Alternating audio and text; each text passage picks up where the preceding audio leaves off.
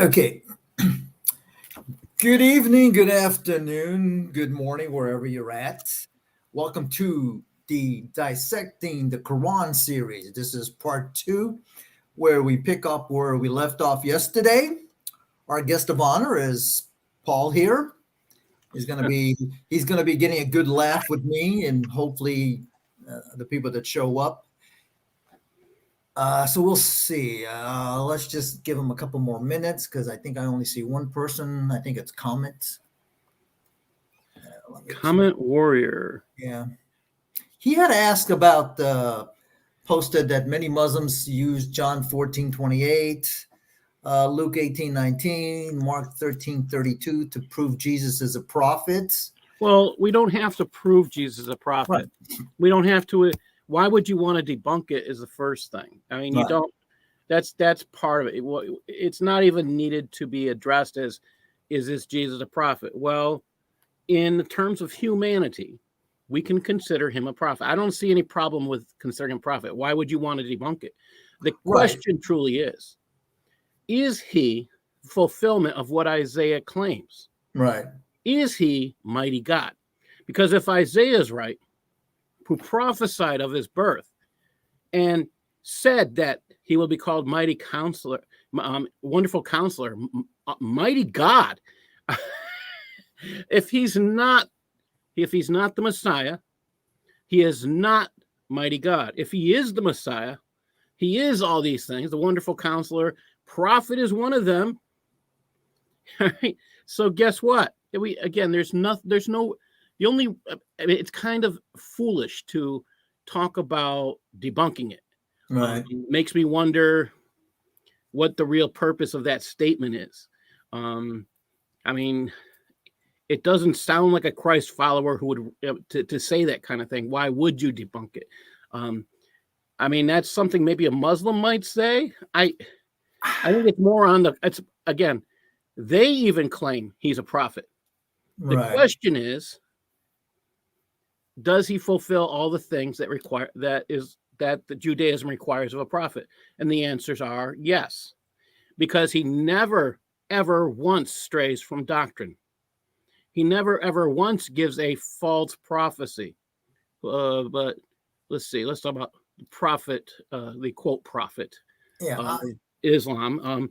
He claims to be a Jewish prophet many times. Who's that? This guy named Muhammad who wrote this book that we're going to be discussing, he claims to be a prophet of the Jews. However, according to the Jews, if you don't keep the law, you declare yourself not only not a prophet, but worthy of being stoned. Right. So, I mean, when he goes to kill Jews for not going to war on the Sabbath, sorry, he just made himself worthy of being stoned. Right. The other thing is like I responded to him, and I see Albanian Prince said the same thing, is that Jesus was more than a prophet. I would say he was a prophet and a lot more. Yes, that's what we're saying. He's saying that Muslims use that because, the Muslim argument is, well, if he's a prophet, he can't be God. See, that's kind of foolish. They're limiting. Right. They're a very limited group. Also, never use Son of God with a lowercase s. Because if you look in the Bible, anytime that Jesus is referred to as the Son of God, it's capital S. So it distinguishes that from, the typical you and I are sons of God, daughters of God. And I'll say that's only in the English, because when you translate from Greek, it's all of the letters. Right. All of them are lowercase. Unless you're reading something like Vaticanus, where all of them are uppercase. Right. So I personally don't like the Vaticanus. I'd rather throw it out in the garbage, but that's me. Right. Also, the other thing is Muslims are very, when they hear Son of God, how could God have a son? They're looking at it from a cardinal standpoint. Like if God actually had sex. So did Allah have sex? Isn't that what Allah? But Allah says he has sex. Allah says he has sex with all these women that he's promising to the jihadis. I mean, it says right in there, he's the one that first breaks them. So He breaks them in to make sure they're. Okay, wait. So if Allah can have sex,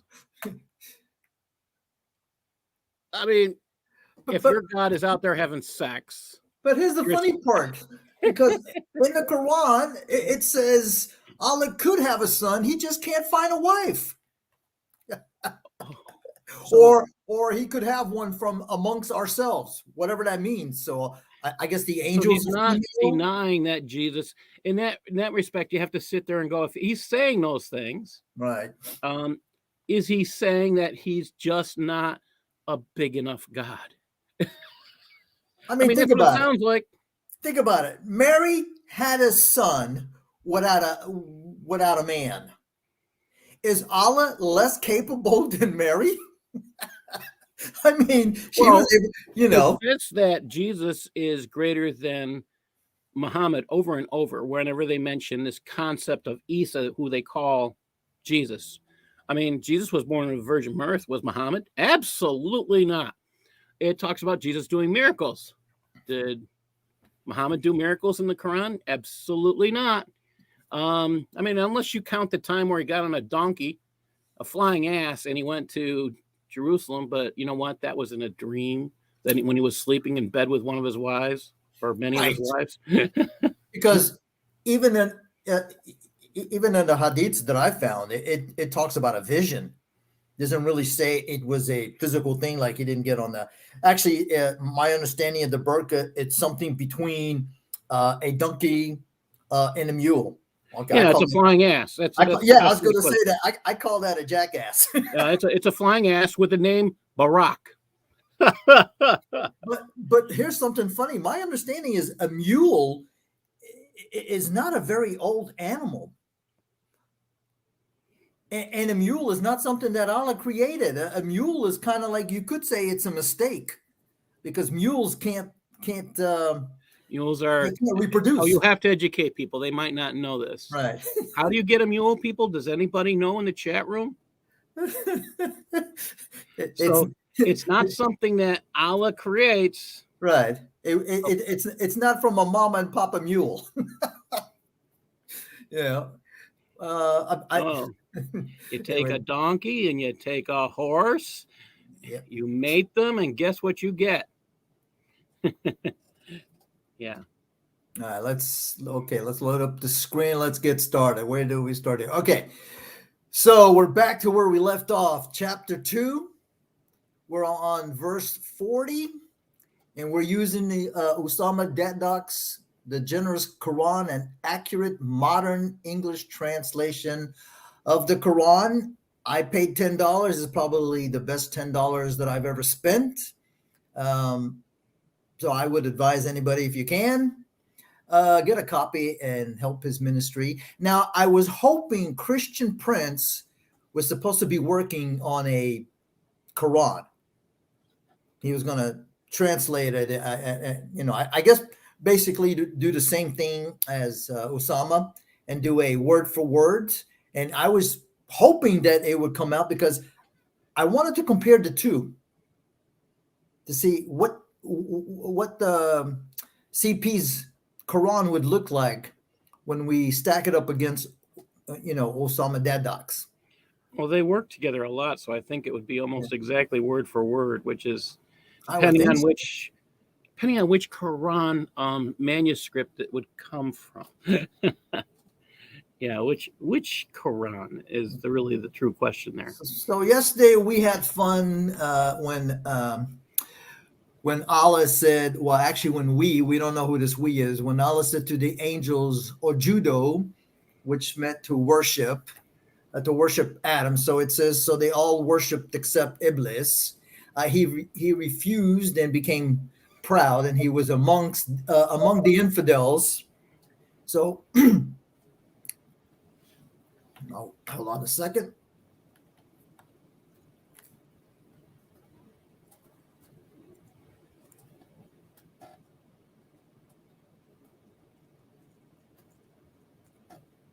Okay, I'm back. Had a drink. Ask the Kafir show. It's so confusing. Allah gives spirit, but he doesn't have a spirit. Yeah. And So we found out that Iblis basically got chastised for not worshiping Adam, which was So it means he refused to commit right. shirk, right? Right. And then apparently then Allah says, and we said, "Oh Adam," let me see, I got this up here now.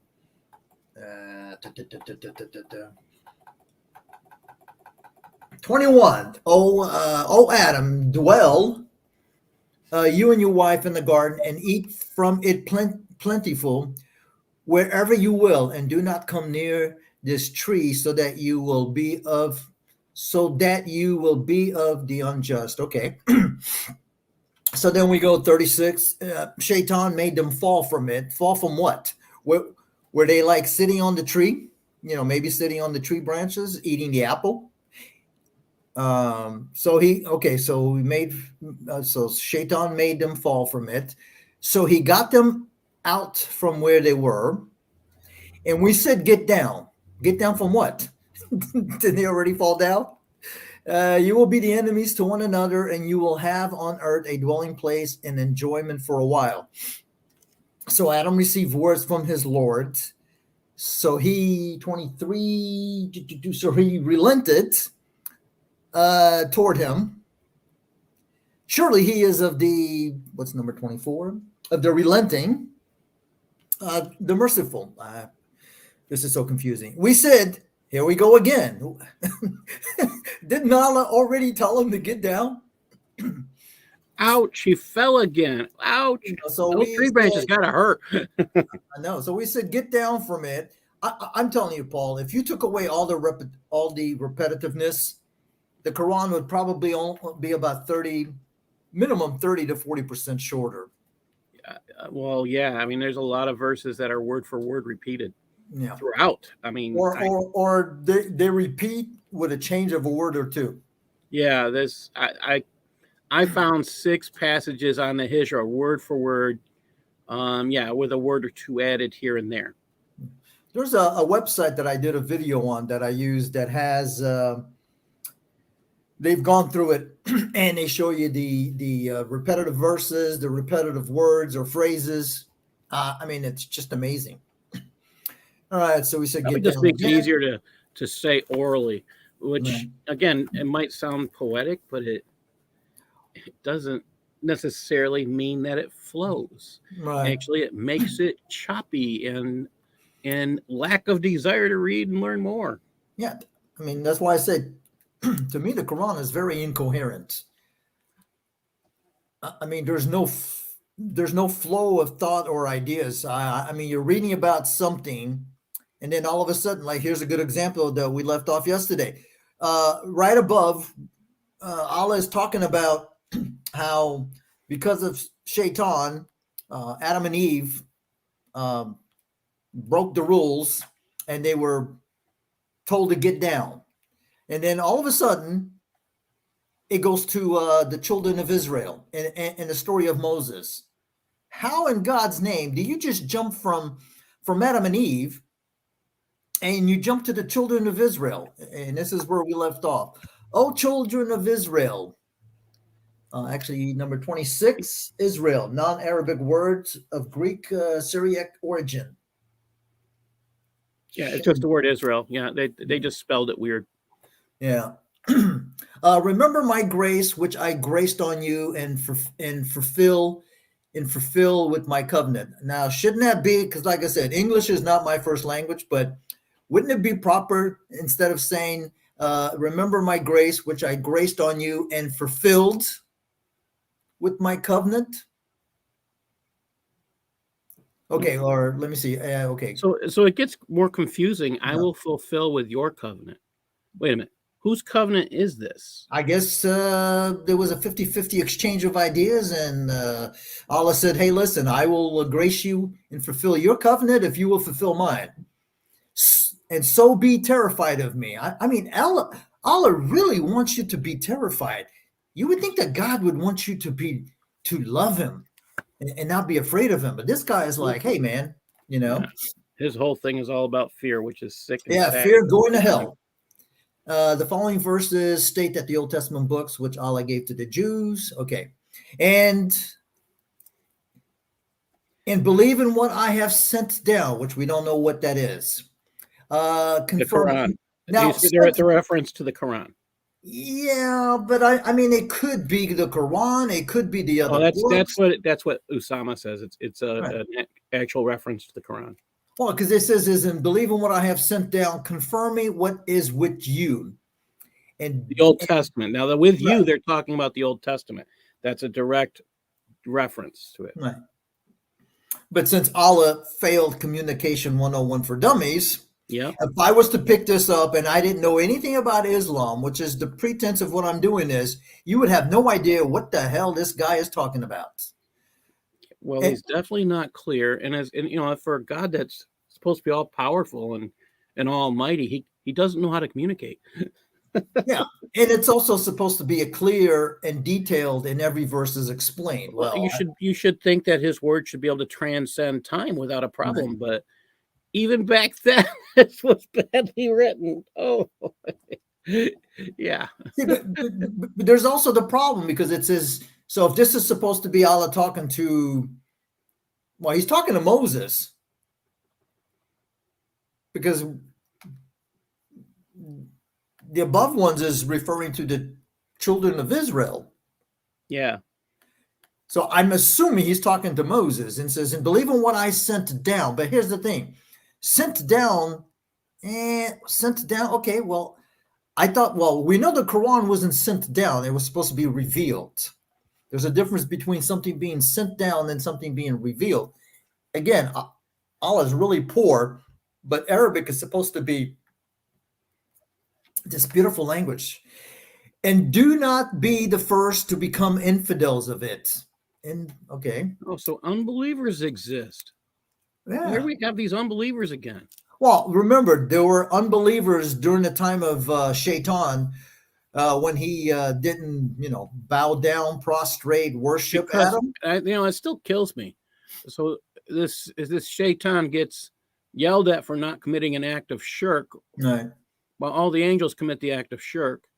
But isn't that supposed to be one of the unforgivable sins? So is Satan now better than Allah? Well, see, but here's the other problem. And again, this goes back to the fact that the Quran is very vague, because in the Quran there is a verse where it says Allah forgives every sin. Now, when I see the word every sin and I don't see a qualifier, that would also include shirk. Now, the Muslims will tell you no, but isn't shirk part of everything? Well, shirk has to do with worshiping other gods. Right, but is that not a sin? Is shirk not a sin? It's supposed to be the unforgivable sin. So if it's a sin, and Allah is saying that He will forgive every sin, then that's a problem, because I know that's one of the contradictions that I have on my huge list of contradiction. Now, these are not my contradictions, but now I will say some of them I wouldn't even use as a contradiction. It's too wishy-washy. You could easily get out of it, but there's some of them that you just can't get out of it. Okay, and so fear me, okay, and do not clothe the truth with 31, with vanity, and hide the truth, and you know what? And perform the prayer and bring the zakat, and kneel with the kneelers, okay? Okay, 44. Will you command the people to be righteous and forget it yourselves? Okay. And you who recite the book, do you not understand? Okay. And seek assistance with patience and prayer, and surely it is big. Okay, what is big? Patience and prayer of the devout. Who? Except to the devout. Okay, it is big except to the devout. Okay, so if you're What's devout, big? I mean, that's the good question here. Yeah. And seek assistance with patience and prayer. Is prayer supposed to be big? I mean, is that why they pray so many times? It's patience in prayer, so maybe it's a two together. All right, 46. Who Okay, now I know my English is bad, but man, who think that they will meet? Okay, this is what's throwing me off. It's the 46. This is, I'm looking at this as two separate, like two separate sentences, but it's It doesn't follow. except to the devout who think, okay, who think that they will meet their Lord and that to him they will return. Okay, so who are they supposed to return? Allah favored the Jews above all the people. Okay, now let me see. Okay, all children of Israel again. Now notice on this one, Israel is different. Remember my grace, which I graced upon you, and I preferred you above the worlds. Wow, I mean, the Jews are really up there. And fear a day one soul will not benefit another soul anything, and intercession will not be accepted from it, and it will not take ransom from it, and they will not be helped. Oh my God. Okay, 49. So wait a minute. So his grace, which he graces, and he prefers them, and he again gets this fear thing going. But this is just, it just sounds like gobbledygook. This is why it's so hard to read the Quran. It's so hard. And I'm pretty sure, because this is supposed to be, now I'm wondering if this is a word for word, or if just because he just says it's an accurate modern English translation. It is there. It is. He'll tell you it's accurate. It is word for word what the Quran in Arabic actually states. Oh, okay. So that is, this. I mean, using if you look at what they write in the Quran versus what this says, it's a shocking difference. One of the, I'm not, occasionally I like to look at Emotion Khan's version, but he adds so much that's not there. He'll put everything in parentheses that he adds generally, but you sit there and you're like, wait a minute, but they fear the followers of Muhammad, who used to be called Mohammedans, rather than Muslims. They fear non-Muslims actually reading this because they fear being laughed at. I think that's part of it. No. I mean, they would be saying, wait a minute, you guys won't read this because it's not in Arabic, but when we have an accurate translation and you look at this and you're not laughing, something's wrong. Something's wrong. I do have, I think, maybe 2 or 3 Qurans that are supposed to be the literal translation. I'll have to compare the two. Okay, the O children of Israel, remember my grace, which I graced on you, and I preferred you above the worlds, and fear a day no soul will benefit another soul anything, and intercession will not be accepted from it, and will not take ransom from it, and they will not be helped. And when we delivered you from the family of Pharaoh, which I know that means Pharaoh. What is, okay, Pharaoh, non-Arabic, Hebrew, Syriac. I'm telling you, I think they might be onto something, that the Quran was originally in Aramaic Syriac. Laying on you an evil torment, slaughtering your sons and sparing your women. And then this was a great trial from your Lord. Now, I'm trying to think, did Pharaoh slaughter the sons? He did. He did kill the firstborn sons.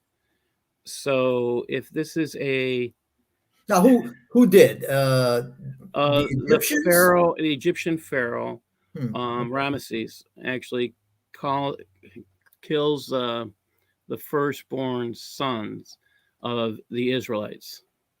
Now, oh yeah, that's true. I'm thinking, but this was not just the firstborn. It was all. I'm sorry, it was all males, not just firstborn. It was all males.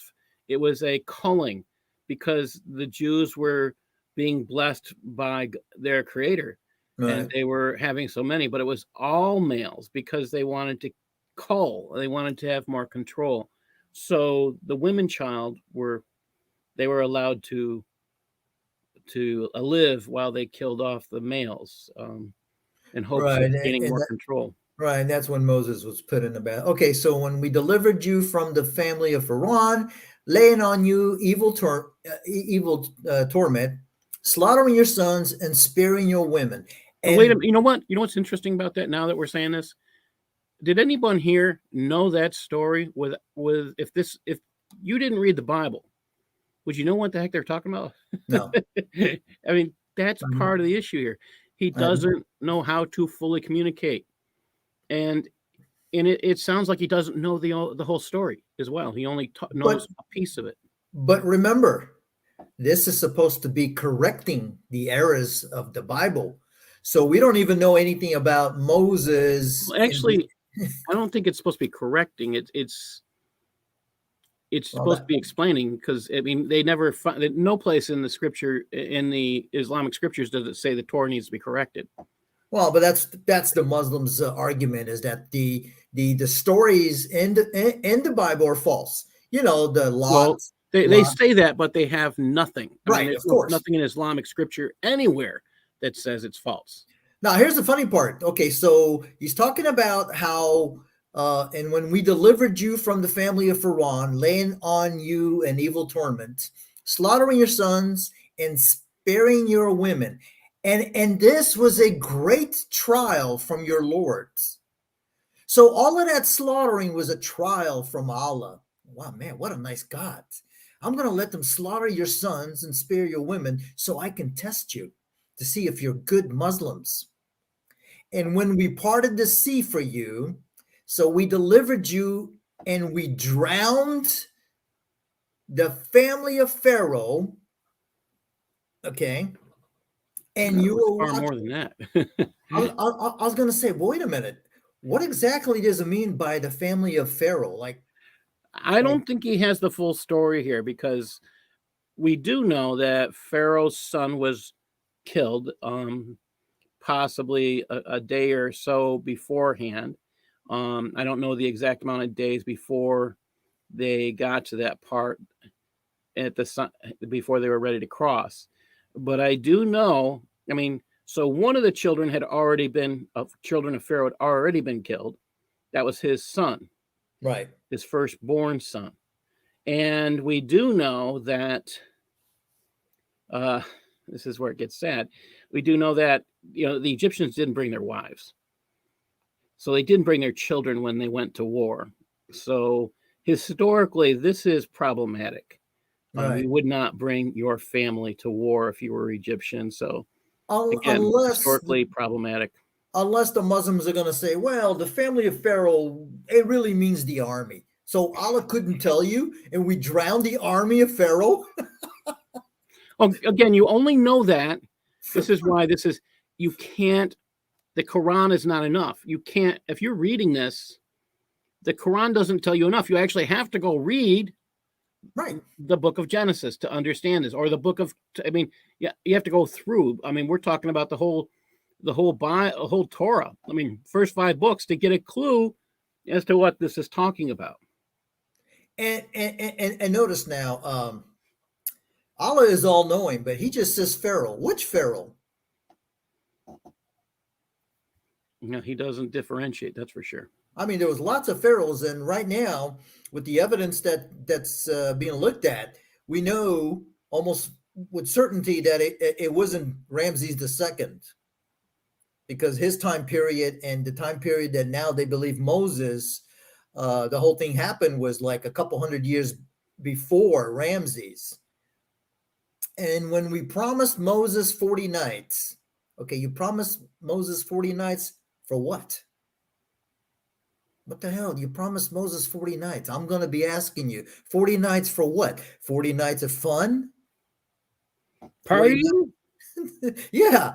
Then you took the calf after him. Okay. So I guess where did this calf come from? I don't know. And I guess Allah is talking to the children of Israel.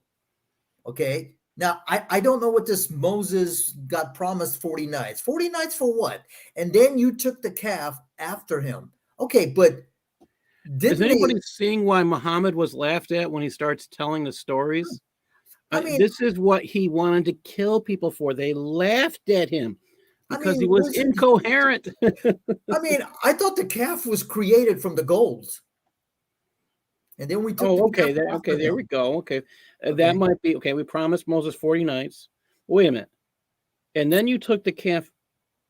Where I still can't figure out where those 40 nights Yeah. come from. And what are those 40 nights for? And then now my understanding now, you and I probably know what the 40 nights are when Yeah. Moses went up to the mountain and he spent 40 nights there, getting the 10 commandments. But it just doesn't. Yeah. Again, there is no flow here. And there is no comprehension of what he's trying to communicate. Right. And you are unjust. Then we pardon you after that. Perhaps you might be thankful. Okay. For what? Isn't he supposed to terrify us? And we gave Moses the book and the Furqan. Let me see, 34. The discriminator. Again, non-Arabic, Hebrew, Aramaic, Syriac origin. The discriminator. Hey, that sounds like something in a sci-fi movie. The Discriminator 2.0. Okay, so we gave Moses the book. Now, why couldn't Allah just say, and we gave Moses the Torah? I mean, the book. Now, see, if I'm reading this and I don't know anything about the Old Testament, and it says, and we gave Moses the book, the first thing that's going to come into my mind is, what book? Right? Oh, wait a minute. Does he not know that there is more than one book in the Torah? Probably not. Well, this is Allah. He doesn't know. This is kind of scary. What does that say about their God Allah that he doesn't know that the Torah is actually composed of 5 books? And remember, Moses wasn't given the book. Moses was given the 2 tablets with the 10 commandments, which he broke because he got pissed off. Okay, and then the Furqan. Perhaps you might be, and the Furqan. Perhaps you might be guided. Okay.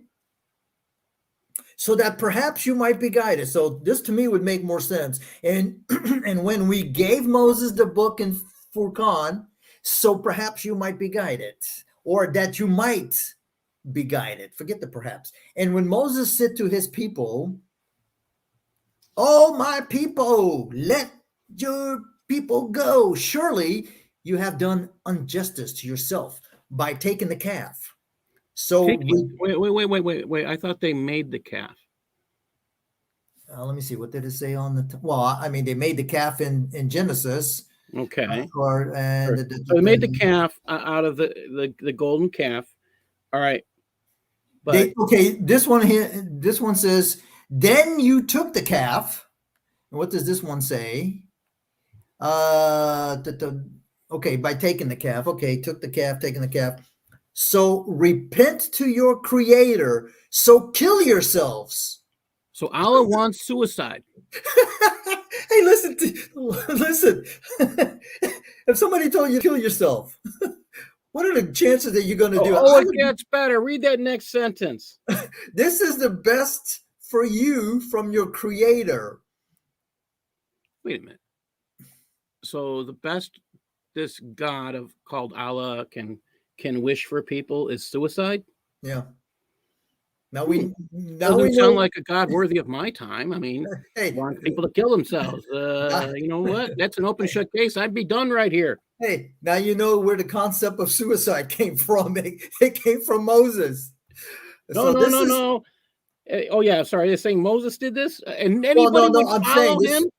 This was the people, the Jews, or the people that followed Moses out of Egypt. I don't think this guy knows the story. Yeah. That's the sad part. I mean, this is again why he was so humiliated over and over again, because he only knows a small portion of the story, and he's actually mixing stories up, which is sad. So Allah says, so kill yourselves. This is the best for you from your Creator.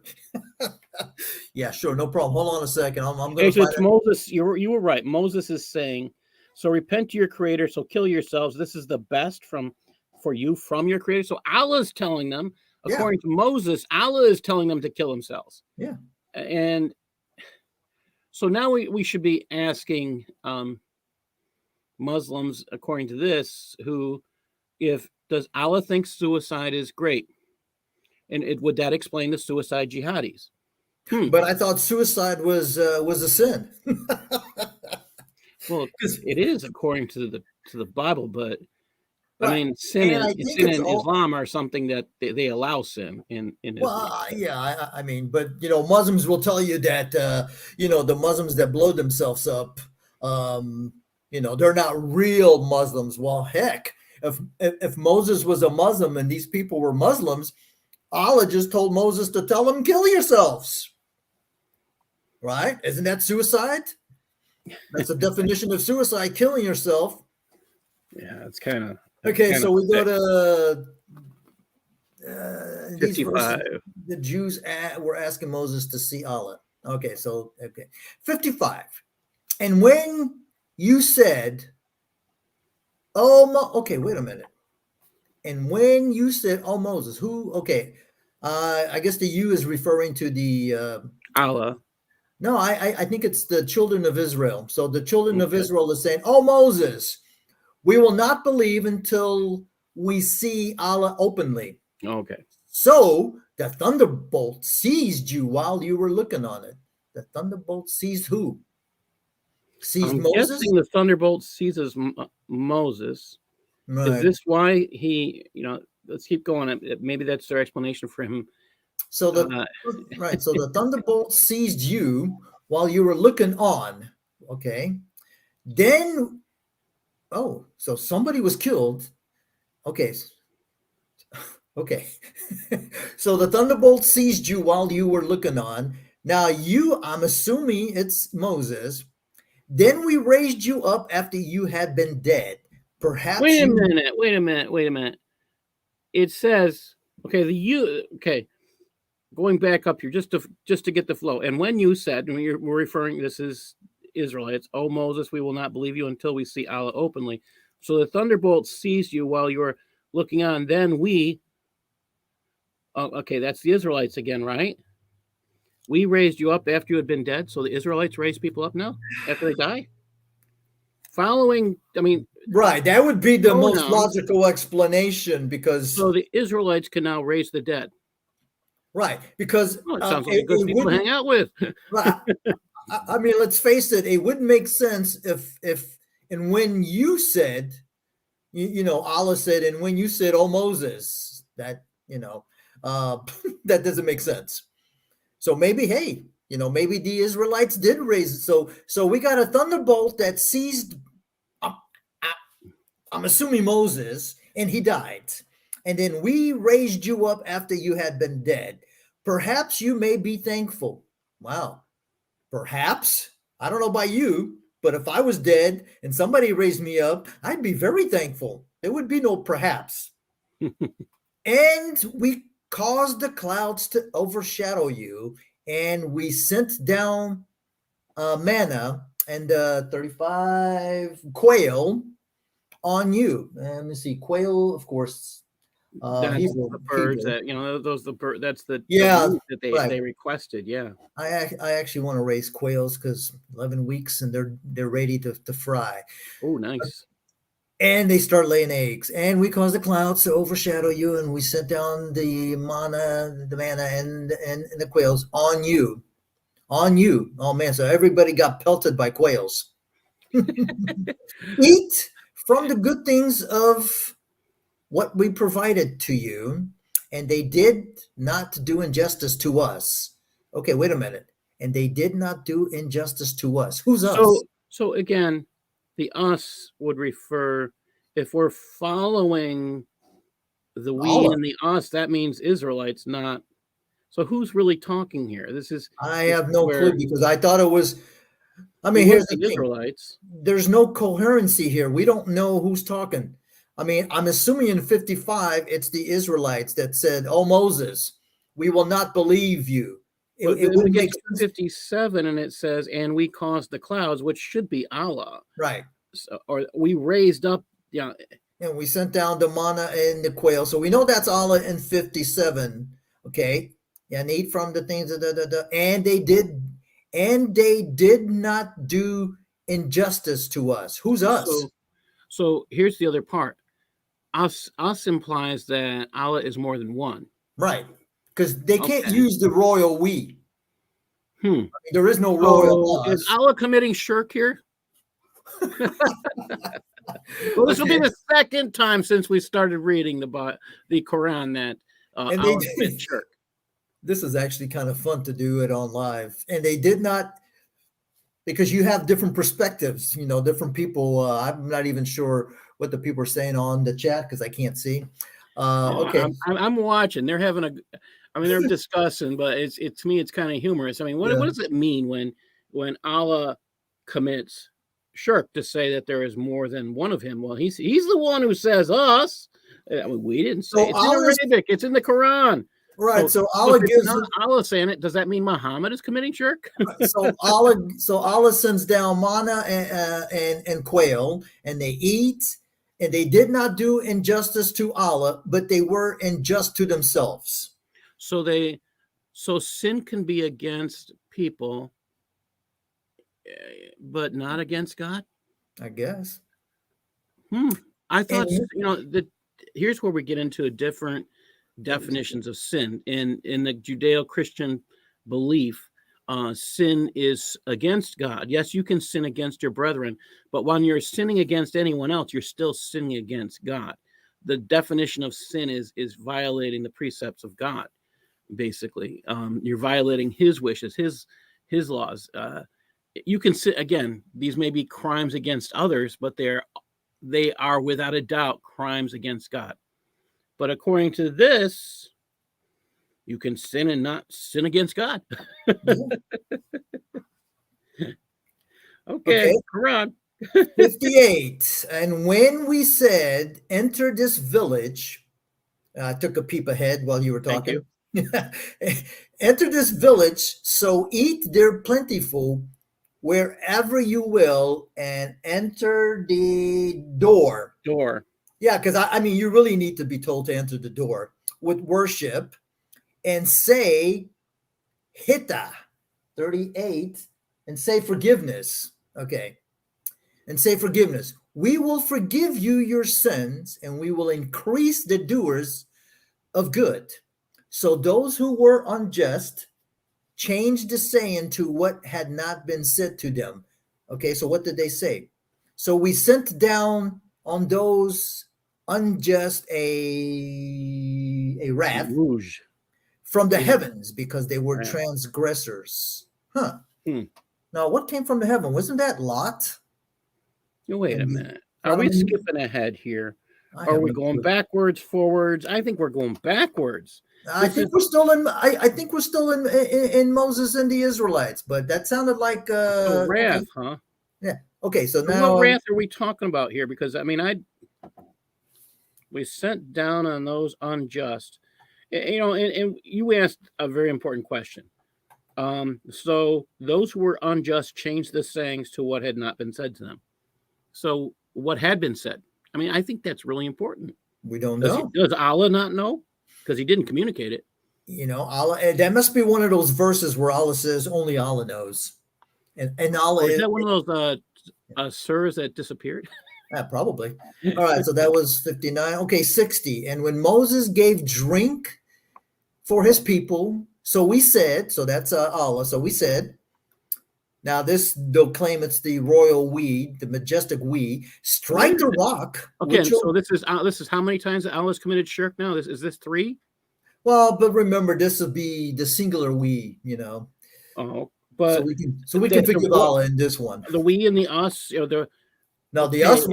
That tells us that if he's using royal we, he's still. I mean, the royal part of you. If you're using the concept of royal we, you consider yourself acting with God. So if Allah's acting with, oh wow, Yeah, that's shirk. Here's the thing that Muslims don't understand. Even the royal we, what that really means, I am the king. And when I say we, I am not just talking about me by myself. It would be the people that are under me. No, the royal we is a direct reference to that king and God. That's what it Okay. is. It is a direct reference to the king and God. So when that's why it's called the royal we. They believe that they are endowed by the power of their creator to make these decisions, and only God, it's only God who put them there.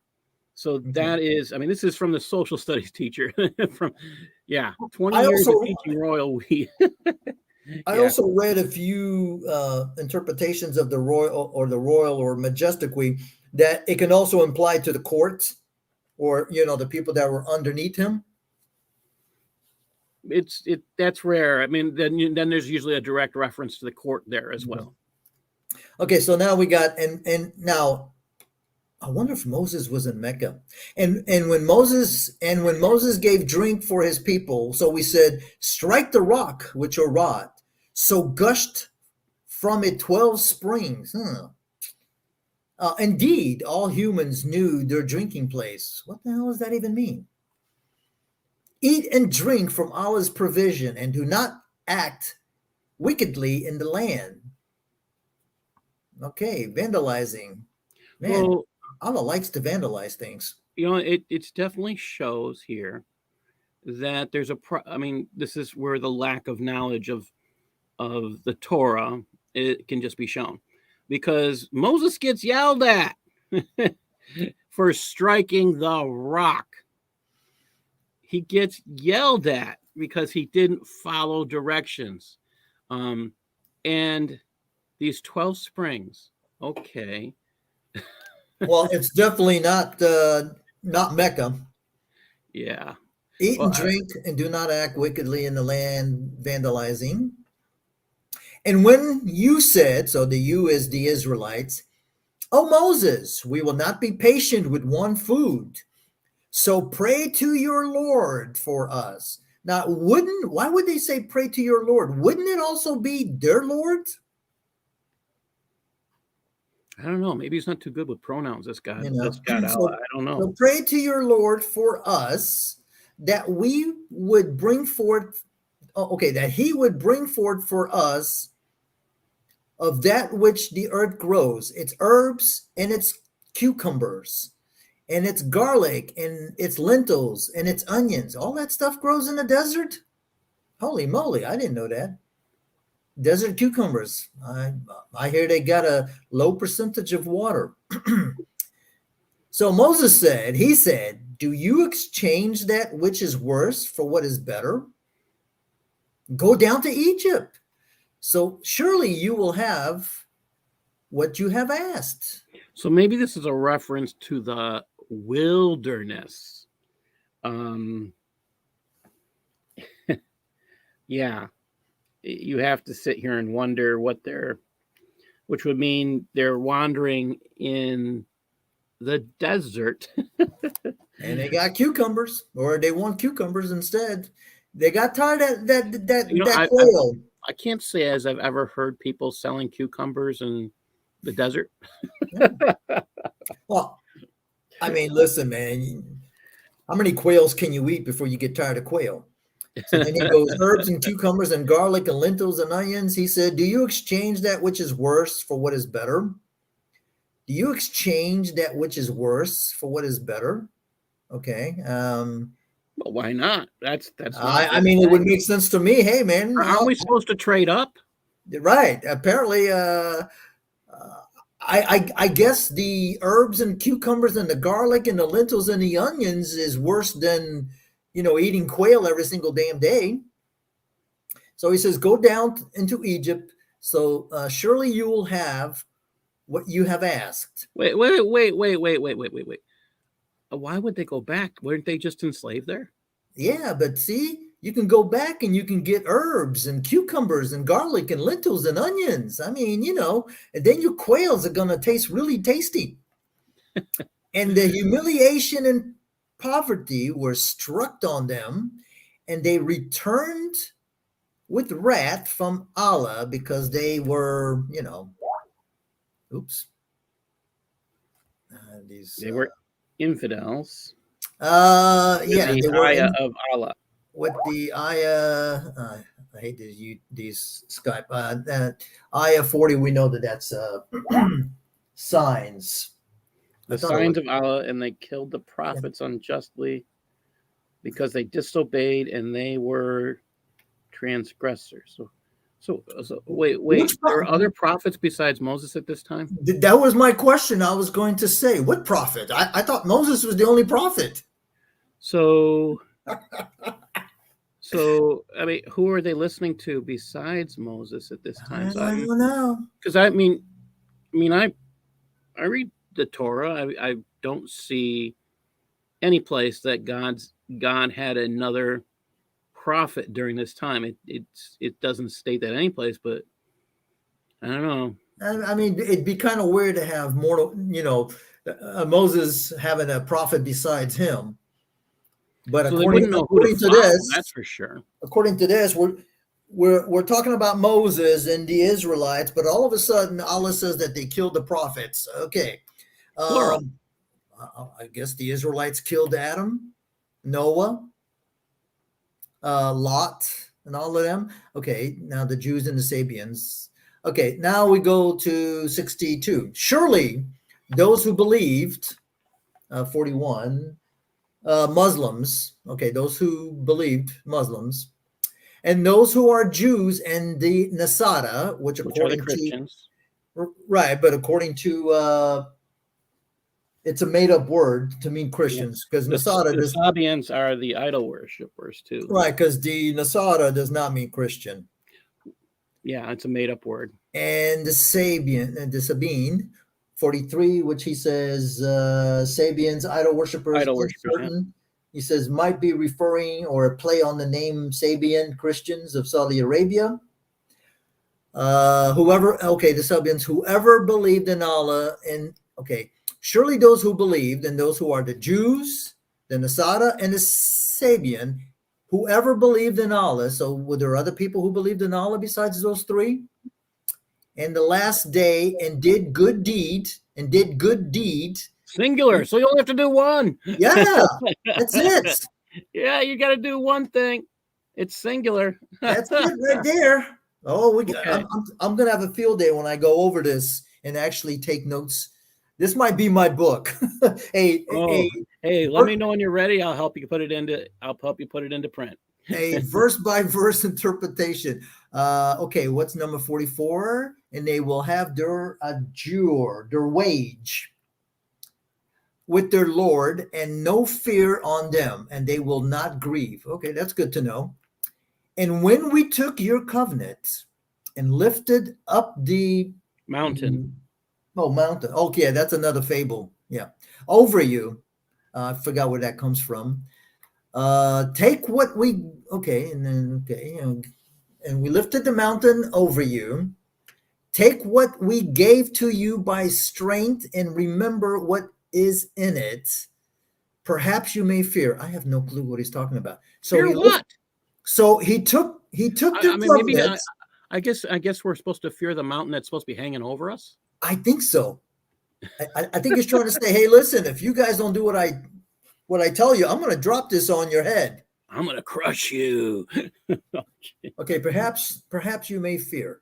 Then after this, you turned away. Well, I guess it didn't do a good job because they still turned away. You try to rule people by fear, they generally turn away. I mean, Allah lifted up the mountain over them, and they still said, nah. Okay, then after this, you turned away. So were it not for Allah's bounty and mercy on you, you would have been among the losers. So they turned away. Okay, maybe they turned away from their evil deeds. So Allah had to bribe them for them to turn away and not be among the losers. That's what I'm getting now. Oh.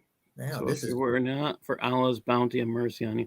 I mean, I take that as, he bribed. I don't know if it's a bribe. He get a bounty is an award. So if not for Allah's award and mercy on you, you would have been among the losers. Well, so Allah gives them extra, even though they I think that the way I read this is they only exist because Allah is allowing them. Right. Yeah, Well, it doesn't. I mean, you would have been among the losers, but it sounds like they win because we also know that Muhammad used to pay the early Muslims to stay Muslim. Okay, here comes the fun part now. 65. And indeed, those of you who transgressed in the 46 and the Saturday. So we said to them, Sabbath and the Sabbath, yeah. Okay, Saturday. Yeah, Osama just says Saturday. Oh, I have Sabbath here. Yeah. So we said to them, become despised monkeys. So we made that an example. So we made that an example to what is between their hands. Okay, what is between their hands? Okay. Oh, wait. Do you know what's behind her hands? Between an example to what is between her hands, but then Doc says that's Allah's punishment. So it's her hands. That and what is behind her? Her who? And a sermon to the fearers. So who's her? That's a good question. I mean, so we get this verse about becoming despised monkeys. So this is where Allah is supposed to make people into monkeys. Yeah, I think this is the one. The Sabbath, but so we made that an example to.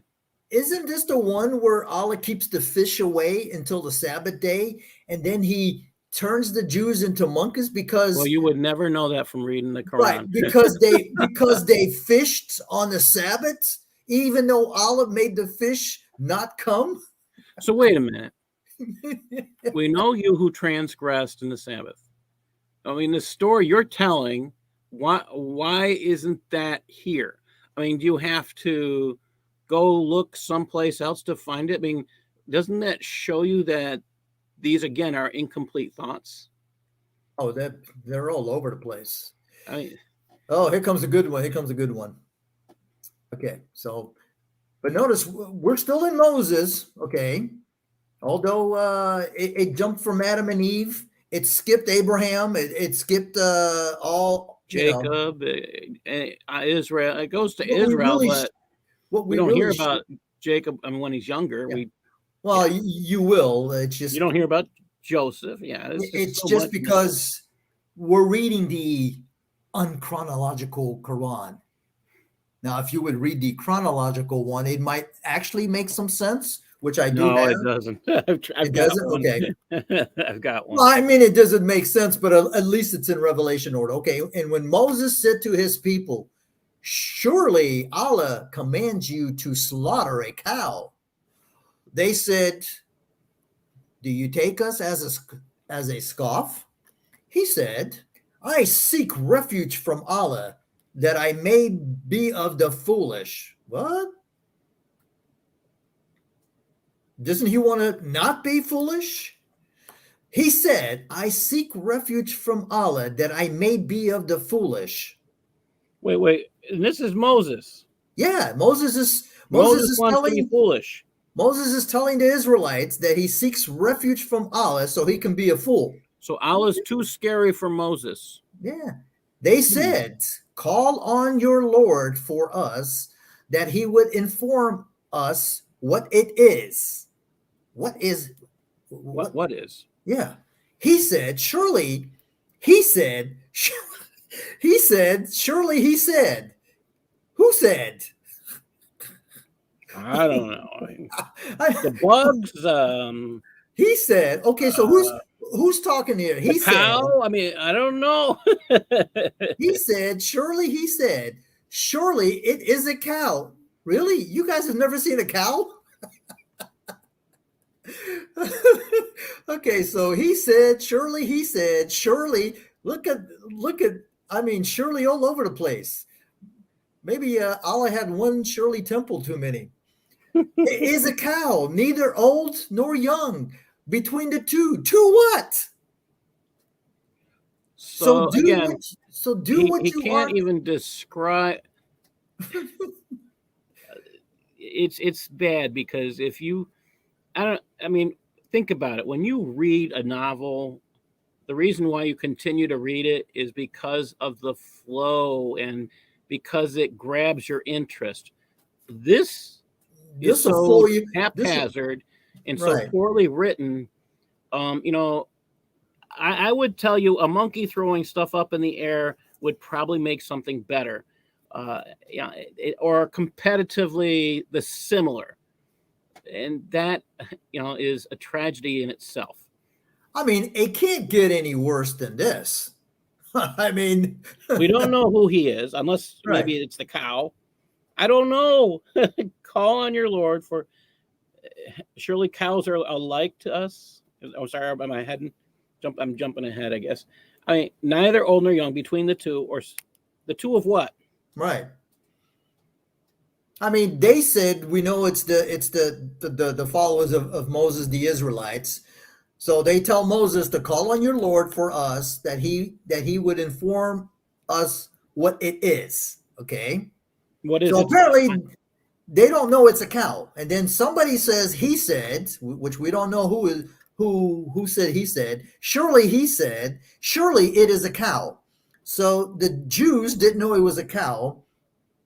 And this cow is neither old nor young, between the two. So I guess between the two is okay, it's somewhere in the middle. It's not old and it's not young. So between the two.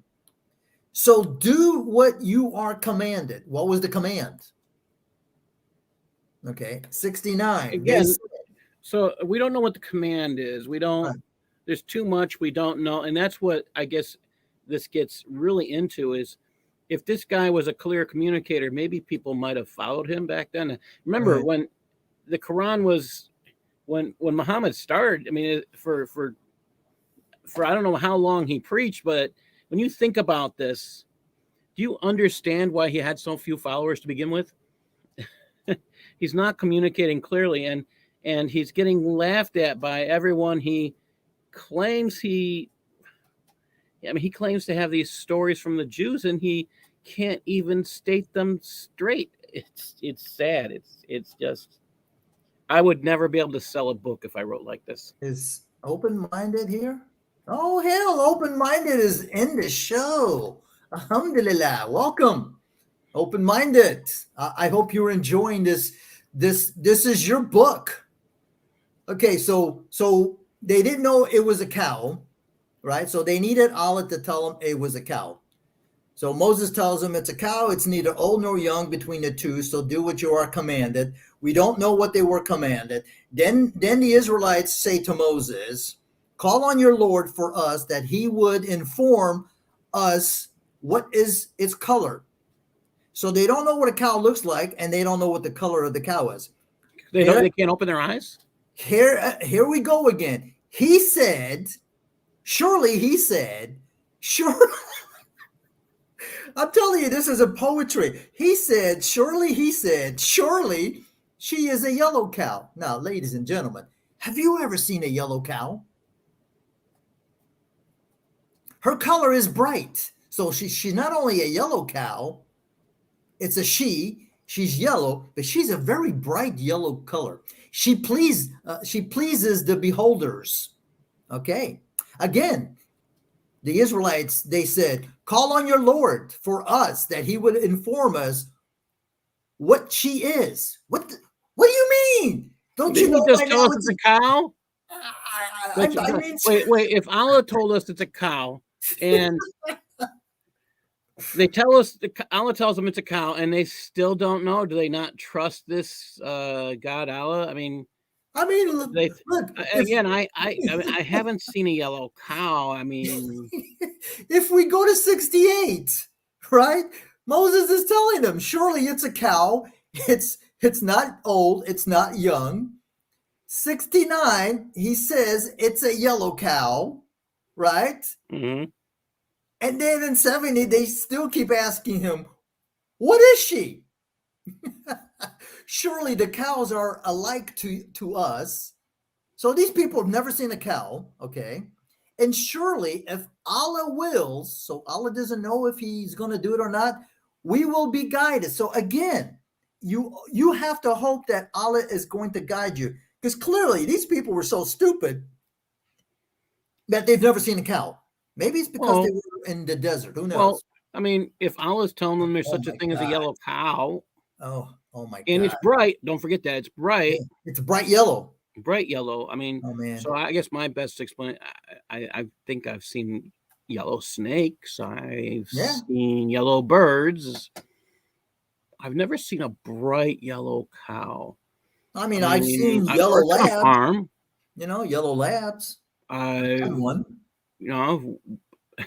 I've gone to places where they have lots of cows and never, ever. I mean, I worked on a place that was a ranch and never saw a bright yellow cow. Maybe this was it. Oh, but listen, this gets better. Okay, so surely the cows are alike to us, and surely if Allah wills, we will be guided. Here we come again. Now, instead of, okay, here we go. He said, surely she is a cow, not warned by the plowing the earth or watering.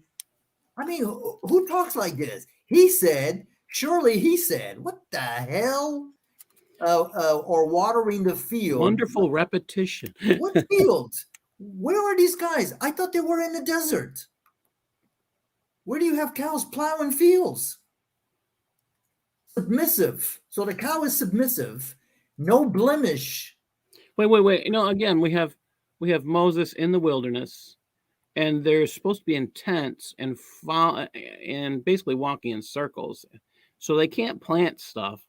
So what are they plowing? I don't know. And that's again another reason why the poets and the people in this area where Muhammad was supposed to have lived sat there and laughed at him and called him, they basically called him a joke. I mean, if you heard somebody say these things, I heard that Moses was running around and that he had a plow. He had these cows that would plow the fields, and while they were in the wilderness. Really? Okay, so the cow hadn't plowed any fields. Submissive. I don't know what that means. No blemish in her. Shouldn't it be no blemish on her? What do I know? They said, so this is the Israelites again. Now you come with the truth. Okay. What was it? That she was a cow? But he told you 3 times she was a cow and that she was yellow. So, okay, so now they slaughtered her and they almost did not do it. Okay. I guess they had to think real hard about slaughtering the cow. And now we know why the chapter is called the chapter of the cow. This is about a yellow cow that got slaughtered. Bright yellow cow. Yes. And when you kill so they slaughtered her and they almost did not do it. And when you kill a soul and disgrace among yourselves about it. What? Disagree among yourselves. Oh, disagree. I read something else, man. This is mind-boggling. And Allah brings forth what you are hiding. Okay, I'm not quite sure. So we said, what? Oh, I know what this is. This is the story about the dead guy that was murdered. And Allah tells them in 73. So we said, so that's Allah, strike him. So they took the yellow cow, they slaughtered the yellow cow. Now Allah is telling Moses to tell them, strike him with part of it. So you're going to strike who? Part of this dead cow that was slaughtered, hopefully for something to eat. I mean, if they're in the desert, they got to have something to eat. but nowhere before we get to the strike him with part of it do we see anything about a dead person. Did you read anything about a dead person? Okay, Allah brings forth what you were hiding. So we said strike him with part of it. Like Allah gives life to the dead. Right. So the hiding, so they were hiding a dead person, I guess.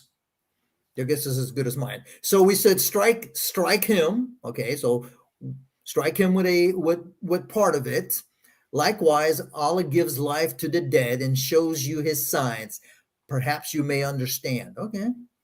I'm not understanding. I, I'm definitely not. Very I'm clear. with you. I'm with you there. 74. Then your hearts after that become hard. So it's like the rocks or much harder. And surely from the rocks have rivers gushed. Others surely have been cracked, so water comes out of them. And others surely have sunk down through the fear of Allah. Wow. So now we got rocks that fear Allah and they sink down. Sink down where?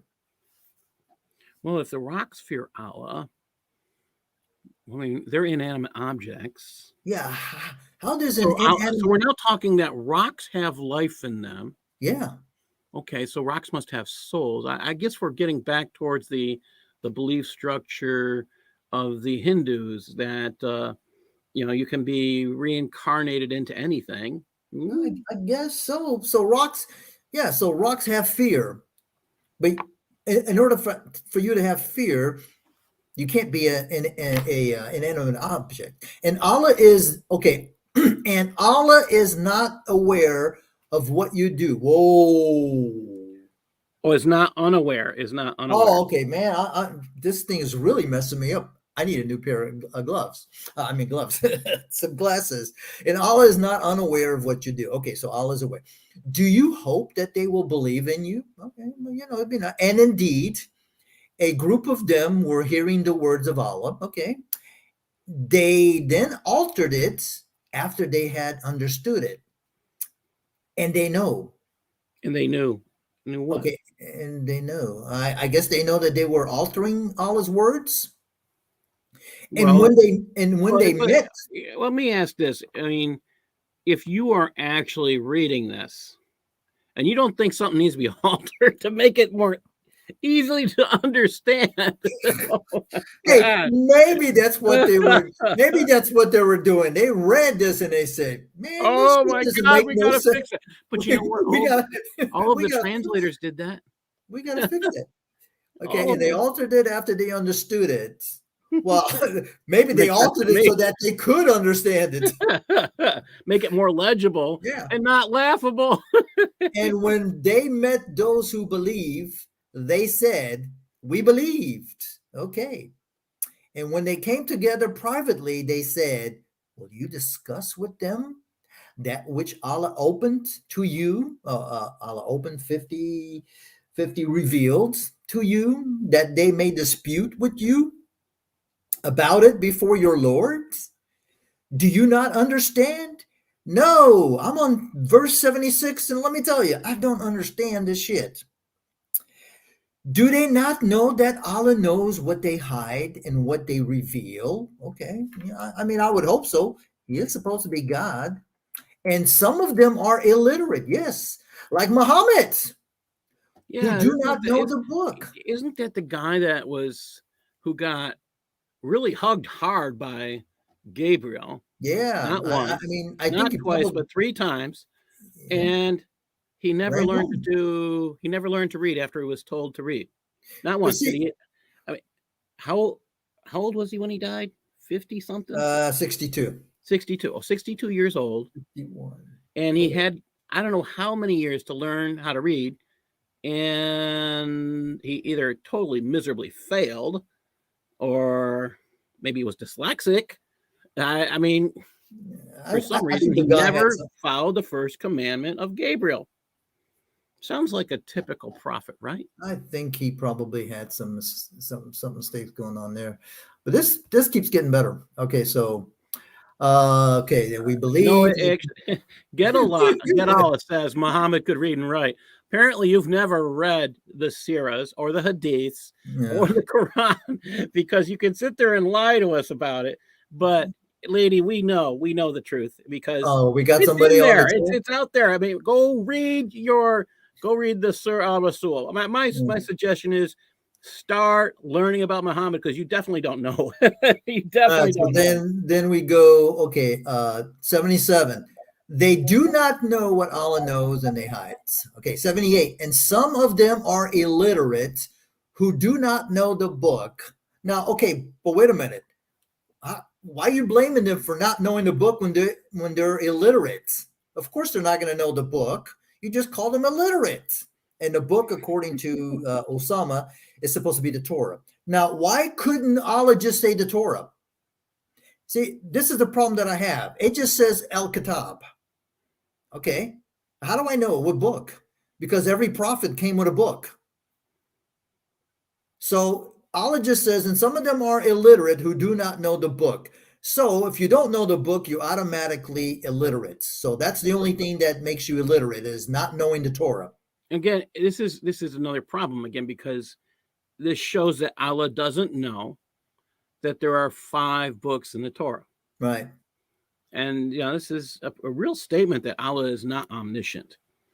Well, and this is the other problem that I have when the Quran says the people of the book. What book? I mean, the Bible, the canonized Bible, has 66 books. Then you got the Catholics with their own edition, and then you got the Ethiopian Bible with its own edition. So it's not a book. That's why it's called Biblios. It's a collection of books written by many authors. And if they're talking about the Torah, we're talking about the Masoretic text. And, if you want to get technical, it's called the Torah, the Navim, the prophets, and the Ketubim, the writings. Right. So if you, again, this is limited understanding of a desert prophet. Right. Okay. So 78. Some of them are okay. Some of them are illiterate who do not know the book Torah, accept what they desire, and they are only conjecturing. Well, of course, if you're illiterate, you would have no choice but to conjecture what's in the book because you can't read. So woe to those who write. Wait, has he just explained how he doesn't know anything? Yeah. So woe to those who write the book. And this, of course, I think is one of the verses that they use to claim that the Bible's been corrupt. So woe to those who write the book with their hands when they say this is from Allah. Okay, but who is they? Is it the illiterates? And if it's the illiterates, how could they write a book when they are illiterate?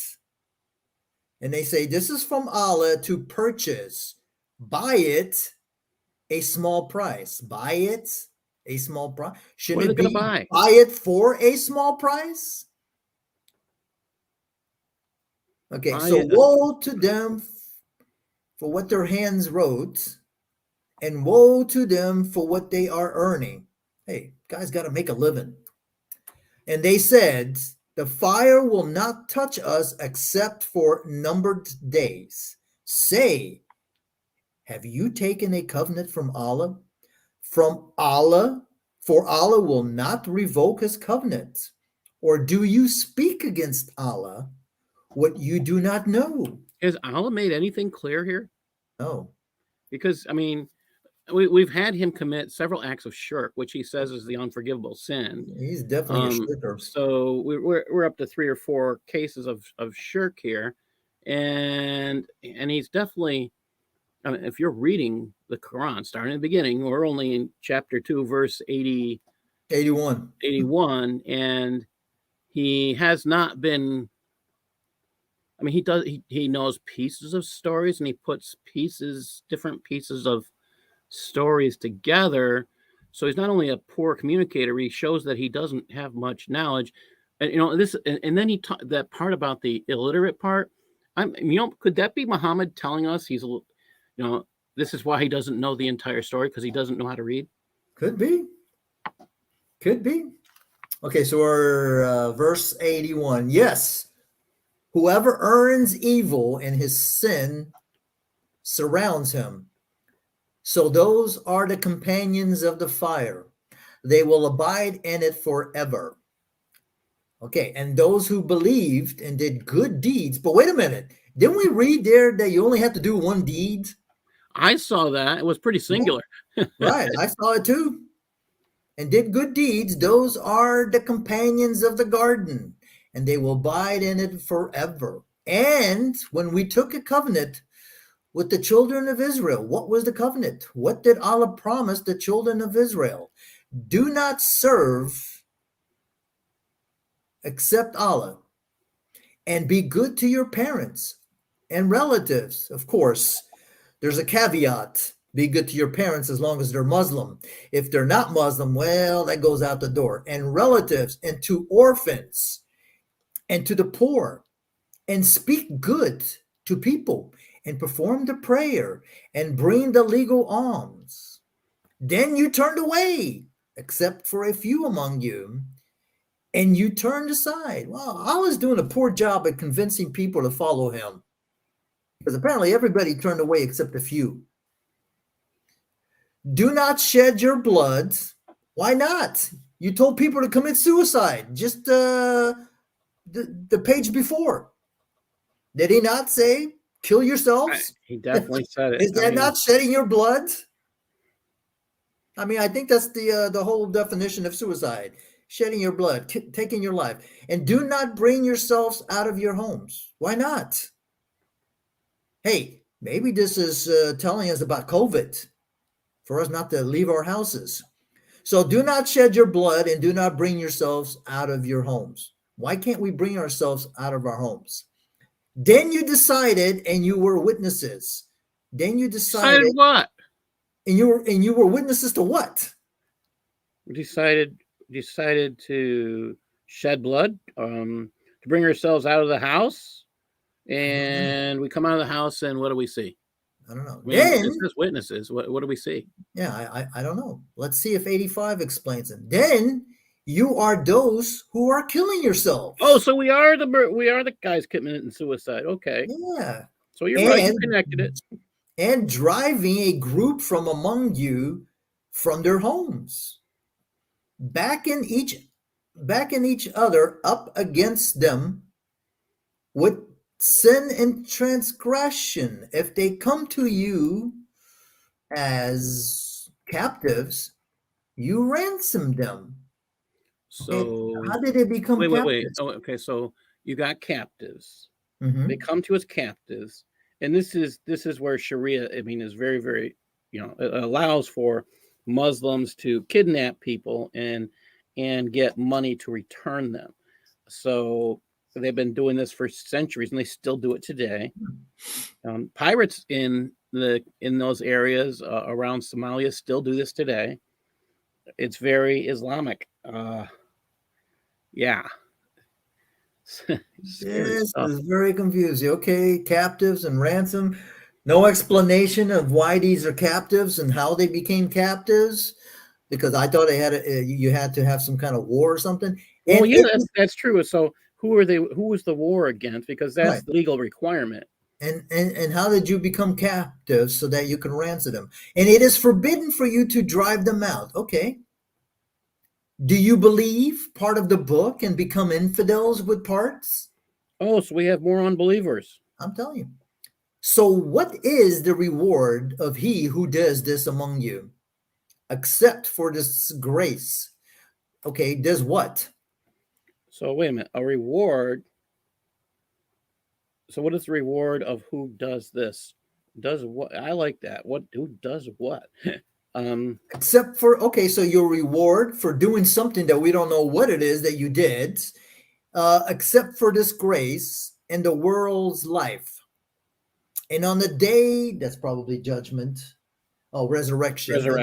And on the day of resurrection, they will return to the most severe of torments. Okay. And Allah is not unaware of what you do. Seems somewhere I read that exact verse somewhere. Allah just making sure that you know that. Oh, got to repeat things. Got to repeat things. Those are they who purchased the world's life with the hereafter, so the torment will not be reduced for them, and they will not be helped. Okay. Moses' writings came from Allah. I mean, we're all over the place. Now we're back to Moses. Okay. All right. 87. And indeed, we gave Moses the book. Okay. But Moses didn't have a book, but that's okay. And after him, we sent messengers, and we gave Isa, which we know 55 is supposed to be a false name for Jesus, the son of Mary, the proofs and supported him by the 56, the Holy Spirit. Wait. My understanding is that when you start talking about a Holy Spirit, I mean, you're opening yourself to start talking about shirk. Isn't that what the Islam tells us, that there is no such thing as a Holy Spirit? I guess not. They'll tell you that this is Jibreel. Okay, but I'm not aware of Isa being supported by Jibreel, or Jibreel even talking to Isa, because you got to remember, Isa was given a book and knowledge right off of the being popped out of mama's vagina. Okay, let's see. Okay, son of Mary, the proofs, and we gave the proofs and supported him by the Holy Spirit. What proofs? So wait. What? So Allah has a spirit. I guess so. So is that why he refers to himself as the royal we? Could be. Again, according to Islamic doctrine, and that would make him be committing shirk. Yeah. You can't. Wow. He's sharing his glory with the Spirit. Okay. Is it every time? Is it every time a messenger came to you? Man, that is some awesome English right there. Man, I think even if I had a fifth grader now, it would be probably like, what the kufophobia? What the hell is this? Did you write this? Is it every time a messenger came to you with that which yourself do not desire, you became arrogant? I guess he's referring to the Israelites. So a group of them you denied, and a group you are killing. Okay, what group? Okay, and they said, our hearts are uncircumcised. But wait a minute, how do you circumcise a heart? I mean, isn't that a physical thing, or is that metaphorical? Well, the circumcision is supposed to be, that's a physical thing. So if this is one of the, this is where it becomes problematic, because they don't seem to. Well, in order for you to make a statement that says our hearts are uncircumcised, that gives the implication that hearts are circumcised. So you've got some circumcised hearts and you got some uncircumcised hearts. Yet Allah has cursed them with their infidelity.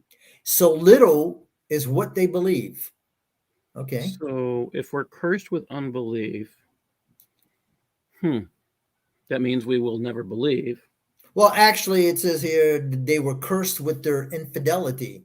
Now, I thought infidelity was like, when you cheat on your wife or husband, you commit infidelity. Unfaithfulness, unfaithfulness. Yeah, AKA you commit adultery. So little is what they believe. Okay. And when a book came to them from Allah, so notice Allah has a lot of books, but he couldn't quite manage to protect his books.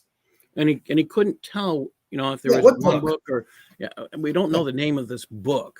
I mean, again, is it the Quran? Is it and who is the them? And when a book came to them, who's them? From Allah, confirming what they have. Okay, which I believe 58 is also referring to the Torah. And they were previously praying for assistance against those who became infidels. So when what they knew came to them, that doesn't make sense, because if they knew, they became infidels in it. Okay. So when from what I hear here, just follow me. I'm trying to follow this what this says. So when they know more, they become unbelievers. Isn't that what this is saying? The more they know about Allah, they have more reason to become infidels. Isn't that what that says? That kind of sounds like you're onto something there. So when what they knew came to them, okay, what did they know that came to them?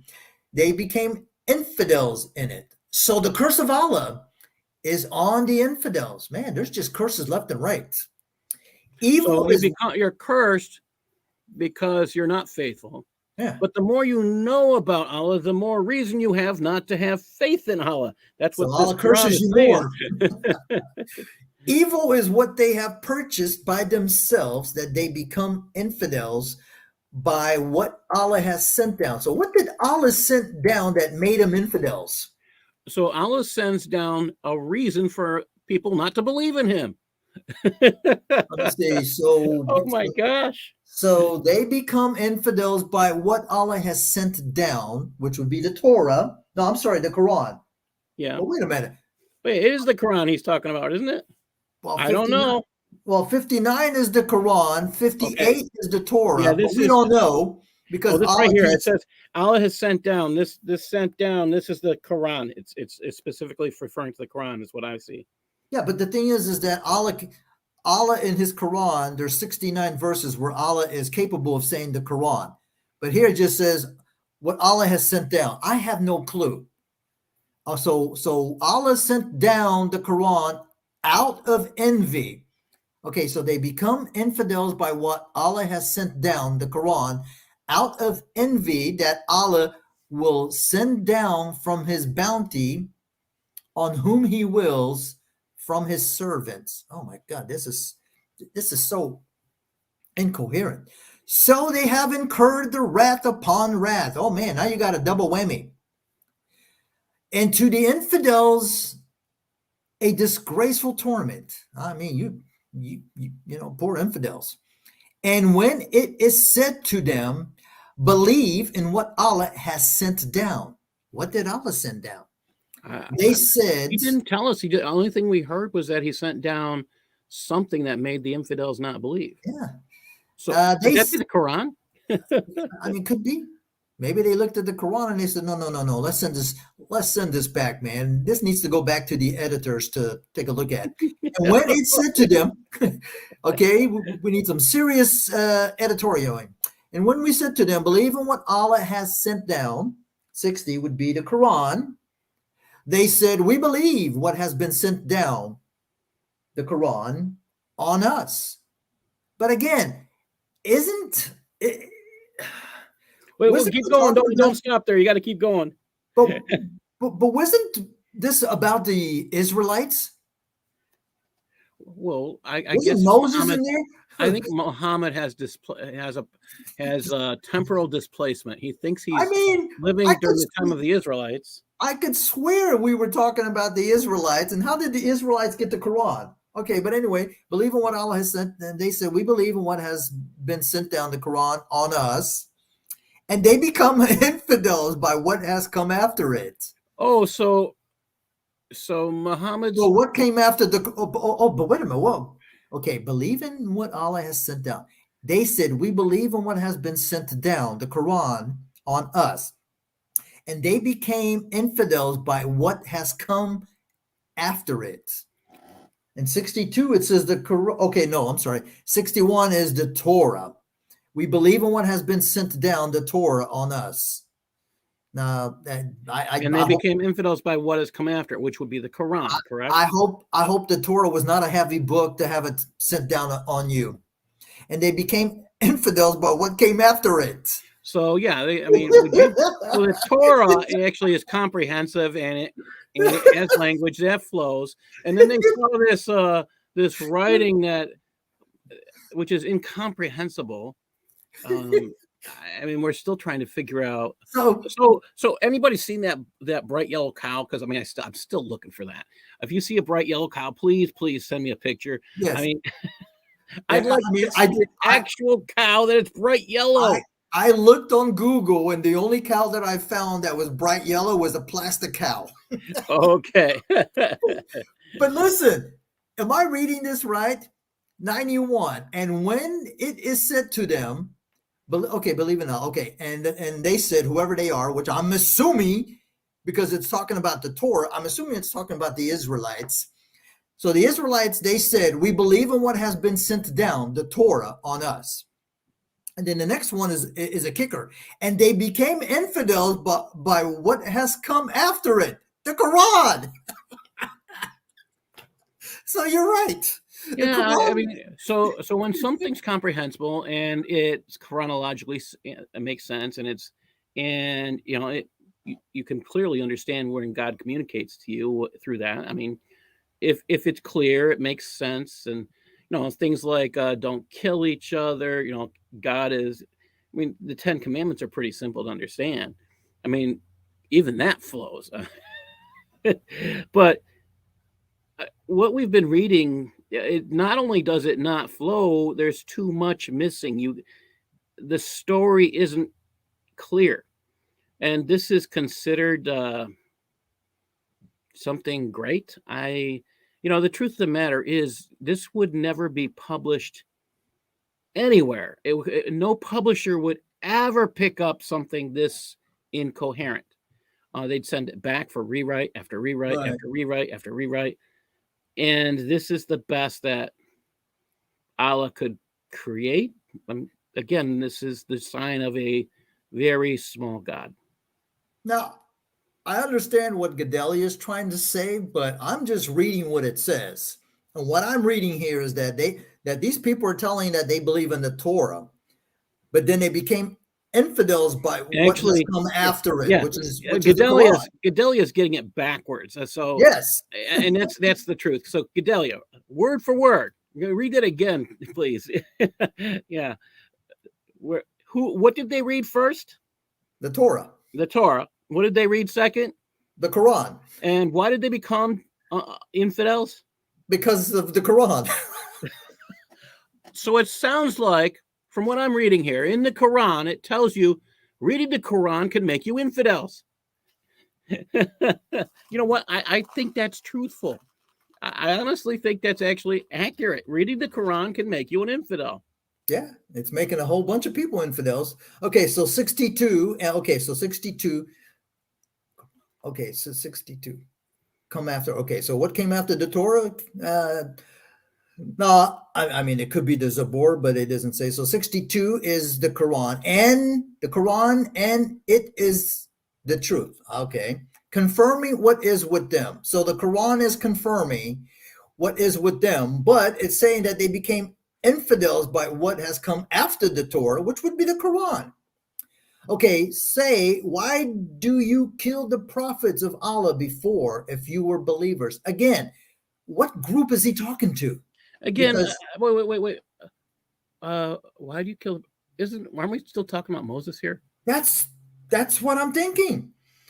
Because So, this is it's confirmed. We keep going because it says it right there, and indeed Moses came to you with proofs. Yeah. So what prophets did they kill before Moses? Because 92 clearly says, and indeed Moses came to you with proofs. And then you took okay, now we go back to repeating. And indeed Moses came to you with proofs, and then you took the calf after him, and you were unjust. Didn't we just read that up, like, I don't know, 20 verses up? This is, So like you said, if we take some of these so it is nonsensical repetitions out, it would. So the people killed the prophets that were before Moses. Okay, what prophets? They're not recorded in any historical. Yeah. I mean, we have pagan prophets. They weren't considered prophets. They were called seers. They were called many different things, but we do know there were pagans, but Right. they wouldn't have anything to do with the Jews, and they wouldn't be called prophets. So, And here we go again. And indeed, Moses came to you with proofs, and then you took the calf after him, and you were unjust. And when we took our covenant and we lifted the mountain above you, didn't we just hear that somewhere? Take what we have given you with strength and hair. They said, we heard and we rebelled. So they're like, man. And they were forced to drink the calf in their hearts. Okay. With their infidelity. so wait a minute. So this calf that they killed, what are they? Are they drinking its blood? I don't know. Because that's considered a violation of the law. Now, is this the yellow calf or is okay? Is this the golden calf or is this the poor yellow calf that they killed so they could beat the dead guy and bring him back to life? All right. Oh my Say, gosh. And we heard and we rebelled and were forced to drink the calf. Where did this calf, how did the calf get into their hearts? I don't know. Calf in their hearts with their infidelity is unfaithfulness. And how do you drink a calf? Damn, that's That's in your heart. yeah. Okay. Are you saying your heart will drink something? Well, even so, how do you drink a calf? Now, I can understand drink the milk of the calf, drink the blood of the calf, but how do you drink the calf? Forget about the Oh, heart. I know. Just like that commercial. Okay, there's a chocolate milk comes from chocolate cows drinking it from a chocolate river. So, is that what we're talking about? Could be. Okay, so here we go. Say evil is what your belief commands you. Now, which belief is that? If you were believers, okay, say evil is what your beliefs commands you if you were believers. Now, who's saying this? I think that's Allah telling Moses to say evil is what your beliefs command you if you were believers. Okay, that doesn't make any sense. Is Moses a prophet? I mean, Yes. evil is what your belief commands you. So if Moses is a prophet and evil is what your beliefs command you, I mean, this is really incomprehensible because, again, the law, the Torah, would not allow this kind of thing. This is another evidence that Muhammad doesn't know anything, or this Allah doesn't know anything about what's in the Torah. And sad. I don't know. I mean, this is say evil is what your belief commands you if you were believers. So So if you're okay, believers are considered followers of Muhammad, right, or Islam.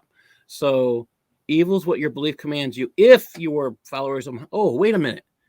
So if you follow Allah, if we follow that correctly, if you follow Allah, evil is what your belief commands you. Oh my gosh, it's right there. yeah. I mean, that's what they're saying, that the followers of Allah are commanded to do evil. That's what their belief is. Oh my gosh, I hadn't even seen that. I mean, that's pretty scary. I mean, right there, right in the Quran, word for word, evil is what your belief commands you if you were believers. And who are they talking about? Again, the believers are followers of Allah. Wow. Now, I know the Muslims might come on the channel and say, you guys don't know Arabic. It doesn't say that. Okay. I mean, I'm the guy who translated this is a native Arabic language speaker. Yeah. You know. Okay. If the home of the hereafter with Allah was exclusively for you, okay, now let me see. So you mean it's not exclusively for believers? Okay, so if the home of the hereafter with Allah was exclusively for you, without the people, so wish the death if you were what? So wish the death if you were truthful. What the hell does that even mean? Let's read this again. If the dwelling place of the hereafter with Allah was exclusively for you, without any other people. Dwelling place hereafter. So if he's talking about the concept of Jannah, or their concept of paradise, if the dwelling place of the hereafter with Allah was exclusively for you, without any other people, so wish the death. That's again incomprehensible. I mean, so the more I'm actually starting to, the more I read this, I'm starting to understand the conclusions of some of the neurologists who have spoken and claimed that Muhammad had a form of epilepsy called temporal lobe seizures. Because I'll be honest, I have epilepsy, and what happens, part of the problem you have with epilepsy, when you do have seizures, sometimes you lose time. And some of these repetitions make sense if you accept that Muhammad had seizures. He wouldn't know that he just said something the second or third or fourth time. Sometimes that's part of a seizure where you actually repeat yourself. So this is starting to look clearly to me like a man who has epilepsy and has many different types of seizures. I'm not saying that that is it, but it's, as someone who understands the concept of epilepsy, I'm starting to see what this just looks more and more like that. Yeah, but the thing is, this presupposes that Muhammad actually existed, which I don't think he did. So Well, that the means writer definitely had it. that means the writer or writers, they probably all have had some seizures, or maybe they had too much of that river of wine. Wait, Okay, so are they not allowed to have that though? only in Jannah, not down here, and these guys haven't died yet. Well, I mean they are dead. Okay, so we're back to, for you without the people, so wish the death if you were truthful. Okay, Truthful about what? I don't know. 95. And they will never wish for it because of what their hands have sent on before them. What did the hands send? Okay, and Allah knows the unjust. Okay, well that's good. I mean, I can hang with that. 96. And surely you will find them of all people most covetous of life, and from those who are the polytheists. And surely you will find of them all Because of coveting people. life isn't bad. No. I mean, wanting to live, I mean, enjoying life isn't bad. So apparently the polytheists, they covetous of life. They're covetous of life. Okay. One of them wished that he would live for 1,000 years. I mean, some days I'm like, okay, I've had enough. Come on, God, take me away.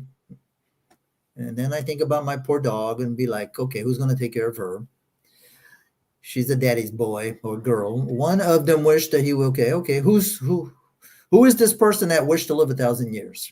And it will not remove, okay, one of them wished that he would live for 1,000 years, and it will not remove him from the torment to live long. I don't know what that means. So is there a torment? I mean, what is the torment? I don't know. So we got somebody who wished to live for 1,000 years, and it will not remove him from the torment. So even if you live 1,000 years, you're still going to get torment. And Allah sees what they do. Okay. Say, who was the enemy of Gabriel, which according to 63 is a fake name for Gabriel. So surely, okay, say, who was the enemy to, say, Gabriel. who was the enemy? Okay, Gabriel. say, who was the, okay, but who was the enemy? Say who is, okay, say who was an enemy to Gabriel? So surely he sent it, which 64 says, the Quran, down on your heart. Okay, now. Wait. Didn't we say that was what caused people to not believe? Yeah. I mean, that's what the Quran said. But here's the funny thing. Don't you memorize things with your brain and not your heart? So Well, how do you send revelation on the person's heart? Well, you put it in your you're supposed to put it in your brain so it can be, when you adore something, it becomes, it gets put into your heart. So I mean, there's some sense there, but yeah.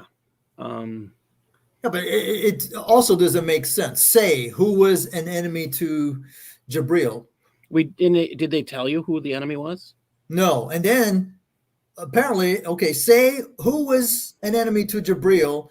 So surely he sent it, the Quran, down on your heart by Allah's permission, confirming what is between his hands. So what's between his hands? Well, 65 would be the Bible, according to... so the Bible is confirmed. According to Osama Dead Doc, this is referring to the Bible.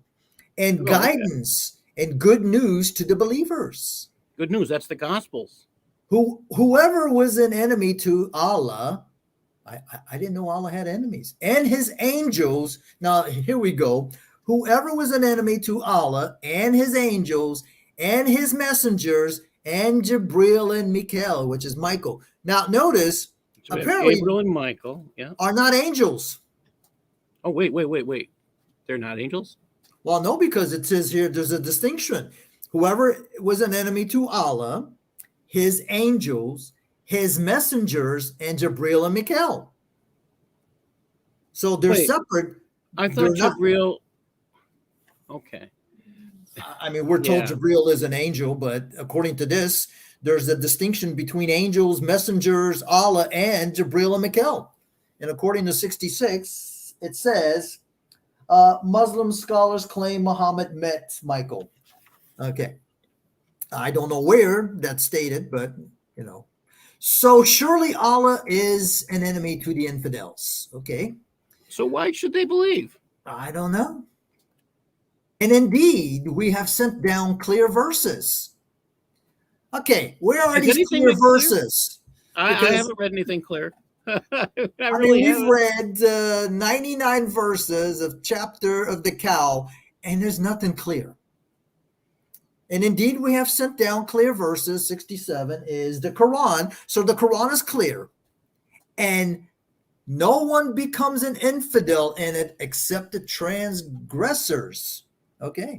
Wait. Is he just lying about him? I think he just told us that the people who had the Torah, they were believers, and they got the Quran, and they became infidels. So, I mean, is he telling us the Quran is dangerous for them? It could be, and but he is telling us that the Quran has clear verses. I'm still looking for that one. I haven't found the clear verse. And no one becomes an infidel in it except the transgressors. Oh, okay. No one becomes. Okay, wait a minute. Let's try this again. If we sent down clear verses and no one becomes a disbeliever in the Quran, except they're sinners. Well, so you don't become a disbeliever in the Quran unless except the transgressors. And transgressors, I don't know if they can equate that with sin, because under Islam there are different levels of sin, right? But that doesn't exist in the Bible, not in the Old Testament, not in the New Testament. Okay, what does 68 make? Okay, yeah. So verse 100, it gets even better. Or whenever they covenant, and according to this 68, okay, I guess it's supposed to be. Or whenever they make a covenant, a group of them casts it aside, yet most of them do not believe. Okay. But didn't he tell us that if you have the Torah and they give you the Quran, they're not going to believe? I don't get this. A covenant. Okay. And whoever, and whenever they covenant a covenant, but it's supposed to be make a covenant, or at least he's saying that's what it should be. A group of them casts it aside. Okay, so you have a group that casts aside the covenant, but then he goes on to say, but yet most of them, well, that's not a group. Yet most of them do not believe. Okay, 101. And when a messenger from Allah, what is 69? Okay, no, 69. Okay, he says that's Muhammad, but when a messenger from Allah, but Allah sent 124,000. How do I know that that's Muhammad? Came to them confirming what they had. A group of those who have been given the book came out and cast the book of Allah behind their backs as if they did not know. I mean, this makes perfect sense here. Okay. And they followed what the Satans recited in the kingdom of Solomon. So the Satans how many Satans do we have? I guess here Satans is referring to demons. So the demons recited what? during the kingdom of Solomon. Okay, and not that Solomon was an infidel. Okay, so Satan's recited something in the kingdom of Solomon, but Solomon wasn't an infidel. But the Satans were infidels. They teach the people of Al Zahar 72 sorcery. All right. So apparently the demons were teaching sorcery, but I thought it was the two angels, Harun and whatever. Okay, and they followed the Satan's and they teach. Okay, and what had been sent on the two angels? So apparently the two angels taught the Satans about magic. Oh, there you go, Harut and Marut, and Babel, and they did not teach anyone until they said, "Surely we are only a sedition, so do not become infidels." But wait a minute, you came to be a sedition, and you came to teach black magic to the people, but you're telling them don't become infidels. We're going to teach you black magic, but don't you become infidels. So they learned from them how to cause divisions between man and his wife. What did you expect? Witchcraft. I mean, that's supposed to be the sin of rebellion. Yeah, I mean, and they are not. Oh, but this is even better. And they are not harming anyone by it except. I can't hear you. I think your voice dropped. Allah gives you permission to harm people. They learn what harms them. So Allah lets them learn what harms them, and it does not profit them. Okay. And indeed, they knew who purchased it and the hereafter. I have no clue what that means. He will not have any 74 portion. Okay, he will not have any portion. Any portion of what? You ended the sentence. He will not have any portion. Okay, any portion of what? I don't know. Let's Okay, see. 74. If I want a portion, you say I want a portion of pie. I want a portion of this. I want a portion of that. What do they? I mean, some people want a portion of gold. It would be nice to understand what he means. I mean, give us some clarity, please. I don't have a clue. So they're going to have a portion of something. And evil is what they have purchased for themselves. If they were knowing, okay, okay. So why are you blaming them if they don't know that they're purchasing evil?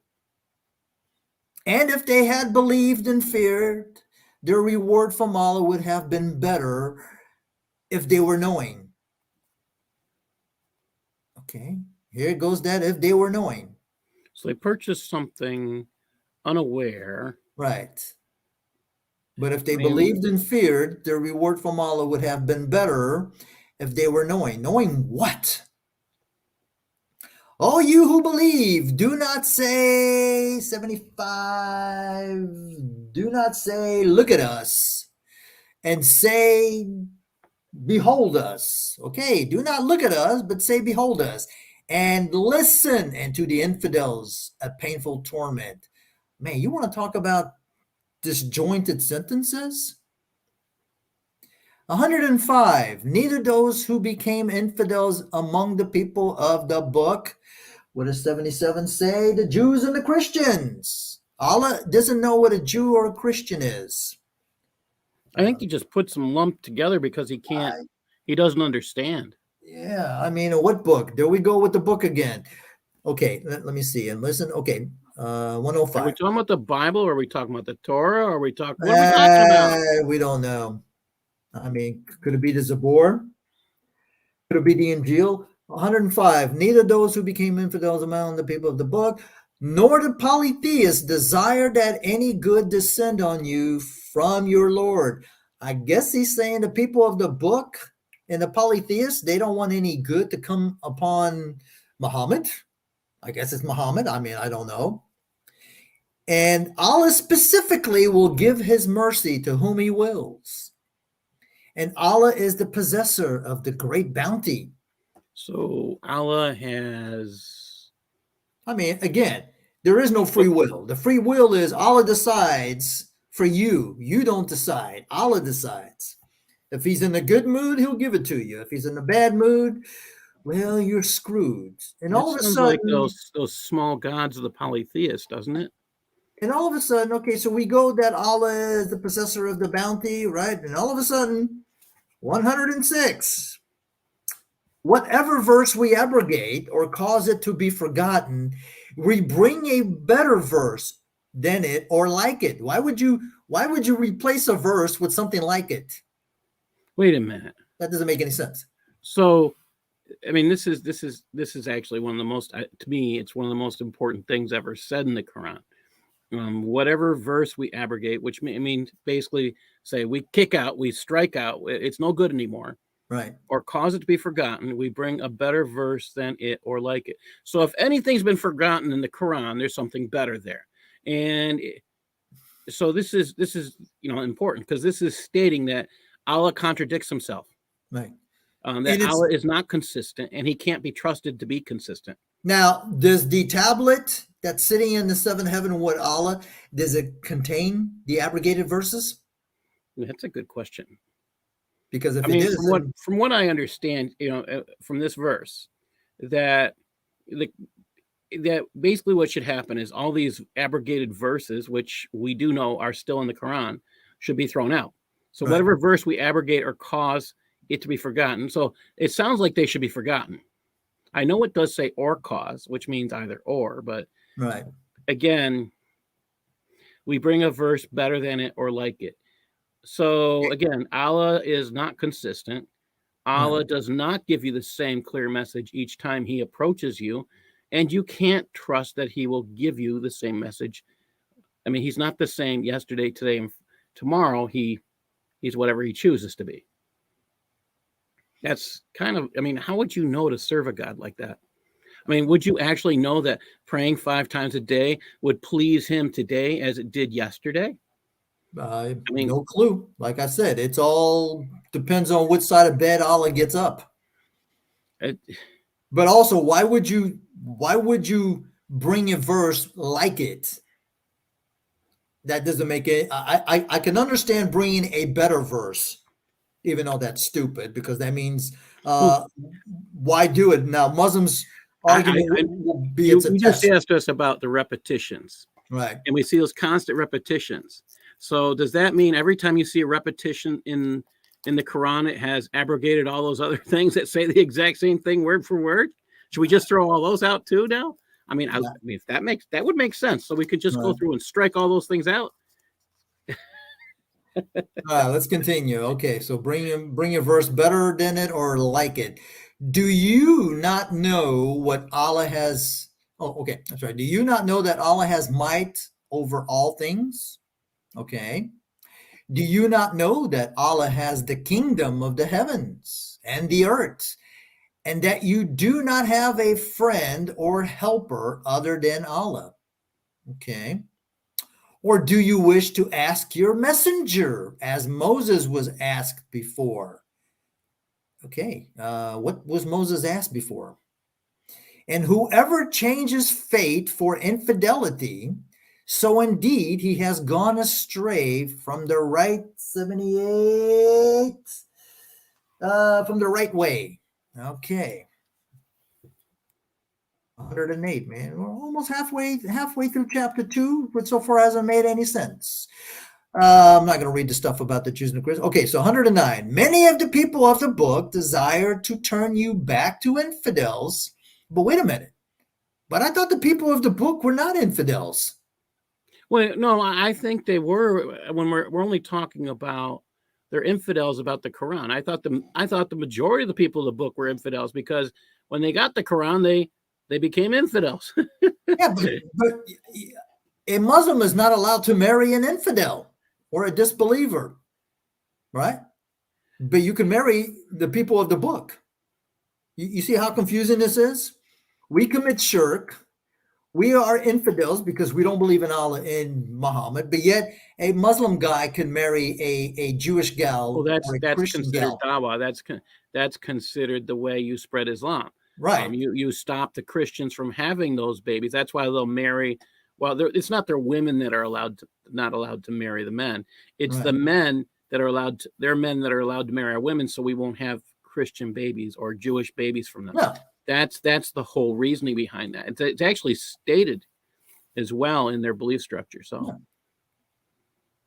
Yeah. Many of the people of the book desire to turn you back to infidels after you have believed, out of envy from themselves, after the truth has been shown to them.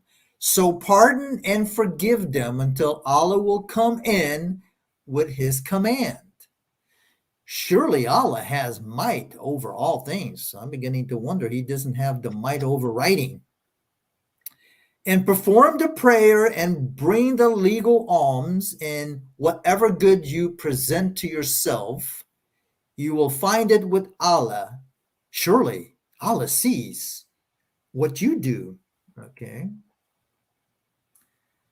Jews and Christians wish they would only be the ones in the garden. Okay. And they said, none will enter the garden except who is a Jew or a Nasara. Have no clue what a Nasara is. These are their desires. Say, bring your proof if you were truthful, meaning you're a liar. Yes, whoever Islama is 81, submits, okay. So when Muslims tell you that Islam means peace, no, it means submit. Islam comes from Islama, not salam. Yeah, it has to do entirely. If locally we have an imam who will go out. He's a professor. He's a professor emeritus now at Nazareth College at Rochester.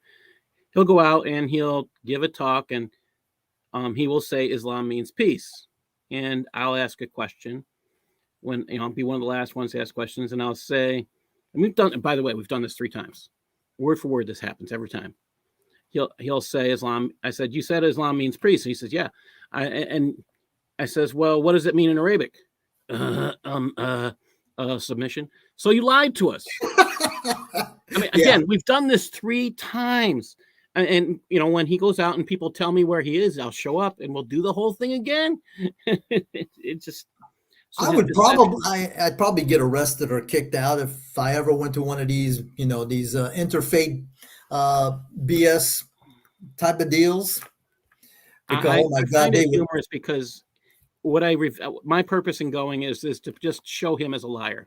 That's all I do. I show up to let people see that he lies to them, and that's why I show up. I'm surprised they don't kick you out. Well, that when I show up, they know what question I'm going to ask, and he goes through the whole act, so it's all on him. He could change his answers. So 111, and they said, none will enter the garden except who was a Jew or a Nasara, Christian, which that's not what it means. These are their desires. Say, I just did it. Bring your proof if you were truthful. Yes, whoever submits his face to Allah while he is doing good, so he will have his wage with his Lord, and there is no fear on them, and they will not grieve. Again, I could have sworn I've seen this before. And the Jews said, the Christians are not standing on anything. And the Christians said, the Jews are not standing on anything. And they are reciting the book. What book? Likewise said those who do not know a saying like their sayings. Okay. A saying like their sayings. Yes. So Allah will judge between them on the resurrection day about what they were differing. So the Christians have a belief that Jesus is God. Right. And if they're right, those that don't follow him don't find their way to heaven. So that kind of makes sense. Kind of. It's roundabout. So Allah will judge between them on the resurrection day. I keep thinking of something else. What they were there. And who is more unjust than those who prevent in the mosques of Allah? But wait a minute. How many mosques were they? Clearly, this couldn't have been written in the time of Muhammad. They weren't mosques. I mean, he had one in Medina. Maybe two. Well, no. We When? didn't really have one in. There wasn't one in Mecca when Yeah. it went on. Yeah, in the beginning, there really wasn't anything in Mecca that you could call a mosque. So, yeah, this. And who is more unjust than those who prevent what? In the mosques of Allah, that his name be mentioned in it. Oh, okay, maybe they're preventing the name of Allah in the mosques. Mention it and strive to destroy it. Destroy what? The mosques or the name of Allah? Maybe both. Could be. Those it was not for them. Those it was not for them to enter it except in fear. To enter what? I don't know. The mosque? I guess the mosque. So you got to be fearful when you enter the mosque. Why? Well, why would you go someplace you have to be in fear? I know. And if you have a choice, I mean, I'm sorry. But also, this doesn't make sense. Those it was not for them. Okay, I guess it's referring to the mosques, that the mosques was not for them to enter except in fear. So for those people, you can only enter a mosque in fear. Yeah, in fear of what? Losing your head? They will have shame in this world, and they will have it in the hereafter, a great torment. Okay. Allah. Okay. So again, why should a non-believer believe if he's promising us torment? Yeah.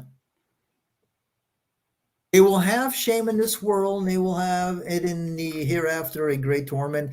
And to Allah the East and the West. You know what? I've learned that Allah is not the Lord of the North and the South. So I'm going to stake my claim. I am now the Lord of the North and the South, given the fact that Allah is only the Lord of the East and the West, which means that the earth indeed is flat, because then they would only have an East and a West. So is that where the flat earth theory comes from? Because Allah only believes there's an East and a West? It could be. Oh, but it gets better because Allah is the Lord of the two Easts and the two Wests. Now, Muslims say it has to do with the summer and the winter, which I have no clue really what that means. Okay, so he's the Lord of the East and the West. So wherever you turn, there is the face of Allah. So Allah's face is only in the East and the West. Surely Allah is immense, knowing. That doesn't make sense, but that's okay. All right, so we go. This is a recurring. Okay, these are all the verses according to Osama that just kind of repeats. Okay, and they said, I don't know who is they. Allah has taken a son. Praise be to him. Wait. Say that again. And they said, Allah has taken a son. Praise be to him. Now, I don't know who they said. Who is they? Who is saying that Allah takes a son? I guess it's referring to the Christians. But you would know it's the Christians because nothing there implies or implicates the Christians. Man, as a lawyer, you would have fun with this. And they said, Allah has taken a son, praise be to him, yet to him all of what is in the heavens and the earth, all are obedient to him. So they're saying that God's son can control everything in the heavens and the earth, correct? And everybody obeys him. Wait, no, it's just saying the heavens and the earth obey him. I think that's what it's just the heavens and the earth. He's not talking about people here, is he? Well, it says what is in the heavens and the earth. So I guess it would be the people, the rocks, the trees. Oh, yeah, because those rocks are fearful. Right, those rocks are fearful of Allah. Okay. And they said Allah has taken a son. Praise to him. Now, my basic understanding of Arabic grammar, the praise be to him would be the son, because the son comes after Allah. But I could be wrong because I'm not an Arabic speaker and my Arabic grammar sucks. Okay, yet to him is what is in the heavens and the earth. All are obedient to him. The originator of the heavens and the earth. Oh, so this is claiming that the Son of God is the originator of the heavens and the earth. Could be. And if he decrees an affair, so surely he only says it be. Now, who says be? Oh, but look, this is funny. So surely he only says to it be, so it will be. That's a Say it future. again 3 times. That's a future. That is not that it's right there and then. Because if it was right there and then, it would be, and he only says to it be, and it is. And this is one of the things that what do Muslims know likes to point out to the Muslims when they say kun fayakun. You know, Allah says be, and it is. But it says be, so it will be. Wait, so wait, let's catch them on that. If he decrees an affair, so surely he says to it be, so it will be. And this is a direct reference not to Allah, but to the Son of Allah. I mean, you know, it could go either way. Like I said, It says if he, the originator of the heavens and the earth, and if he decrees an affair, so surely he only says to it be, so it will be. So according to this, Allah's Son, because there is again, and they said Allah had taken a son. So now the praise be to him. Is it praise be to Allah or praise be to the Son? It sounds. I mean, I think that could go to both. Yeah, this is where we need an Arabic speaker. And next time I'm going to see if I can bring my friend What Duke, because he would be able to tell us if the praise be to him, if it refers to Allah or to the Son. Because if it's the Son, then we know that it's the Son who everything that's in the heavens and the earth are you know, the way I'm reading this also is that Allah is not the one who decrees and says so basically so be it. Right. It is the Son that says so right. be it. So every time you hear a follower of Islam, let's go back to verse 116 and read all the way through to this part, because then you will know that it's not Allah that does that. It's Allah's Son. Wow. Right. Okay. Well, so again, we're reading from Surah 2, verse 116, and we have just gotten to 117. Yeah. And we're reading word for word, and we're going through word for word. So again, I think you're asking the right question. Well, I cannot say your name, but we're reading the Quran, and if we're only reading it, I mean, right? You're asking us how can Allah have a son? We're not trying to interpret it. Hey, we're reading it, and it said, and they said Allah has taken a son, praise be to him, yet to him all of what is in the heavens and the earth, and all are obedient to him, the originator of the heavens and the earth, and if he declares and if decrees an affair, so surely he only says to it be, and so it will be. Again, these are all credits to this person, this, you know, whoever they said whoever has said Allah has taken a son, it's crediting this not to Allah but to God's Son. Let's get yeah. Like I said, I'm gonna try to get my friend What Dude to come in here and because he could do the Arabic. I can't. Okay, so we left off the be. So, but here's the other thing also. So it will be. That's a future tense. Yes. That means it will happen, not that it did happen. Okay, so 118. And those who do not know said, were it not that Allah would speak to us or a sign come to us. And those who where does that fit in from? I mean, I have no clue. What and those who do not know said, were it not doesn't even fit. Yeah. And those who do not know said, were it not that Allah would speak to us or a sign come to us. Dude, you just ended an incoherent sentence. My goodness. Likewise, said those who were before them, a saying like their sayings. Okay, likewise, said those who were before them. Before who? A saying like their sayings. What sayings? Their hearts became alike. Okay. Like what? I don't know. Like each other, I'm We, guessing, but we don't know what they don't know. yeah, we indeed, I'm assuming this is we is Allah. We indeed have shown the signs clearly to people who are certain. So So wait a Allah minute, only, if that's Allah, is that another sign of shirk? well, let's give them the benefit of the majestic we, so he's not, But anyway, clear signs. So it looks like only clear signs come to the people that are certain. So if you're uncertain, he's not going to show you clear signs. Clearly, we have sent you with the truth, okay, a bearer of good news and a warner. And do not ask about the companions of hell. Okay, don't ask about the Oh, this is that one verse that there's a textual variance. In this one, it says, and do not ask about the companions. But in the other Quran, it says, you will not be asked about the companions. Do not ask about the Yeah, companions of hell.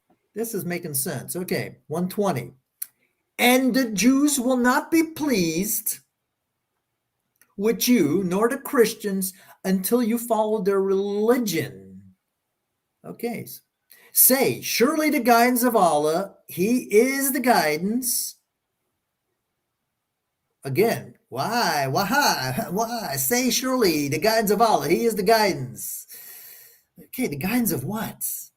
And if you follow their desires after some of the knowledge which came to you, Whose desires? I don't know. You will not have any friend nor helper against Allah. Okay.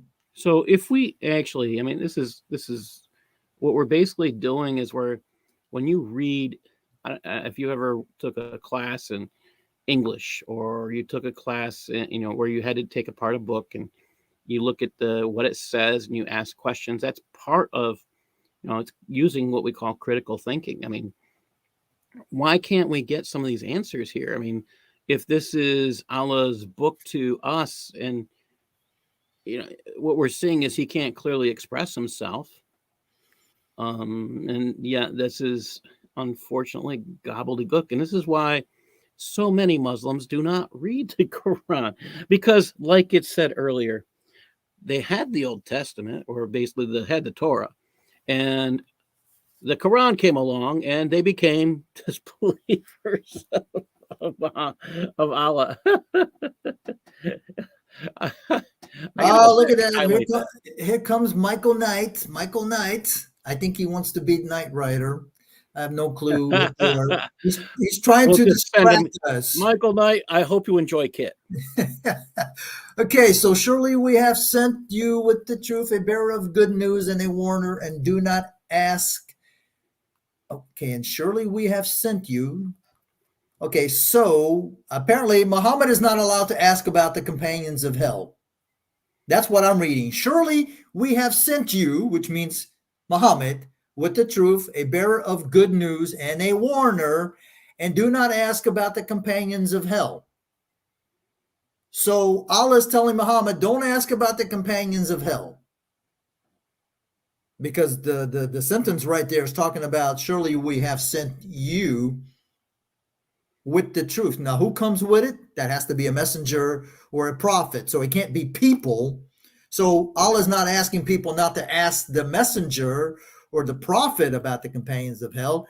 He's telling the prophet or whoever, this warner, not to ask about the people of hell. And the Jews will not be pleased, and the Christians until you fall. Surely the guidance of Allah, he is the guidance. Okay. Talk about some broken English right there. I'm pretty sure that violated some grammar rules. But then again, the Quran is the grammar for the Arabic. No wonder they're confused. All right. And if you follow their desires after some of the knowledge which came to you, you will not have a friend nor helper against Allah. Because, that implies that you could actually do some damage against God. I mean, maybe you can take a rock and break the Allah, Oh, a lot? Are we talking about a Yeah, lot a again? lot, minute, and whatever her name is. Okay, so 121. Hey, we're almost halfway. No, we're not there yet. Those to whom we have given the book. How many people were given a book? They Again, which recite. book? Yeah, I don't know. You got 124,000 people. Does that mean all 124,000 came with a book? To those who we have given the book, we have given the book. Okay, so it looks like they've all been given the same book because it says to those we have given the book. It doesn't say books. They all have gotten the book. Which book? They recite its true recitation. Those believe So in it. this book, it doesn't sound like it's actually physical. Hmm. It's just recitations. Those to whom we've given the book, well, they can recite things. Well, but you got to have a book in order to be able to recite it. Well, I Unless mean, unless you memorized it, somebody sat there and then you had to and repeat it word for word back to them. you know. That's actual. I mean, in African culture, they didn't have those books. They had, that's how they kept their traditions. Right.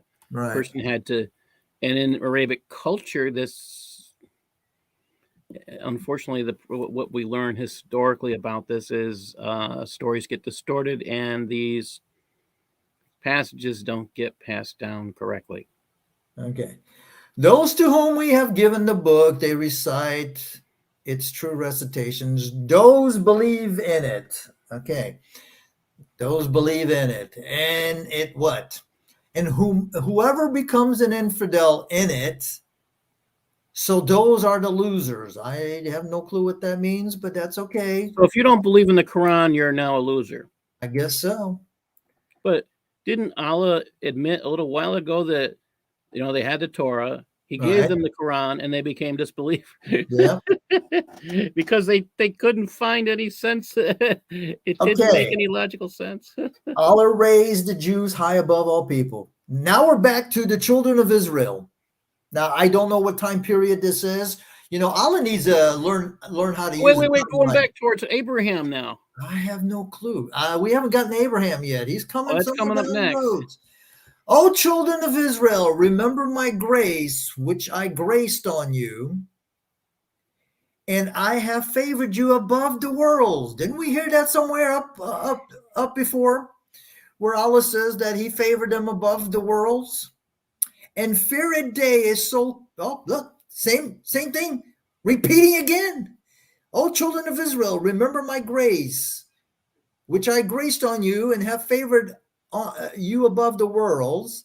And fear a day a soul cannot reward for another soul anything. Now they kind of changed it because I think it was intercede on the day a soul cannot intercede, something like that, or anything. Nor will any ransom be taken from it, nor will any intercession profit from it. Yeah, okay, it's the same.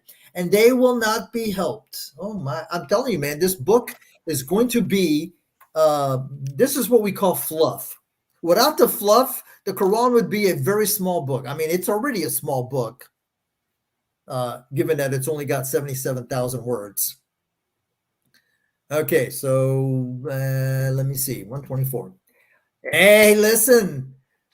Here we're talking old children of Israel. So Allah is talking to the children of Israel, right? Now notice, now finally Abraham comes into the picture. Wait. We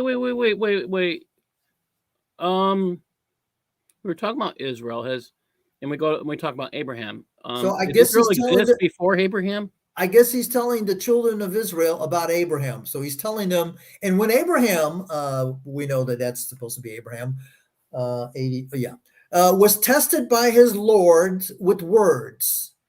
So he fulfilled them. He said, I am making you an imam. Oh, I didn't know that Abraham was an imam. I thought an imam was something that was invented with Islam. But, I forgot. Abraham was a Muslim. I am making you an imam, 83, a spiritual leader. Okay. To the people. He said, and who is my offspring? Okay. So, okay. Okay. Who is my offspring? He said. Who said? I guess Allah said. So Allah said, my covenant will not be received by the unjust. Okay. And when we made the house as a resort for the people and the haven, what house became a resort? 84 is the Kaaba. Of course, Allah couldn't say the Kaaba. He said the house, but the Kaaba is not a house.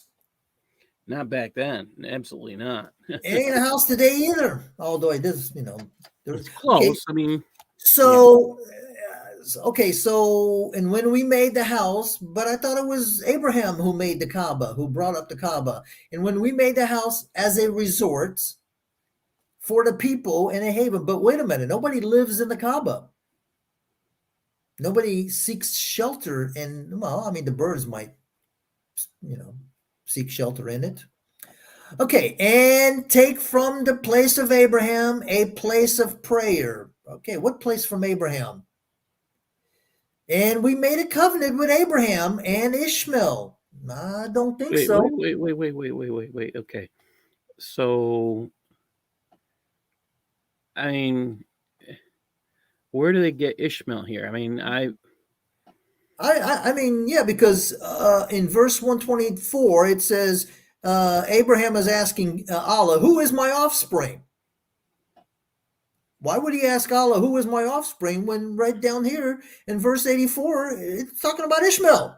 So Ishmael's there, but Abraham doesn't really know consider him his offspring, is what we're seeing. Right, I guess so. So that's what that's what the implication is, that right. he doesn't accept Ishmael as his offspring.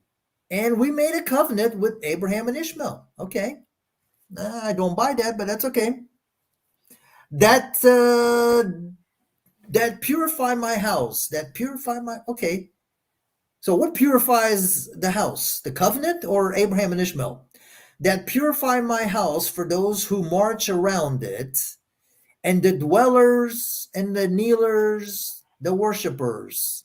So what kind of house are we talking about? That they got to have someone walking around it. I mean, and remember, irritating. Can you imagine? I mean, some people just start walking around your house. I mean, it's got dwellers, which means in order for you to dwell, you got to have a house to dwell in. In my understanding, it's the Kaaba that these people are dwelling in, and the kneelers and the worshipers. But wait a minute. So are the kneelers different than the worshipers? I thought you kneel to worship. Now, this is where it gets interesting when you start thinking about it, because this actually identifies people worshiping different gods, if you think about it. And that's okay. And let's see. Now, notice that in 124 it uses Abraham, but then Abraham on the other ones. Okay, and when Abraham said, "My Lord, make this country secure and provide its people from the fruit to those who believe among them." Okay, and Allah in the last day. What fruits? Well, I mean, it isn't just like dates and because this is supposed to be Mecca, and there's supposed to be fruit. I guess it's just dates. Okay, in the last day, he said, okay, I guess we're back to Allah, and whoever becomes an infidel, so I will give him a little enjoyment. Wait. Did he just reward infidels? Okay, he said, so did I just hear that right? I mean, can you read that again? Because he said, which I guess it's Allah. I have no clue. Okay, he said, and whoever becomes an infidel, so I will give him a little enjoyment. So there's a reward for becoming a disbeliever of Islam. I guess so. Oh, we got to read this back over and over again. It's just a little enjoyment now. Don't get carried away. It's not a great enjoyment, but it's a little enjoyment. Maybe you only get 2 whores. Okay. Then I will force him. Oh, but wait a minute. See, look at that. Man, what a teaser. He said, and whoever becomes an infidel, so I will give him a little enjoyment. Then I will force him into the fire of torment, and evil is the final place. What a teaser. He gives you a little enjoyment, then he gives you the boot and throws you in hell. So he lies to you. Yeah. Now, isn't this the reason why? And when Abraham was raising the foundation of the house, but I thought the house was already built. It says right here, and when we made the house as a resort, that implies No. You raise the foundation because it needs repairs. Could be. Yeah, I mean, it needs serious. You raise the foundation when the house is in need of such repair that. So they did that. My sister's had it done to her house. Foundation has been done here to the building I'm living on, and you raise that when the house is old. And if the house is old that we're talking about, that implies that Abraham was living there for a couple hundred years, maybe. I know the place I'm living in right now, it only needed the foundation worked on because it's over 100 years old. But I guess he's living on sand, but I don't know. Says something. I mean, that house needed a lot of repairs, apparently. I guess so. Okay, we'll give you a little. Okay, our Lord and okay. Whoever becomes an infidel, so he gives you a little enjoyment, and then he sends you to hell so you can be tormented as the final place. And when Abraham was raising the foundations of the house, okay, wait a minute. How many houses? Because this is foundations. This is plural. Wait, there's foundations of the house. Right. Why would you have more than one foundation? I don't know. Maybe it had different rooms. Who knows? But that's a good one. The foundations of the house. Okay. Are these separate houses connected together to call it one? But check this out. And when Abraham was raising the foundations of the house and Ishmael, so was he also raising Ishmael, or was Ishmael and Abraham raising the foundations of the house? Or is he raising the foundations of the house and Ishmael? Okay. So maybe Ishmael needed a little foundation work. Oh, jeez. I mean, it should have been in when Abraham and Ishmael were raising the foundation of the house.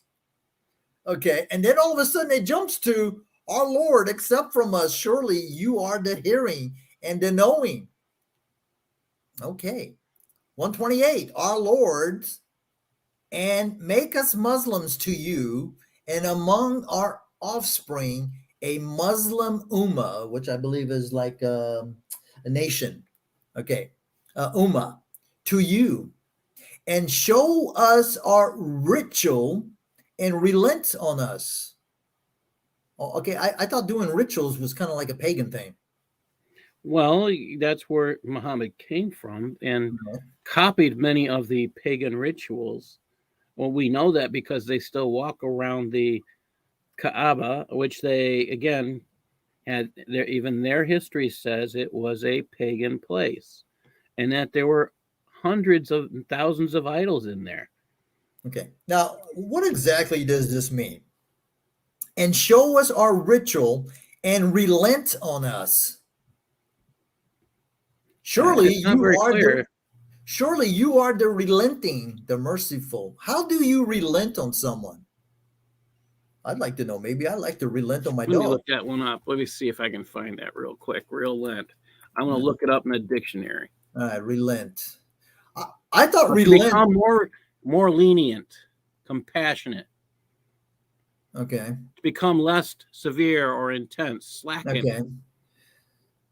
Okay, maybe Allah needed to use better word choice. Okay, surely you are the relenting, the merciful.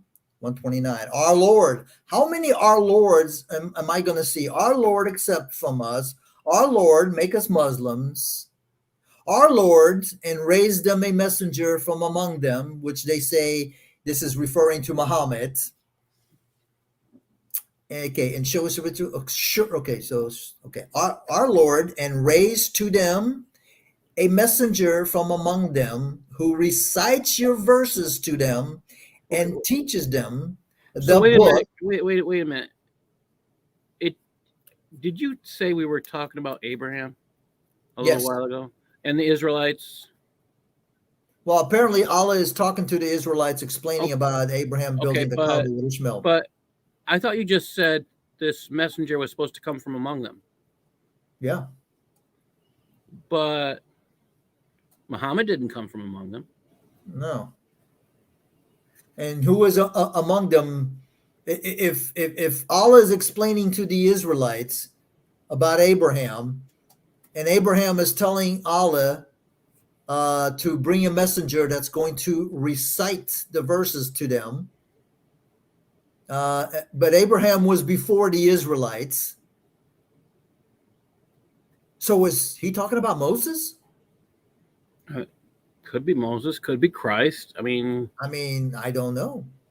Okay, so our Lord raised to them a messenger from among them who recites your verses to them and teaches them it the can't be book Muhammad.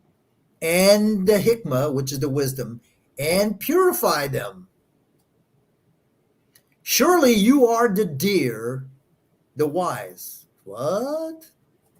You Doesn't are the sound like it. dear, No, he hasn't made sense much so far. the wise. Okay. And then we go to 130. And who?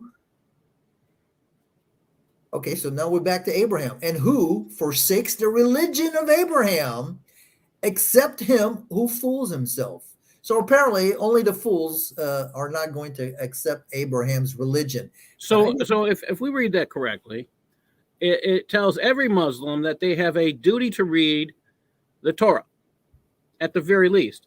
Right. And then at the very, very least, you must read the book of Genesis, because you can't know about Abraham from this. There's almost nothing in here about Abraham. So again, it has said over and over again that the Torah is from Allah. So, I mean, you have to, from the way I'm reading this so far, every Muslim has a duty to read right now, especially at bare minimum, the book of Genesis, which has Abraham in it. Right. Okay, so and who forsakes the religion of Abraham except him who fools himself? And So that makes, if they're gonna forsake the religion of Abraham, that means they have to know the religion of Abraham. That means they have to read the book of Genesis. Right. And we indeed choose him in this. Okay, wait a minute. What? Okay, and who forsakes the religion of Abraham except him who fools himself? And we indeed choose him in this world, and surely in the hereafter he is among the good. So I guess Allah chose Abraham. Okay. When his Lord said to him, "Be Muslim," he said, "I become a Muslim to the Lord of the worlds." So Abraham's a Muslim. Muslim, isn't that submitter? Yeah. So be submitter. I became a submitter to the Lord of the worlds. Right. Okay. Now, but remember, this is the catch-all. A Muslim means one who submits to the will of God.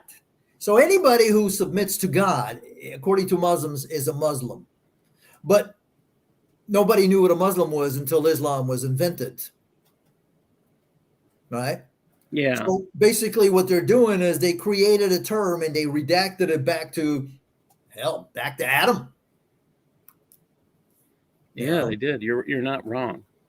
Okay, Jews warned about. Okay, and Abraham advised by it.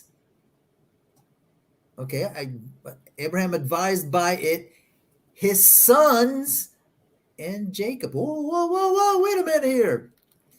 And Abraham advised by it, which I don't know what that means, but by it, 89, to become Muslims. Okay, so Abraham advised by it to become a Muslim, his sons and Jacob. What the hell? Who were his sons, and because Jacob is the son of Isaac. Okay, his sons. Again, we don't know who his sons are. Notice we don't know who his sons are, because even though it mentions Ishmael, it didn't say that Ishmael is Abraham's son. Okay.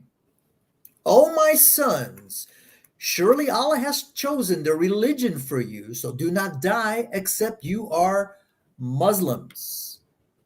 Okay. Or were you witnesses when the death came to Jacob, when he said to, what? Who's he talking to? Oh, were you witness? I mean, I'm confused. Abraham just told his sons and Jacob, oh, my sons, surely Allah has chosen the religion for you, so do not die except you are Muslims. Or were you witnesses when the death came to Jacob, when he said to his sons, what will you serve after me? And they said, we will serve your gods and the God of your fathers, Abraham and Ishmael and Isaac. What's 90 say? Hebrew name meaning laughter. Okay. One God and to him. Okay. Okay. They said, we will serve your gods and the God of your fathers, Abraham, Ishmael, and Jacob. One God. Okay. Okay. One God, and to him we are Muslims. I got it. Okay. This nation indeed passes away. Okay. To them what they earned, and to you what you earned. Okay. That sounds fair, equitable. You earn what you earn, and I earn what I earn. And do not ask about what they were doing. Okay, Allah does not like people to ask questions.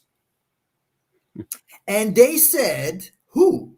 Become Jews or Christians, you will be guided. Okay, but wait a minute. Aren't we talking about Abraham and his sons? Well, we were begin with. I mean, it's kind of hard to follow with this book. I mean, you can't tell from one second to the next. How could Abraham or her son, or I mean, how can you become Jews? Or definitely, you can't become a Christian. There was no Christians during the time of Abraham or Isaac, Ishmael, Jacob, Moses, all the other prophets. Until the beginning of the 1st century CE. Okay, all right, okay. And they said, become Jews or Christians. Who? Who is they? Okay. We don't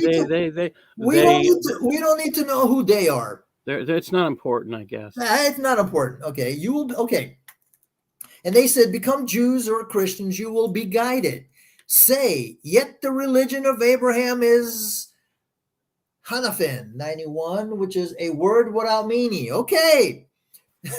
And he was not of the polytheists. So he was a Hanafin, which nobody knows what the hell that means, but he was not a polytheist. So it's good to know that he wasn't a polytheist.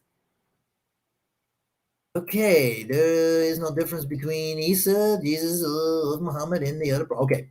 Say we believed in Allah and what has been sent down to us and what has been sent down to Abraham and Ishmael and Isaac and Jacob. Wait. Something wrong here. Tribes. Abraham, Ishmael, Isaac, and Jacob. So if we include Isaac and Jacob, where do you get Ishmael in there? I don't know. Because if we talk about Isaac, we have to exclude Ishmael. If we talk about Ishmael, you really have to exclude Isaac and Jacob, because that, I mean, it's an either or, really. I mean, how do they put? They want to talk about Isaac's kids, but they don't talk about Ishmael's kids. No. So we believed in Allah and what has been sent down to us, and what had been sent down to Abraham and Ishmael and Isaac and Jacob. So what exactly was sent down? Did they get a book? Because if they didn't get a book, then this should be in what has been revealed to Abraham and Ishmael and Isaac and Jacob and the tribes, which would be the tribes of Jacob. So and what has been given. So something was sent down to Abraham, Ishmael, Isaac, and Jacob, and something was given to Moses and Esau. But So so Isa is their Jesus. right, but notice that there's a difference. Something was sent down to Abraham, Ishmael, Isaac, and Jacob, but something was given to Moses and Esau. And what And has you know, been given it to the sounds like prophet? he's lost concept of time because Moses and Isa don't live in the same time period. No. Um, Oh, but it gets better. It's just down the line. But okay, so there's a distinction between what Abraham, Ishmael, Isaac, and Jacob got, because whatever they got, it was sent down to them. But whatever Moses and Esau got, it was given to them. Okay, given by who? And what has been given to the prophets from their Lord. Okay, so their Lord gave something to Moses and Esau, but he sent something down to Abraham, Ishmael, Isaac, and Jacob. We do not differentiate between any of them. To him, we are Muslims. wait a minute. Are we talking about that book that the Jews had called the Torah?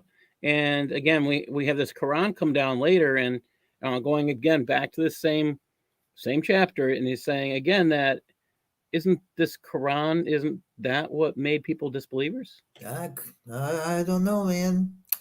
This is very confusing. Apparently, we do. Okay, now who is the we? Is it okay? But Sure. is it Allah? Is it the children of Abraham? Is it the Israelites? I don't know. We do not differentiate between any of them, meaning, I guess, the prophets. And to him, we are Muslims. I guess to him, that would be Allah. So apparently, it's the people who don't make a distinction between the prophets. Because to Allah we are Muslims. Okay, whatever that means.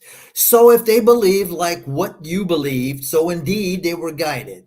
And if they turn away, so surely they are only in opposition.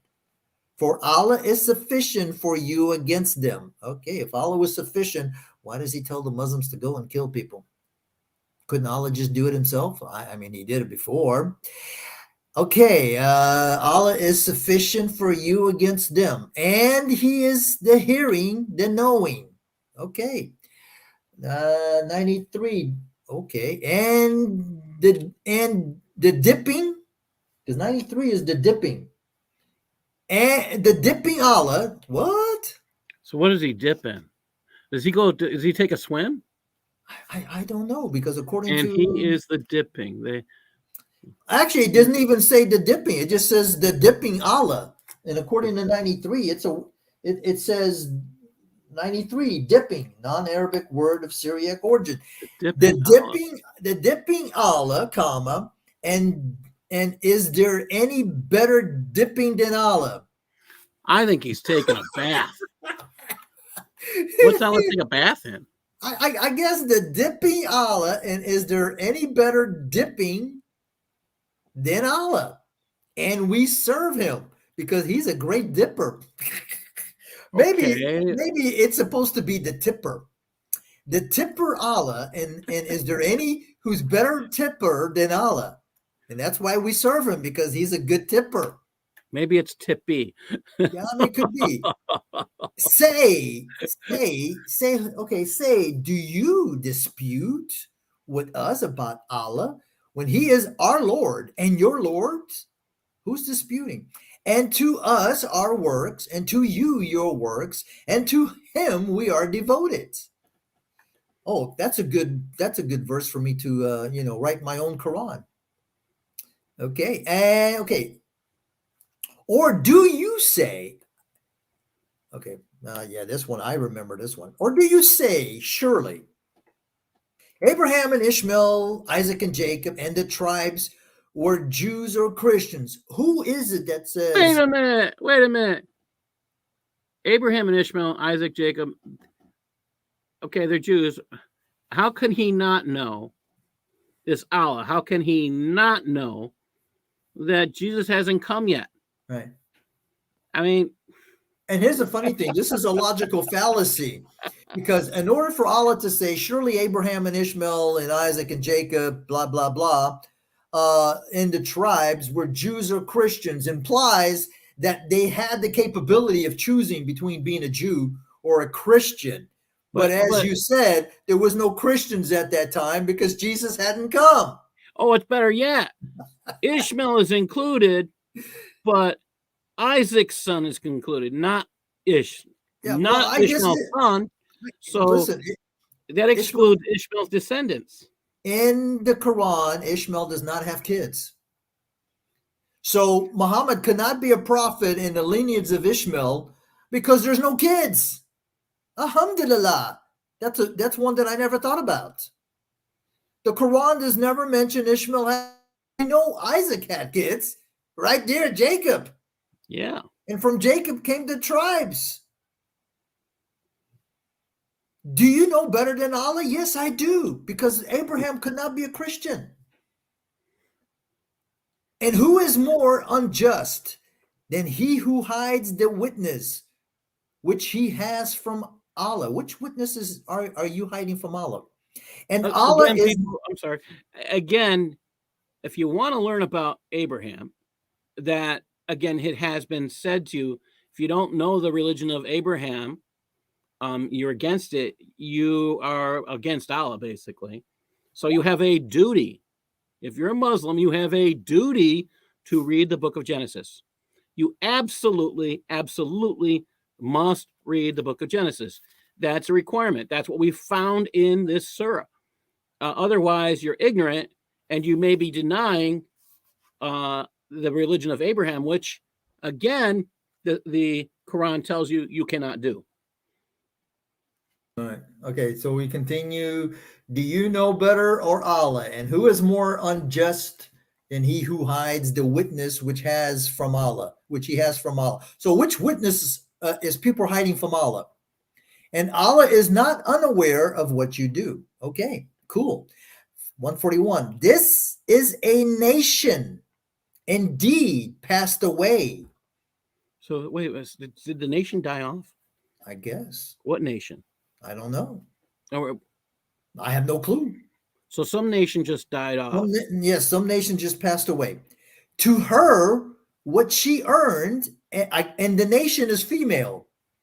Well, that's not unusual. We call our countries female, so yeah. Okay, to her what she earned, and to you what you earned. I'm pretty sure we read this somewhere up before. And do not ask about what they are doing. Okay, again, Allah does not like for you to ask questions. Now, I mean, I really don't know. I guess that's why there's no critical thinking in Islam. If you ask a question, you might find out that, like the followers who had the Torah, and when they got the Quran, they said, "Oh, this is crazy," and they didn't believe it. I guess this is Muhammad speaking to the Arabs. I mean, your guess is as good as mine, because all of a sudden we jump to Mecca, right? 142. Now we're halfway. The fools among the people will say, "What has turned them from the direction which they were?" Oh, is this a reference to the? Yeah, when they changed the direction for the Qibla. Qibla, which never took place for 100 years. What has turned them from the direction of which they were? I will tell you, Umar, the pervert friend of Muhammad. Say the east and the west to Allah. I told you, I am claiming stake to the north and the south, because apparently Allah does not know about the north and the south. He guides. When you live in a desert, your world is so small. I guess you can't comprehend anything in a different light. And then Muslims make fun. Oh, but the Bible talks about the four corners of the earth. Yeah, it's talking about the four cardinal directions: east, west, south, and north. There's four. It's not a square, but that's okay. It's beyond. If you read this book, you'll be confused. You won't know what the heck the Bible's talking about. Okay, he guides whom he wills in a straight path. So again, if Allah doesn't guide you, you are screwed. So how do we know that it's Allah who's guiding the Muslims? And we know he doesn't guide because he's already created you with the intention of sending you to hell or sending you to heaven. So, ladies and gentlemen, if you're a Muslim, you're screwed. Okay? This is like Russian roulette with a two-barreled revolver. Forget about a 5 or 6 barrel, just 2 barrels. Put a bullet in there, rack the barrel, and then, pull the trigger. And you might get lucky, because that's what being a Muslim is. And likewise, we have made you a central nation, that you may be witnesses against the people, and that the messenger may be a witness against you. Okay, so, and likewise, we have made you a central nation, that you may be witnesses against the people. So the nation, okay, so there's a central nation, and the people are going to witness against it. Okay, yeah, man, I'm not even going to try to understand this is really confusing, and that you may be witnesses against the people, and that the messenger may be a witness. So against you. messenger, I understood messengers to be angels. So the messenger is a witness against you. They've made you a central nation. But I thought they killed off the nation. Somebody from a central nation. Okay, and likewise, we have made you a central nation, that you may witness against the people. So a nation is going to witness against the people, and then the messenger is going to witness against you. And we did not appoint the direction which you were on, except that we might know who follows the messenger from him who turns on his heels. Okay. So messenger, again, in the Bible, messengers are angels. Is this supposed to be a reference to Muhammad? I'm not aware of. You can't tell from reading this, and that's sad. I mean, it's and we don't know. incomprehensible. And we don't know if the messenger is an angel, or if the messenger is a person, because I do believe messengers can be angels. I think there's a verse in the Quran that says angels and messengers. But anyway, this verse, and it was a big task, except to those whom Allah willed. What task? What was a big task? And Allah was not to let your faith be lost. Okay. Okie dokie dokie dokie dokie. Surely Allah to the people is compassionate, merciful. Okay. Indeed, we have seen you turning your face toward the heaven. Why not heavens? Didn't he create 7 heavens?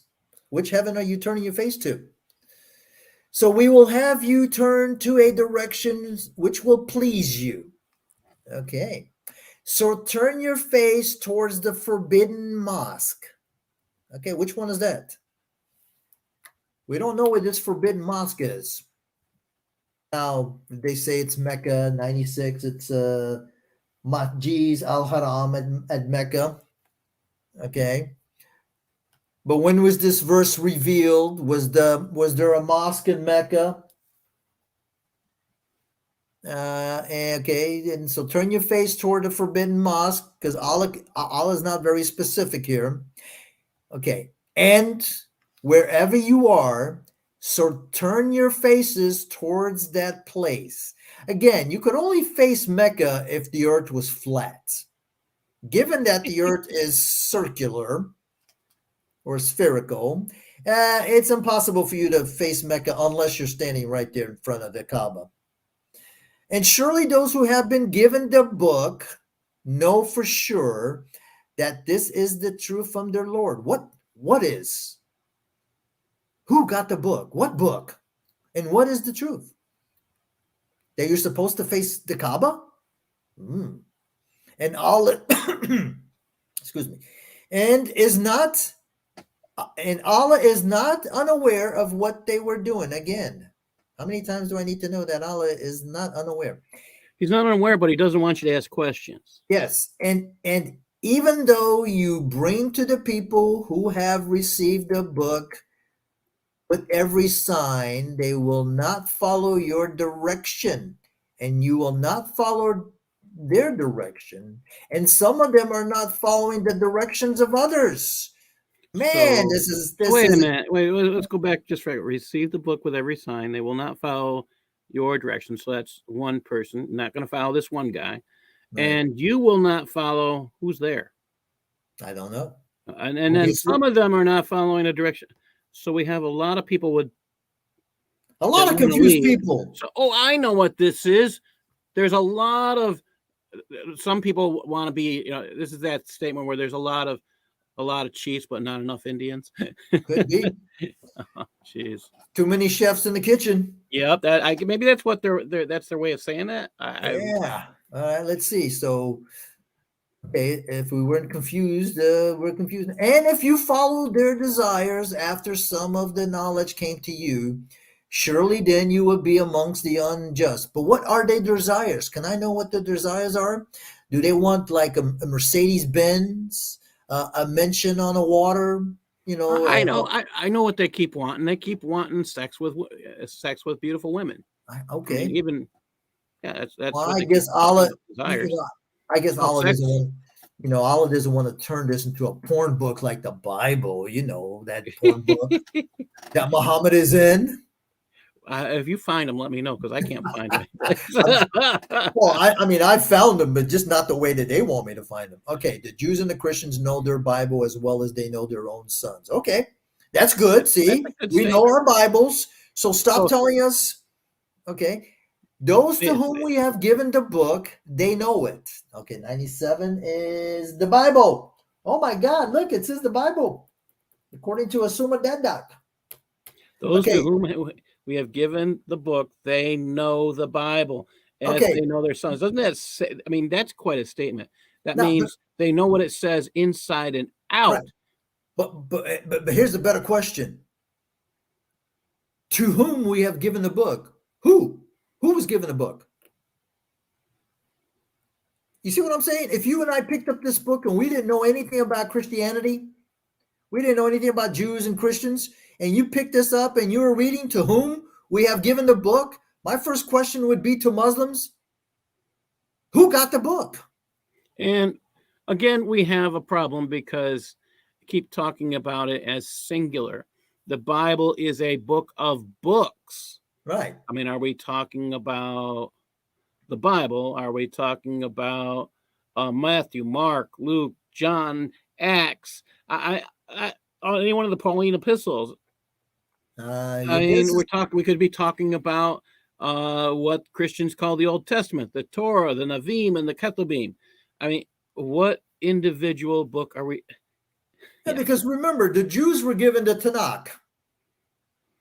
The Christians were given supposedly the Injil, or we'll call it the New Testament. So which book and which people? Again, didn't Allah just say that the verses are clear?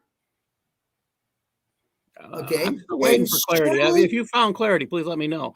And surely a group of them will hide the truth, and they know.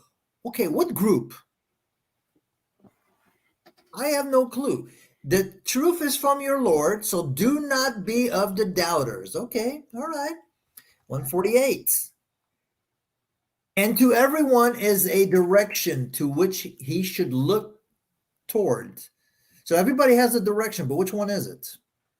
So hasten to do good deeds. But we just saw in the beginning, Allah just talked about a good deed. I mean, Allah's confused. No wonder he's confused. He's got us confused. And do good deeds wherever you are. Okay. Allah will bring you all together. Okay. Surely Allah has might over all things. And from whatever place you come out, so turn your face towards the forbidden mosque, and surely to the truth from your Lord. And Allah, again, is not unaware of what you do. I think you repeated that one over and over and over. I mean, at least I think 4 or 5 times. I think we're closer to 10 or 15. It could be, and we're only in the second chapter, verse 150. I mean, Wow. we just crossed over the half mark of the longest chapter. And if chapter 2 doesn't confuse the hell out of you, trying to find a bright yellow cow, I mean, I don't know what else. And from whatever place you come out, turn your face to. from the forbidden, turn your face to the forbidden mosque, and wherever you were, to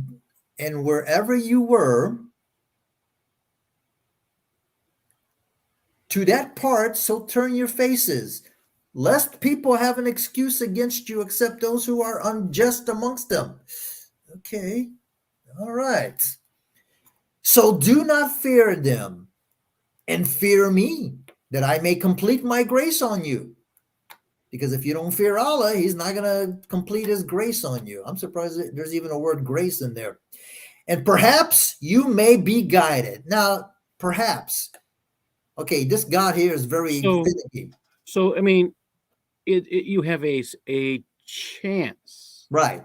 That's it. I mean, there's nothing, there's no inspiration. So according to Allah, Allah says, fear me that I may complete my grace on you, and perhaps I might guide you to your 72 virgins. So you can't trust him because he's not the same yesterday.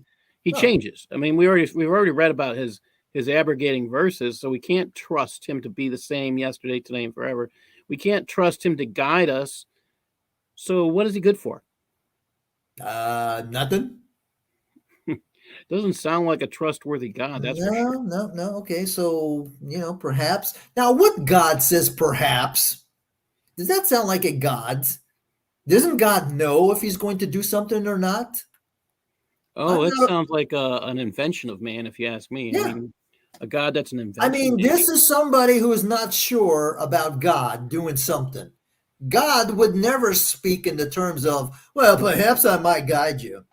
Yeah, let me see. It's Wednesday. I haven't had my tequila yet. So maybe after I have a couple shots, I might guide you. Or maybe after I have a couple of shots of tequila, you're screwed because I won't even remember you.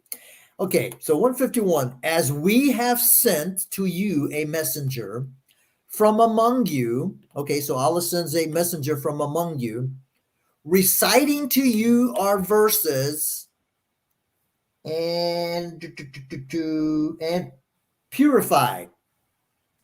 Okay, so reciting to you our verses and purify you and teach you the book and the wisdom and teach you what you were not knowing. Ah, man, I love this grammar. This sentence structure is beyond anybody's capability.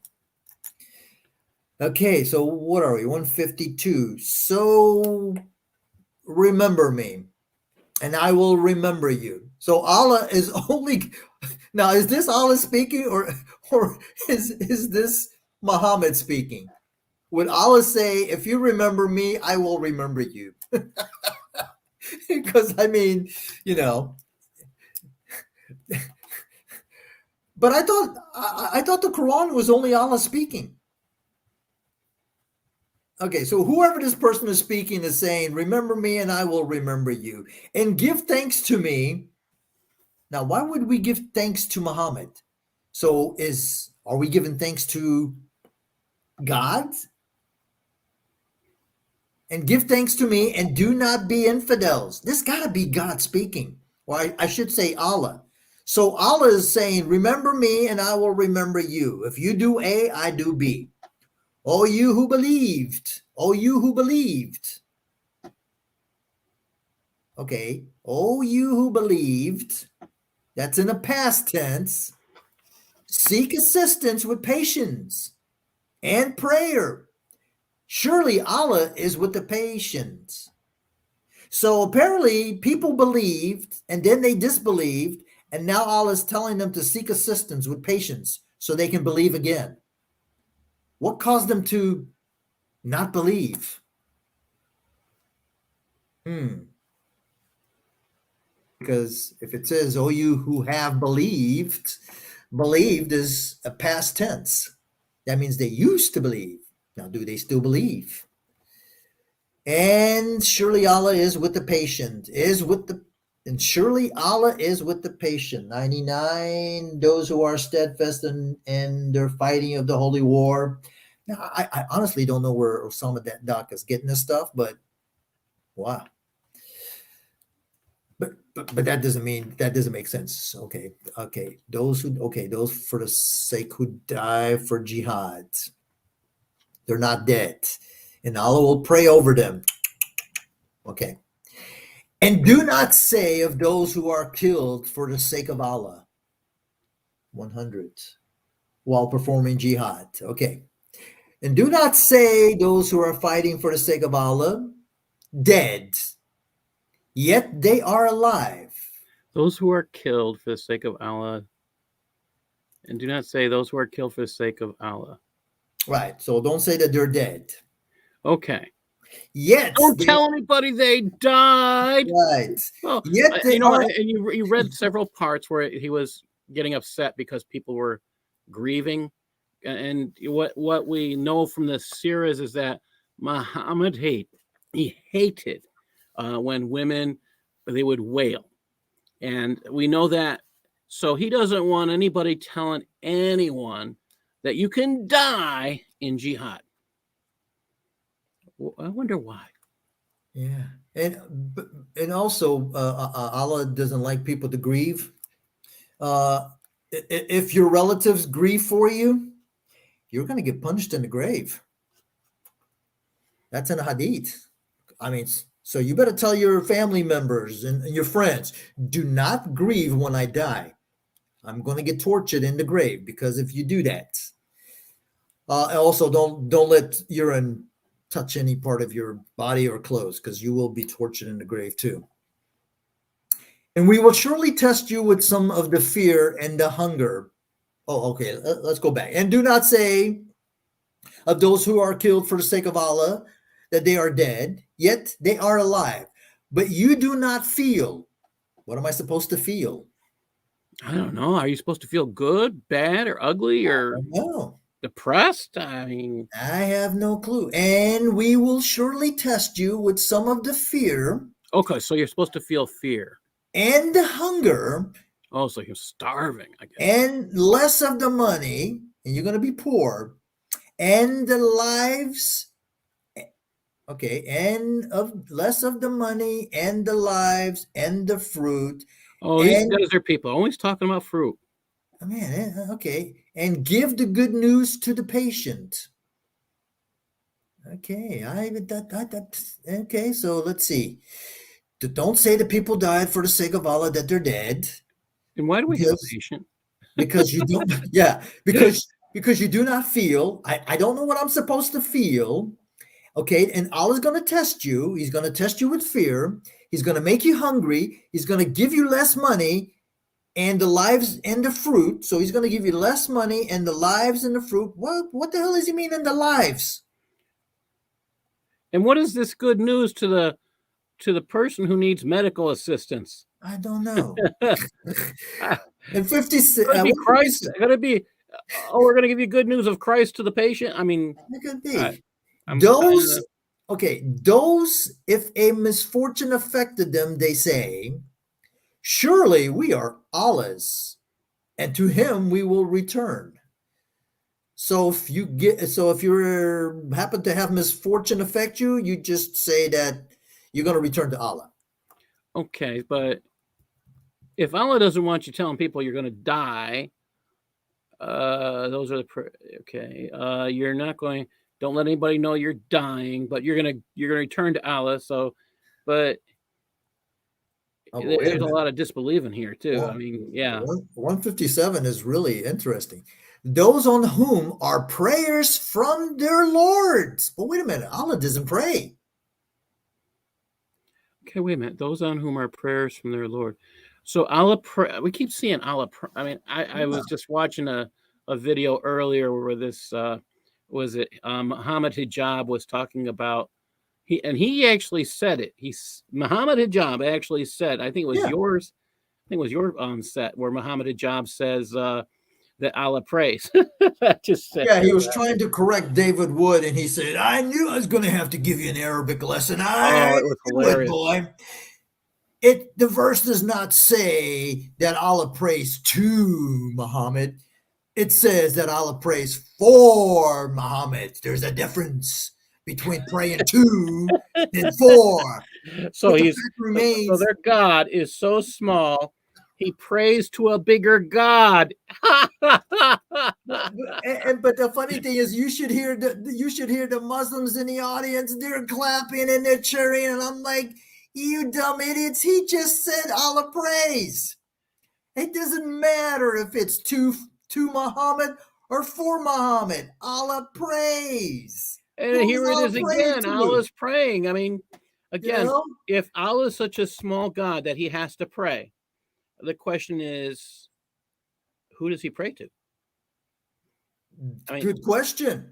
And they make fun when they say, well, Jesus prays to his God. Yeah, he prays to the Heavenly God, Father. yeah, and they Who can't does Allah comprehend. pray to? So Hey, this actually, I mean, we've been reading about Allah, different places where Allah actually commits an act of shirk. right. When we're talking about, and you've used the royal we, and if he's allowed to say he's a royal we, then we have several situations here. I mean, then he has to make the same allowance for Christianity to have a Trinity if he's going to use the royal we. He just, I mean, he wants to have the best of both worlds, and he just reveals himself to. I mean, it's Now reading this is hard. I'm sorry. I'm It's pretty hard. sure if we read the translators on this verse 157, it's going to say blessings or something, on those whom Allah sends blessings. Okay, but we know that that's not true because listen, if you've got two working brain cells, even if you don't know Arabic and you know how to do research, you can look at the Arabic dictionaries, you can look at the lexicons. Okay. So here's something we're going to suggest. Go to, what is it? Quran.com. What is it? The Quranic, and what do we use? Corpus.quran.com. Go there, copy the Arabic. Then go to Google, and I want you to go to translate.google.com. Right. Insert the Arabic into there and see what it translates like. Well, you know what? It'll blow your mind. I have a video. It's one of my earlier videos where I debunked the whole blessing. And I went to 3 or 4 different Arabic online dictionaries. And when you put the Arabic word that you copy and paste from corpusquran.com, because it's easier when you go word for word, and you put it in Google Translate, and you put it in these other Arabic dictionaries, it says prayer or praise. Yeah. It doesn't say blessings because there's a word for blessings, which I think is baraka, something like that. So there is a word for blessing. So are you telling me that Allah does not know the difference between blessing and prayer? There's also a hadith. So actually, it's worse because they are saying they can change change the Quran. But and when they do that, that's they're saying the Quran is perfect and perfectly preserved. Well, if you change this if you change it to mean blessing, you're saying Allah lied, or you're saying the Quran must be preserved by your changing it. So, I mean, again, wouldn't that make it that changing an act of shirk?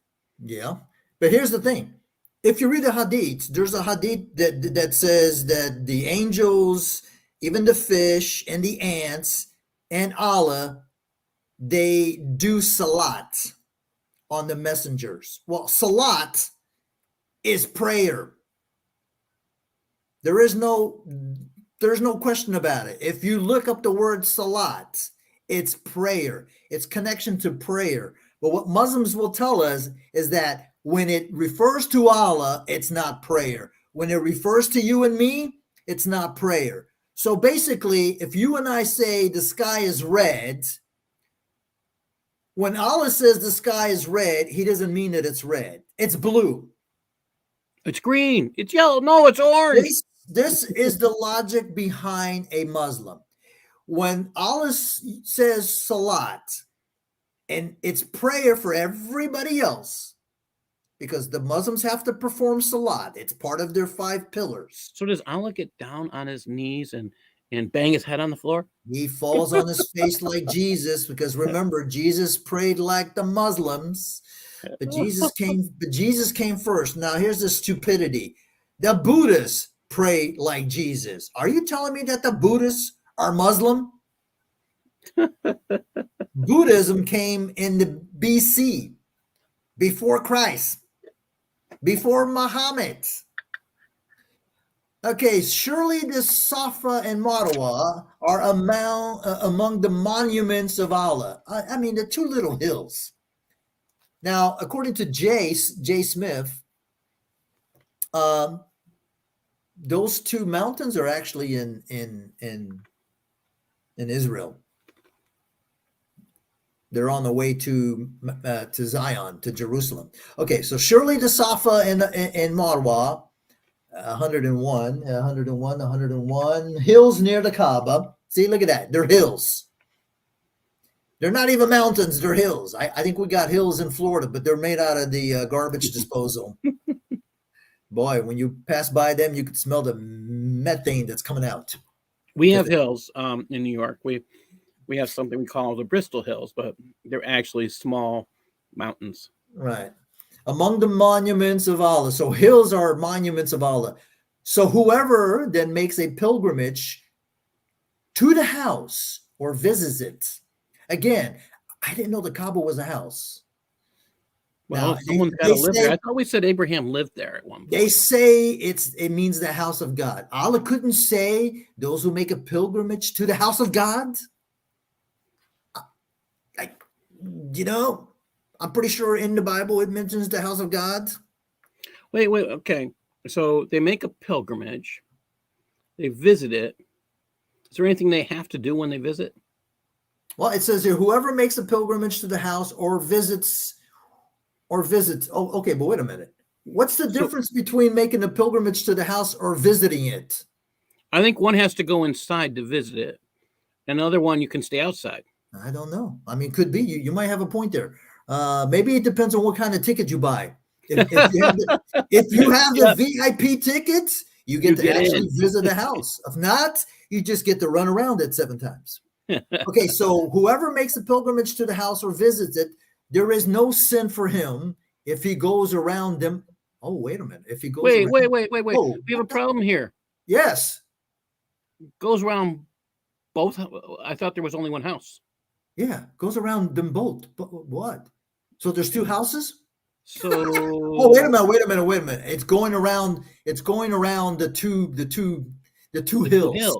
Yes. Oh, now wait a minute. Those 2 hills, if I remember correctly, wasn't that something you were supposed to wasn't that a pagan ritual that you would run between them? I thought it was. Yeah, you run between them. You don't run around both of them. There's supposed to be like a passage, like a valley, and you go up and down. I'm not aware of them going around the 2 hills. This going around both implies that we're not talking about the house. Let's go back to make the house or visit it. There is no sin for him who goes around them both, and the only 2 things that are there are the Safa and Marwa. Right. The other implication is that there are 2 houses. Right.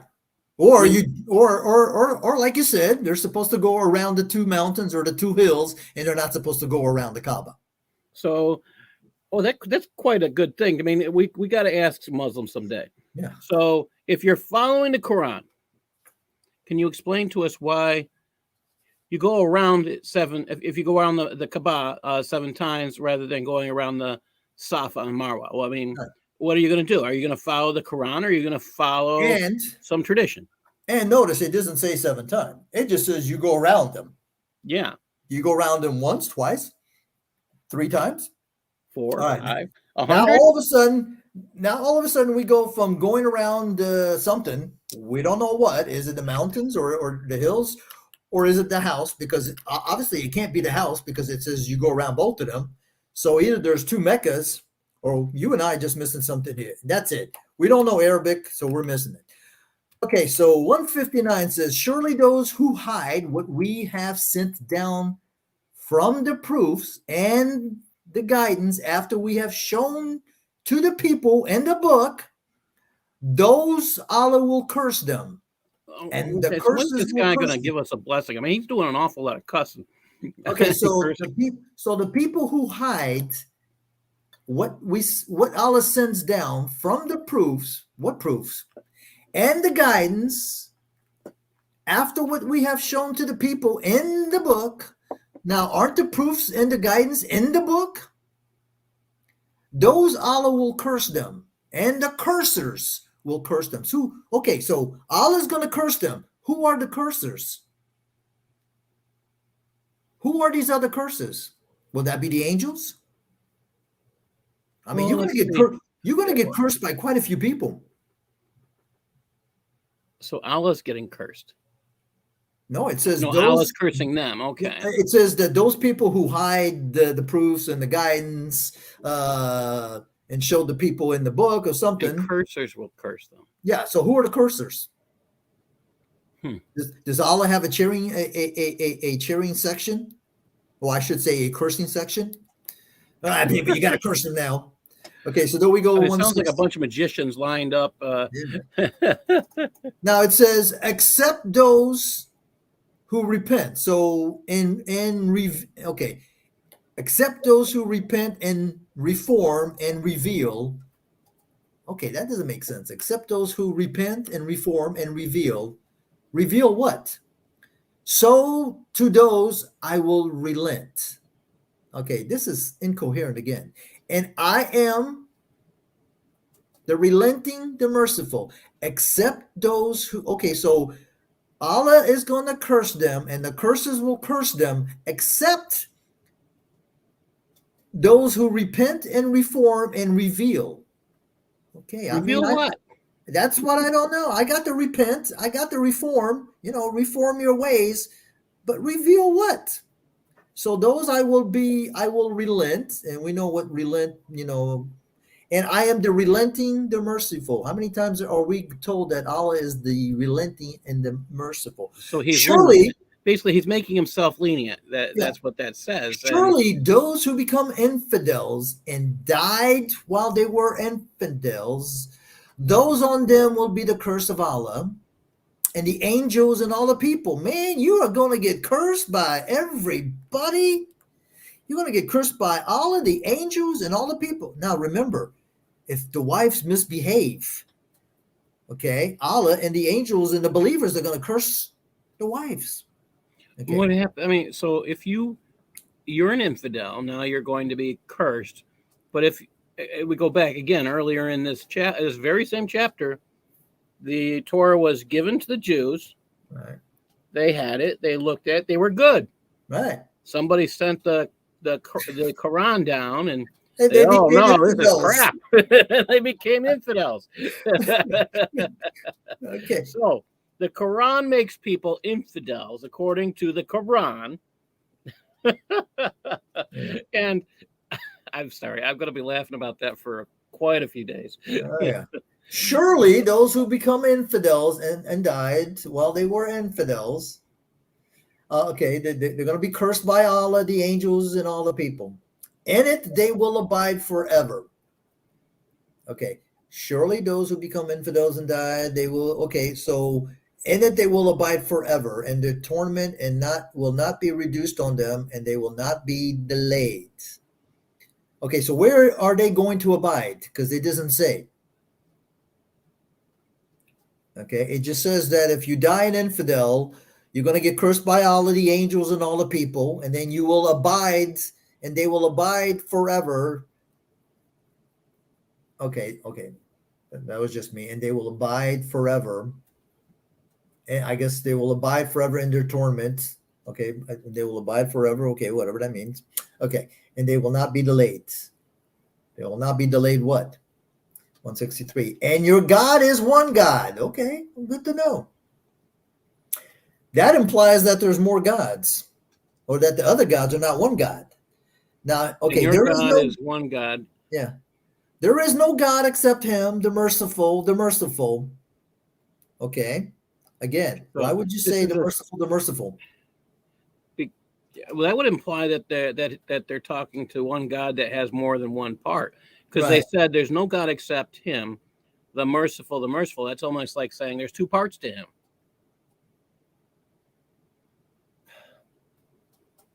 Kind of weird. Didn't they get the message the first time where it said the merciful? I guess that wasn't good enough. Okay, 164. No, I know what it was. The first time it was said, it got abrogated, so we had to repeat it. Ah, okay. So he's bringing something better or like it.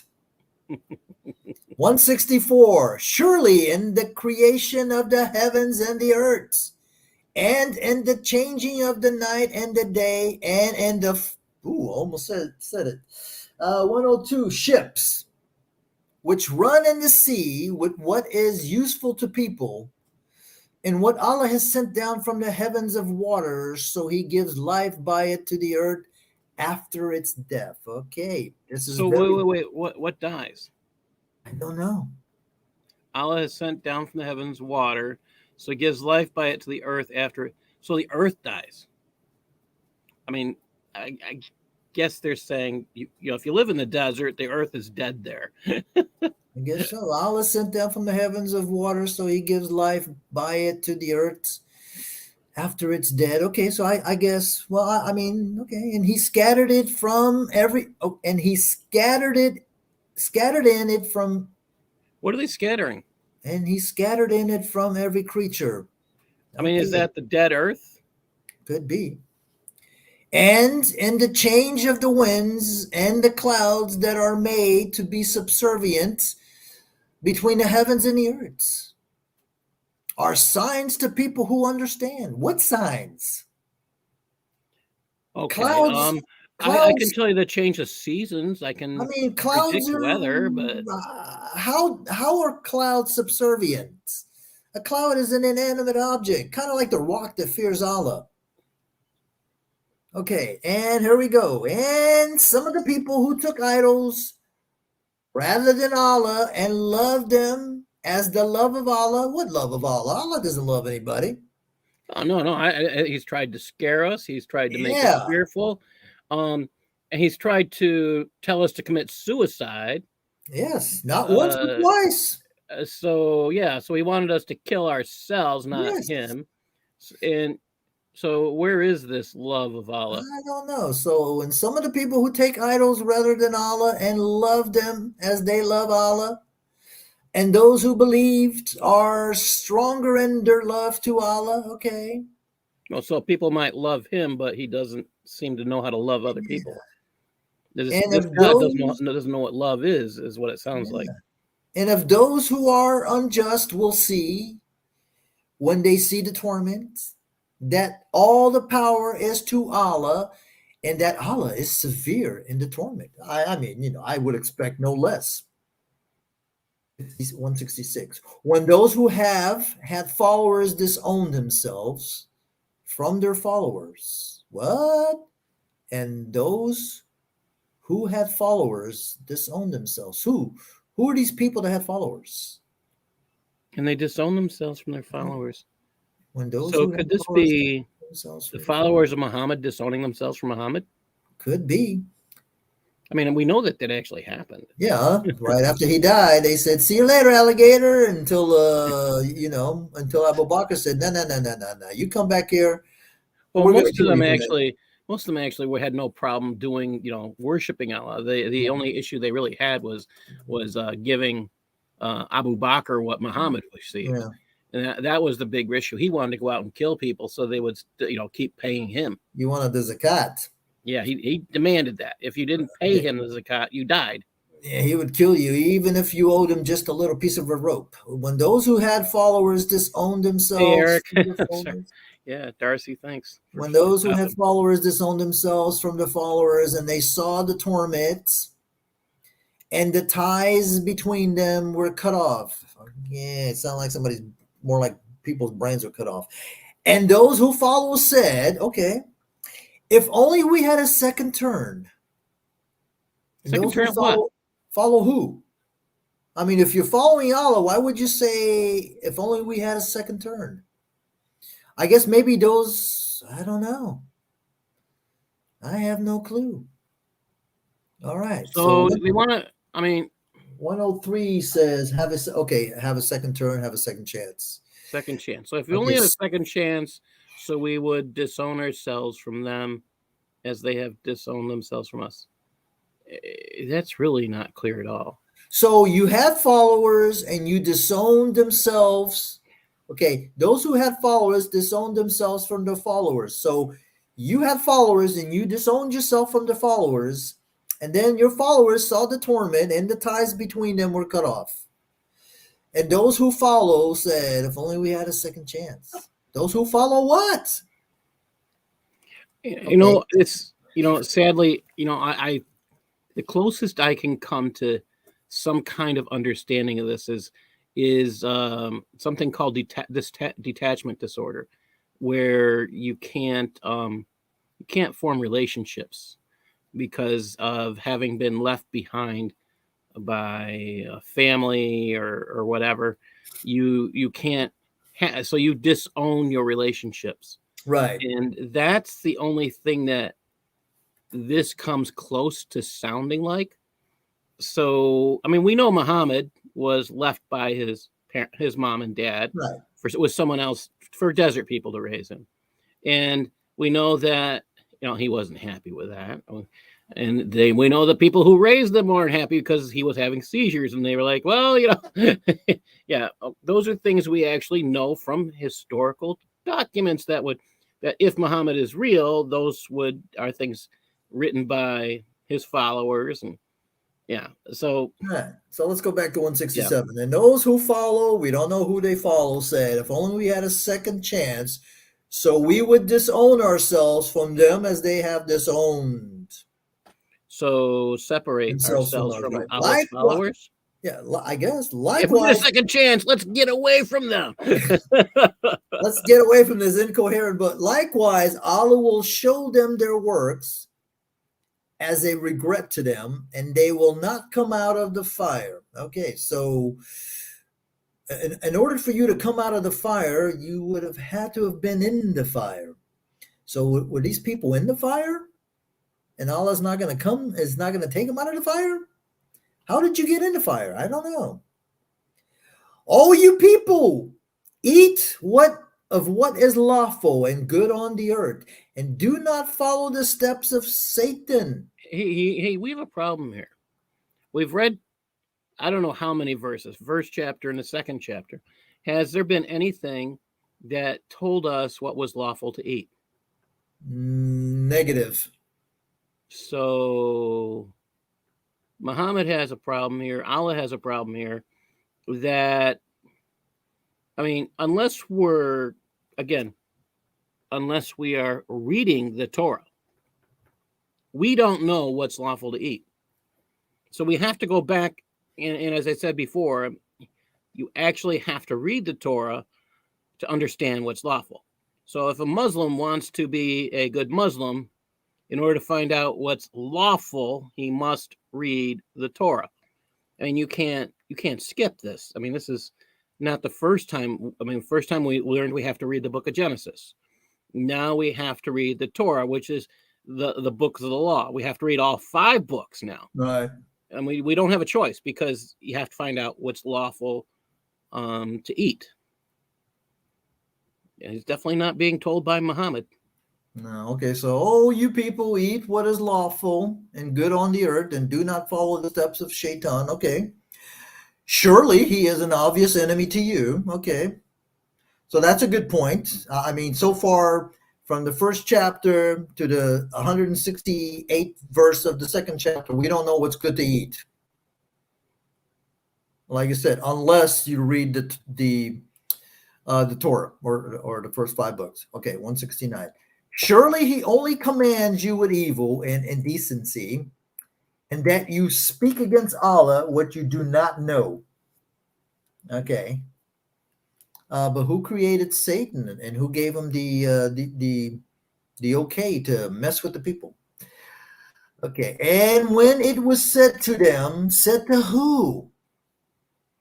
Follow what Allah has sent down. They said, okay, what did Allah What did they send down? I don't know. I mean, they was it rocks? Was it stones? Was it people? No, it doesn't even say follow the book that Allah sent down. It just says follow what Allah has sent down. What? Allah is sending down things left and right. They said maybe it's snow. Follow the snow. They said, yet we follow what we are accustomed to our fathers doing. So Okay. we're talking about traditions, being sent down traditions? Could be. I have no clue. You know, this is the beauty of the Quran. You could make it say whatever you want it to say. It would be okay. You It's couldn't. definitely not clear. I wouldn't be able to prove that you were wrong because, I mean, you know, Allah left it in there up to you. But we know that a Muslim is not allowed to interpret the Quran. Whatever it says is whatever it says. But then again, how did the tafsir writers, aren't they interpreting the Quran?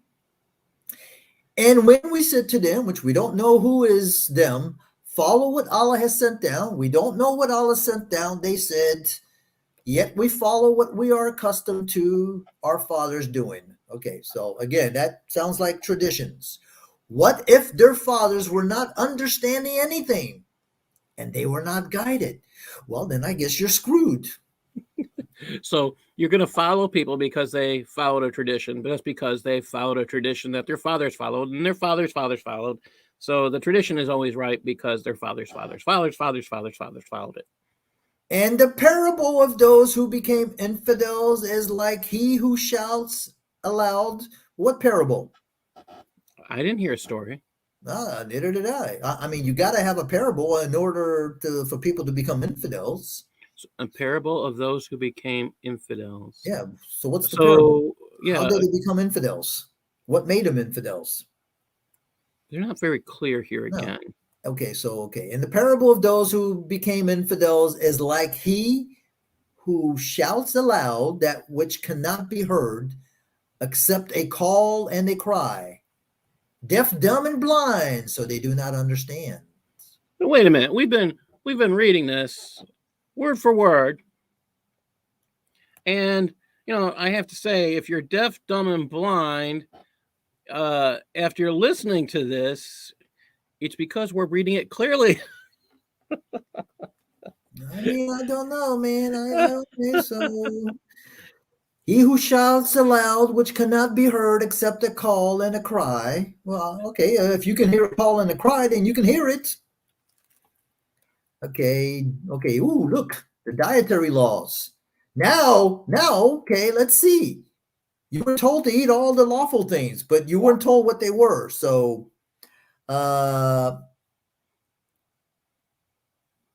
if somebody wants to join, we can give them the link. I'm not looking at the chat, so I have no clue who's there or not. Issa said he might come in, so we'll see.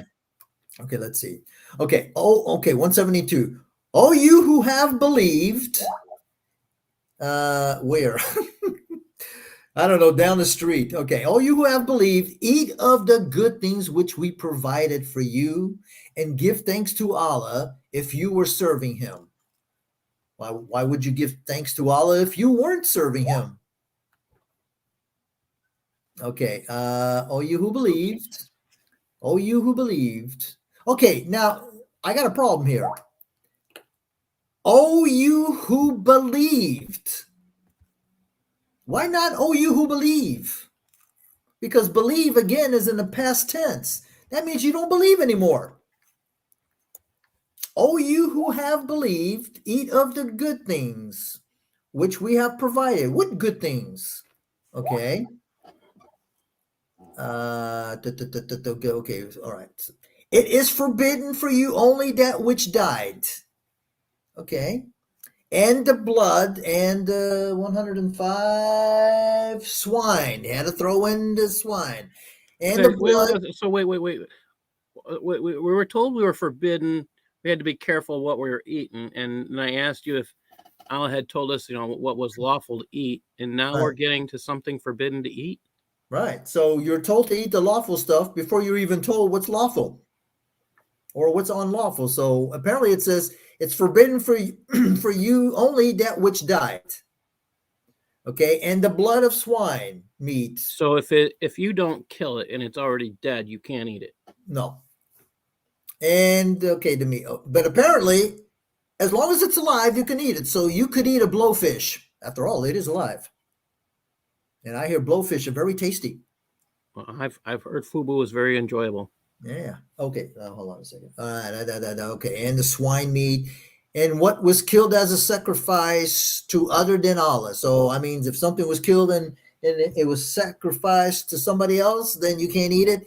But if it was killed to as a sacrifice to Allah, you can eat it because that's what the Muslims do on Eid. So whoever is compelled, but I still got a problem with Allah saying, "Oh, you who have believed." That implies that they don't believe anymore. So whoever is compelled to describe this is just, yeah. And so whoever is compelled without desiring nor returning, what the hell do you mean returning? So it is not a sin for him. So whoever is compelled without desiring nor returning. Okay, I can understand that Returning to Allah, maybe? if you're made to eat something, let's say you're out in the desert and you're just dying and you see a nice little pig, it's lawful for you to kill the pig and to eat it. And Allah is going to forgive you because you didn't do it because you wanted to. You did it to sustain your life. Okay, so it's not a sin. Now, I have no clue what not nor returning means, but I got the other part. So it's not a sin. Surely Allah is forgiving and merciful. I'm surprised it didn't say merciful, merciful. All right, then we go to 174. Surely, oh, here we go again. Surely those who hide what Allah has sent down from the book and purchased it by it for a little price. Didn't we read that someplace else? Allah keeps sending down. Okay, so Isa, he'll come, but he can't speak. Okay. All right, those will not. Okay. Surely those who hide what Allah has sent down from the book and purchased by it for a little price, those will not eat into their bellies except fire. Okay. I guess you're only going to eat fire. And Allah will not speak to them in the resurrection day, nor purify them. And so Allah's going to keep himself quiet? Yeah. But he is going to give you a painful torment. All right. Wait. I thought this guy was, I mean, if he's going to, so he's not offering anything kind, it sounds like. I mean, no, he's not. About if you died fighting for him, you might get a garden. You might be in the garden, but yeah, I mean, he talks definitely more about the other place. And don't forget that he's going to give a little bit of pleasure to the infidels, and then he's really going to give it to them in hell. Then he's going to kick their butt over the edge. Allah will not speak to them in the resurrection day, nor purify them, and they will have a painful torment. Those are they who have purchased the error with guidance. Whoa, wait a minute. How much does that error cost? Yeah, but wait a minute. Those are they who have purchased the error with guidance. Okay, but if they were guided, why would they purchase the error? So you can't blame them if they had guidance. That's what we're getting here. They are who purchased the error with guidance. So this almost implies that Allah gave them the guidance to go into error. All right. And torment with forgiveness. Wait a minute. Didn't Allah say he may provide guidance? Yes. And here it sounds like he gave the guidance and now they're in error. Okay. And here's a good one. So how patient are they on the fire? I'm pretty sure they're not going to be very patient. All right. That just makes no sense. Why would you be patient on the fire? Okay. 176. This is okay. Why are they patient in the fire? Maybe 176 explains. This is because Allah had sent down the book with truth. Again, what book? And surely those who disagreed in the book are in far descent. Okay. 177. It is not righteousness that you turn your face towards the east or the west, but righteousness is to who have believed in Allah and the last day and the angels and the book and the prophets and what? And to bring the money instead of loving it to his relatives and to the orphans and the needy and the Son of the way. Okay. So it's not turning your face to the east and the west that's going to bring you righteousness. It's believing in Allah and the last day and the angels and the book and the prophets, and to bring the money instead of loving it to his relatives. So you better leave your inheritance to your relatives, because otherwise Allah's going to send you to hell, and to the orphans. Now, why do they have orphans? Because Allah says you can't adopt them. So they're pretty much orphans until they can get on their own feet and do what they got to do. And the needy and the Son of the way. What is the Son of the way? What is that? Okay, let me see. 107. 107, the traveler. Okay. Son of the way means traveler. And the beggars, and for the next to the free slaves. I don't know what that means. And for the next to the free slaves, and performing the prayer, and bringing the legal alms, and who fulfilled their covenant, if they made a covenant, and the patient under ills, and the hardships, and the time of trouble. Oh my God. Those are yes, those are the ones who are truthful. Let me see. Oh, I forgot to bring Dr. Kabir, because I'm not even in the stream. Yeah, he might be just sitting in the background for a while. Yeah, he's there now, but he says he can't talk. Okay. Yeah. Okay. All right. That made absolute perfect sense to me. Didn't it make sense to you? Oh, okay, 178. Mr. Gobbledygook. Oh, you who have, again, what is it with, oh, you who have believed? Why can't Allah just say, oh, you who believe? Okay. So if you, oh, you who have believed, retaliation is decreed on you for the murderer. Oh, wait. If you believe, you're getting condemned for murder? So no, this is a reason to follow Allah, right? It's oh, you who have believed. So apparently you believed, and now you're not a believer. So retaliation is decreed on you for the murdered. The free man for the free, and the slave for the slave, and the female for the female. I guess this is the rendition of an eye for an eye. But I'm here. Oh, you who have believed starts it. But oh, you who have believed means you no longer believe. Well, I mean, it's expressing faith. So, oh, you who have believed. I mean, that's have. It's not a past tense. I mean, you who have believed. It's not expressing that faith has been taken away. It's saying that they have faith. Yeah, but that's what I'm reading this as. That's in English. To me, that's a poor structure, because to me, oh, you who have believed, I read that as a past tense, meaning they have. I read it as a current, because oh, you who have believed. So you have. When you put this is what that verb the to be verb does. It says you have believed. I mean, again, there's nothing stating that the faith has been taken away. And we have to also understand this is being translated too. So that's just the translator is choosing to translate the verb as that. So, yeah, I think that's fair. I second that with you, Paul. But I completely understand where kuffar phobia is coming from. I understand that it could be a little bit confusing. I think translators, can translate the language to make it a little bit easier for the audience, depending who the audience is. Well, but this is Osama Dadok's version, and he's doing it's supposed to be an accurate word for word translation. See, I have a problem with the have, because to me, have is past tense. No, it's present tense. Have is present. I have. Had is past. Perfect. Okay, I have a Coca-Cola. Okay, so I have. Okay, perfect tense. But the believed. I guess the present. Okay. Anyway, you have present perfect. There's a lot of different kind of grammar. Okay.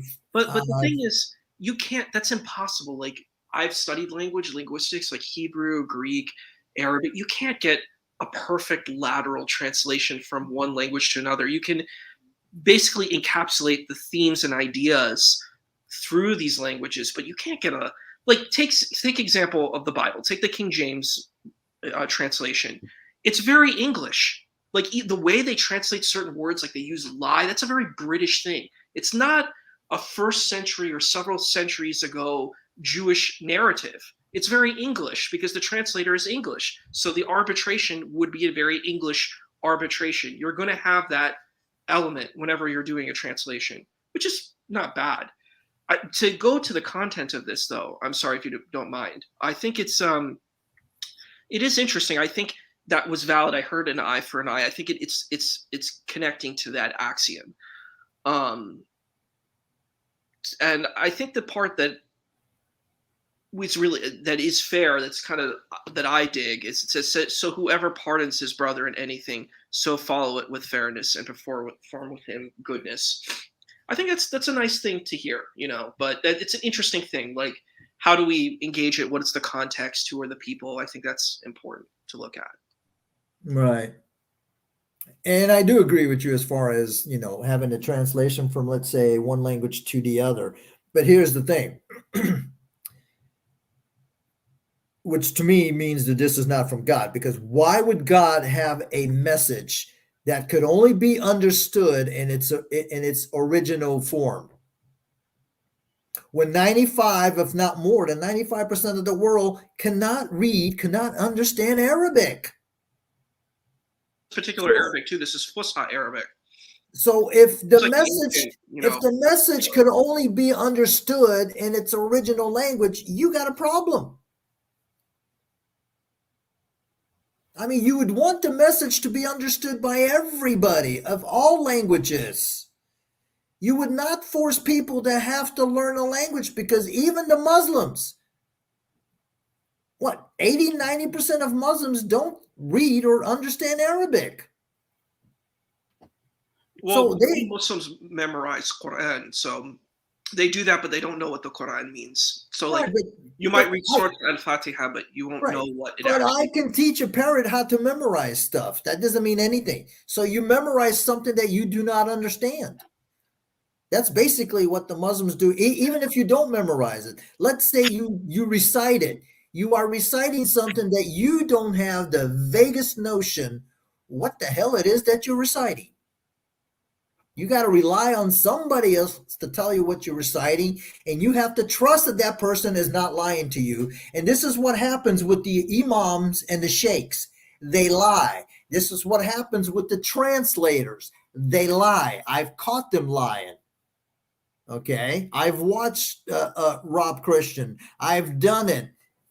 And the verse that says, where something gets blown into Mary. If you put the verse in Google, it will say chastity.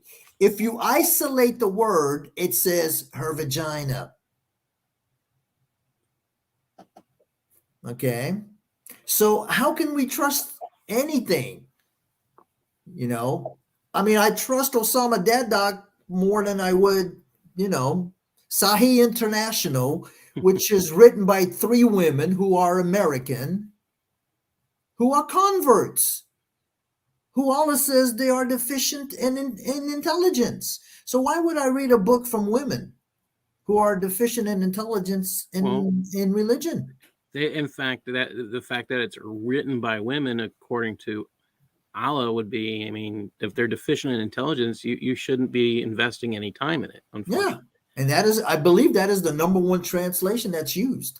Okay, so the whoever pardons his brother in anything, that sounds nice. And I do believe the other one is referring to, an eye for an eye. But Allah can't say that, because then that would be strictly copying strictly from the from the book that was corrupted. Okay, so whoever transgresses after what? He will have a painful torment. Man, Allah loves to torment you painfully. And you will have life and the retaliation. Okay, what does that mean? Retaliation usually has to do for the response for murder. You get killed. That's. And you will have life and the retaliation. Okay, so I guess that means in the Sharia it talks about retaliation. And you will have life and the retaliation O you who are substantial of understanding, perhaps you may fear. I mean, this is ludicrous. Okay, 180. It is decreed for you when death comes to any one of you, if he leaves goods, the will is to the parents and the relatives, okay, according to the fairness. And we know Allah's math is not good when it comes to the inheritance. This is the duty of the fearer. So this only applies if you fear. Okay, I guess you're fearing going to hell. So whoever alters it after he has heard it, so surely it's a sin, will only be on those who alter it. Okay, alter what? The will? I mean, it could be it. Okay. Surely Allah is hearing, knowing. Okay, so I'm heard. So whoever fears any sin or unfair judgment from the executor. Okay, wow. So the guy who is going to kill you. So if you fear. Yeah, I guess. So reconcile between them so there is no sin on him.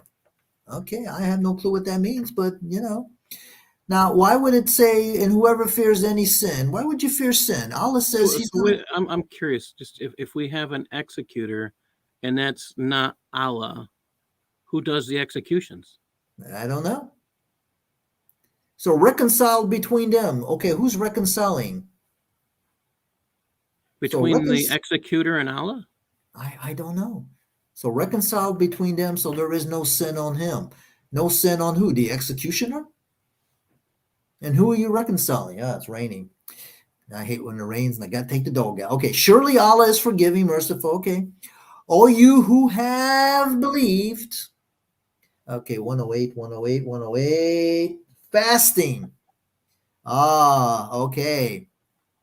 This is the one. Okay, yeah, this is the one here. Okay. Skipping all you who have believed, fasting is decreed to you as it was decreed to those before you. Who's that?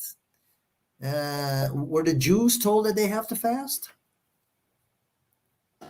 Perhaps you may fear. What is it with this perhaps you may fear? Oh, because Allah doesn't know. Yeah, perhaps you may fear. Okay. Okay, let me see. All you have believed, fasting is decreed to you as it was decreed to those before you. Perhaps you may fear. Number days. What? Number days. So whoever among you who is sick or traveling, so he will fast same number of days. Okay, how many days is that? I don't know. As for those who are not able to keep it, the atonement of this will be the feeding of a poor person. But in the war, you don't have to skip lunch. You can just feed a poor guy. But listen, and according to the Warsh, you got to feed more than a poor person. You got to feed at least 3. Okay. Wait. I'm still think I'm making out pretty good. If I can feed 3 people, I don't have to starve. Yeah, there you go. For a whole. Yeah, you don't have to starve for 30 days. Well, not that you starve. You just have to starve for 12 hours, and then you can pig out because Allah says it's okay. Well, I mean, what if I'm in a place where the sun isn't up? I can just eat all day, right? Well, you're supposed to adjust for that. Fast all day. Where you fast, it could be the opposite. Where you have to fast all day. If it's Ramadan, you might have. That's what I'm picking. That's exactly it. Allah doesn't seem to know that there are places where the sun doesn't go up and the sun doesn't go down. I think it's also fascinating too. It's like, I don't know, like I think of the word atonement. Like I don't know. I think of an injunction more like a positive reinforcement where you could be like, it's really good to help and support the poor, but it's like your choice to do so. Like I always think that that's a much stronger place than like sticking an iron stamp on things. You know what I mean? Because like, is something really good if you force someone to do something? No. Or is it good because you give the person the choice to choose to do good? I don't know. This is something that's kind of ethical and moral to me. Like I'd rather be given the choice because if I choose to do it, that's me who's choosing to do good as opposed to having an ultimatum. It's like, if I don't do this, what is going to happen to me? Like, let's say I don't fast and I don't feed someone. Do I spend some time in hell? Like what happens? Like, well, isn't what you're saying here? Isn't this given a choice here? I mean, that's what it looks like it says. You're given a choice. Either you fast or you feed somebody. And it Right. depends on which version of the Quran we're talking about, how many you have to feed. Correct? Oh no, I completely understand. I'm just saying, even in general, like the idea of doing these injunctions, like the complete thing, it should be like an encouragement. Like that's something that would be very positive to me. Like if I heard that's like, these are things you should do. Like it's good if you fast. It's good if you give to the poor. Not you can give, you fast, or you give to the poor. And if you don't do either of those, what's the recompense? Like that's, I don't know, that's something to think about. Do you know what I mean? Yeah, you're one versus being compulsory. You do one or the other, or and then the question is, if I don't do one or the other, what's the penalty? Yeah, and I'm like, that's an interesting thing to think about, because like to me, if a thing that would be very powerful to me, like if I read it and it's something that would speak, I guess, to my heart, would be like, oh, here are beautiful things you can do to become a better human being. You know, you can fast and think about the poor, and this is your choice to do this. And if you choose to do this, that will help you grow and you can come closer to your Lord, you know? Well, But I like your, don't do this, I burn eternally in the lake of fire. Like, I don't know. I like your usage of the word atonement. And I mean, this is, I think, probably one of the most important things here is that there isn't a choice here. But atonement for your sin, I mean, we're talking about this is the required, we're talking about required works versus the Christian God who doesn't require it. I mean, you will do good works. It's not a question because God works on you, but he doesn't require those of you. That's a huge difference. I mean, to choose to fast, to choose to pray, to choose to follow Christ, those are all choices. And here, it's you do this or you do that, and that's it. You don't get the choice. Okay, I see some problems here. On verse 183, it says, "Oh, you who have believed," I'm not even going to bother with the past tense, present tense. "Fasting is decreed to you as it was decreed to those before you."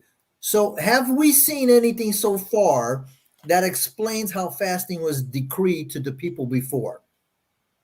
And I don't know about the perhaps you may fear. And also, what is this number days? Well, what does number days mean? Well, there was traditions But earlier. we're not talking about tradition. This is supposed to be God. What does Allah mean by number days? I shouldn't have to go ask somebody else about what is number days. Well, he's not clearly communicating. That's for sure. It's supposed to be a book you to know the tradition. It's supposed to be a book that's clear and detailed and explained. So what is number days? Okay. So whoever among you who was sick or traveling, so he will fast the same number of other days. What does that mean? Same number. And what are other days? What is that number? And for those who are not able, yes, we know, okay, you can atone it by feeding a poor person. Okay. And he who volunteers good, is somebody going to volunteer evil? It is good for him. And if you fast, it is good for you. If you were knowing, okay, knowing what? Okay, let's go to 185, the 109. The month of Ramadan, in which the Quran was sent down. Ouch. Okay, but well, wait a minute. Does that mean that the Quran was sent down in the month of Ramadan? Oh, wait a minute. Didn't we As a just say it was? whole? Didn't we just say it was sent to the Jewish people too? Yeah, Of but Israel? here's the thing. So If what is the Quran? I guess, but was it sent whole? Was it sent in pieces? What does Allah mean? The Quran was sent down, a guidance. Why not? It was sent down as a guidance, okay, but to the people and proofs of the guidance. What proofs of what guidance? And of the distinguisher. Are we putting out the fire? So whoever among you witnesses the month, so let him fast it. Okay.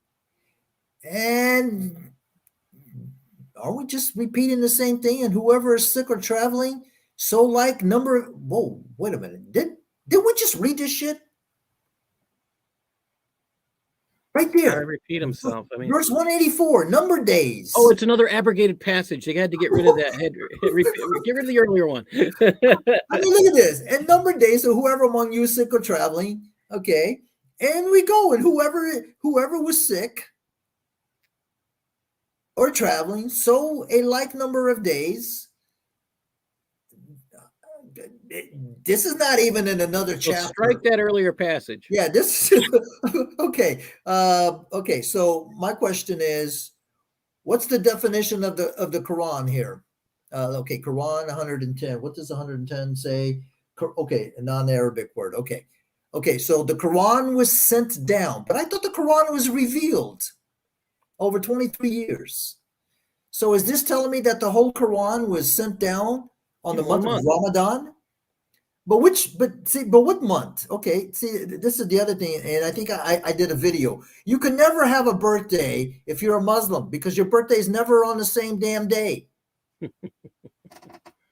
Okay, and proof of God, and whoever among you is a witness, so let him fast it, and whoever was sick or traveling, okay, so a like number of days. What do you mean by a like number of days? Can we define a like number of days? I think is this connected? I think it's what it's talking about is Ramadan. So it's like maybe this month, the shot that they're talking about. This is our fixed amount, and it's an interesting way of language because I was looking at different translations of this, and it's interesting that this is from Surah Al-Baqarah, right? Like we're looking at the chapter 2.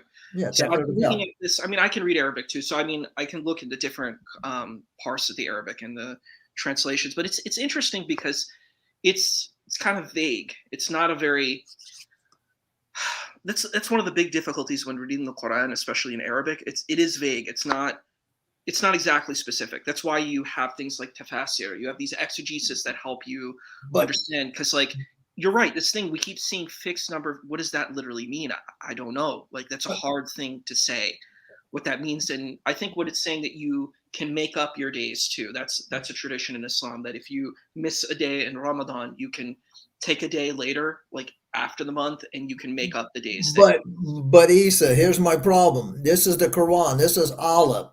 Now we've moved into the interpretation of men. And if I get 5 men together in a room, I will get 5 different variations of the same interpretation. That's true. That's true. So you're telling me that even in the Arabic, it's very vague, which we know that. It's vague in the English. It's going to be vague in any language. But the Quran says that it's not vague, and I didn't know you could read Arabic.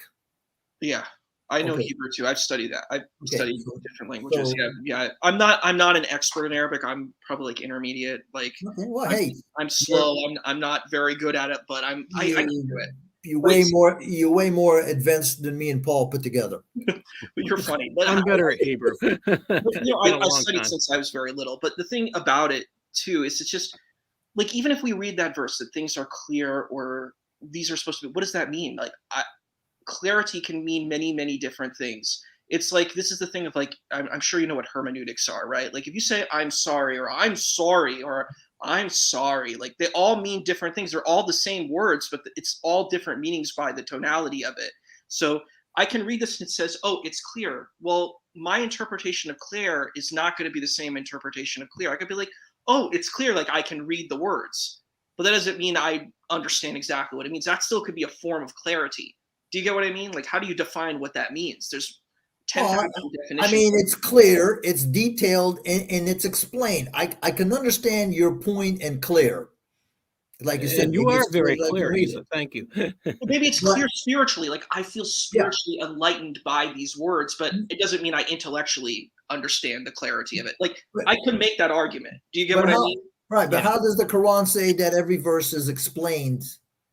But that's what I'm saying. Like I could say it's explained to my heart, explained to my soul. And that could be an explanation. I'm just saying that's an argument you could give.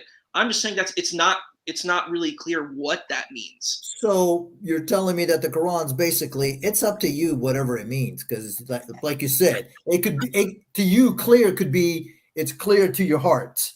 Exactly. I can't argue with that. How can I argue with that? Exactly. And that's the difficulty, because look at how many Muslims interpret what the text means. Right. This is something I learned when I was doing like my PhD work in religion. One thing that I learned is Islam is not a monolithic religion. A lot of people are like, oh, it's one way. No, there's many different perspectives. There's no one way. And it's even more diverse. In Islam, even the Hadith, it states that Islam has more groups than Christianity or Judaism. It says there are 73 groups within Islam. There's like 71 for Judaism, 72 for Christianity, and there's 73 different sects, and I think ultimately the Hadith says that there's one perspective that has like maybe the truth, but no one knows what that is. So this is a difficult thing. We don't know. It's hard to say. Like people say, well, ISIS is no, what they do, they cherry pick also. Everybody's cherry picking. So like, for example, you take Wahhabis and Salafis, right? They'll put orange stuff in their beard. They're going to roll up their pants. They're going to have their robes on, but then they don't eat halal food. They don't eat zabiha, right? You know what the argument is that they use? Zabiha is like a certain kind of slaughtering. It's like kashrut. There's a certain slaughtering method. They say, well, we can eat the food of the Christians and the Jews. Well, the text is more talking about slaughtering. So what it means is that there's a certain process of how the food is. But it's like, I can eat at McDonald's because the owner's Christian, even though you don't know that. You know what I mean? But in the next moment, it's like, are you actually going to treat and respect and love Christians? Are you going to treat and respect and love Jews? Or are you just using this so you can have an easy life and take the easy way out? A lot of Salafis and Wahhabis do that. Yeah. So Isa, they're not perfect. Their perspective is not the true perspective. They cherry pick whatever makes their life easy according to their narrative. So Isa, in verse 185, when it's talking about the fasting of Ramadan, and which the Quran, what exactly, to me, when I read the word Quran, I am thinking of the whole book. So the Quran is an interesting text. So what is considered the Quran is it just Al-Furqan? Because what the argument of the Quran is that most of the Quran is actually kind of a reification, clarifying all the things that came from the scriptures before. That's why you have stuff like the texts on the prophets like Moses, and talking about the kings like David and Solomon, and we say peace and blessings upon all of them.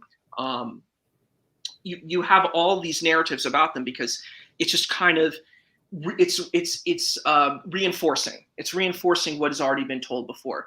But then there's a new scripture, the new Suhuf, the new Kitab, the new text, which is the Furqan, and the Furqan is the criterion. So this is an interesting thing. What is the Quran? Is the Quran just the Al-Furqan? There's a chapter called Al-Furqan, the criterion, the new scripture, or is it also included with the reinforced scripture that has been revealed again to reinforce what's already been stated before? See, and I also have a problem with sent down, because my understanding the Quran was revealed.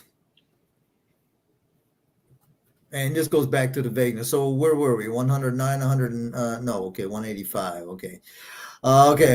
So the fasting of Ramadan, which the Quran was sent down, and guidance to the people and proofs of the guidance and the distinguisher.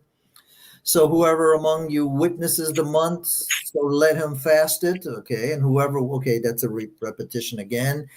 So like number of days, Allah desires the ease for you and does not desire the difficulty for you. Well, if that was true, Ramadan for 12 hours is not very easy, because you can't even drink any liquids, and that's not good for you, because that's putting your body in a dehydrated state, which is not good for you or your brain. Forget about if you do any kind of hard labor or anything that requires labor, you're going to put yourself in a heat stroke. Okay. And you may Kabir Allah, 111, and that means to call Allahu Akbar, means Allah is bigger. So Allah is bigger than what? For his guidance. And perhaps you may be thankful. Perhaps. Oh, you might be thankful. You don't know. And if my servants ask you about me, surely I am near. I will answer the call of the caller. If he calls, now is this going to be a long distance phone call? Because I ain't paying for it, Allah. If he calls me, so let them answer me and believe in me. Perhaps they might be guided. Again, what the hell is this Allah saying? Perhaps. Well, he's not confident, that's for sure. No, he's not. He doesn't know. I mean, he's supposed to be omniscient. So if I ask for Allah's help and he answers the call, if he answers the call, then maybe he might guide me. But if he's in a shitty ass mood, then I'm going to get screwed and he's not going to guide me. And I guess Usama is bringing up the problem with the the Muslims that might live in Greenland or Alaska, because in one section it's like nighttime for God knows how many days or weeks, and in the other it's like daylight for days on.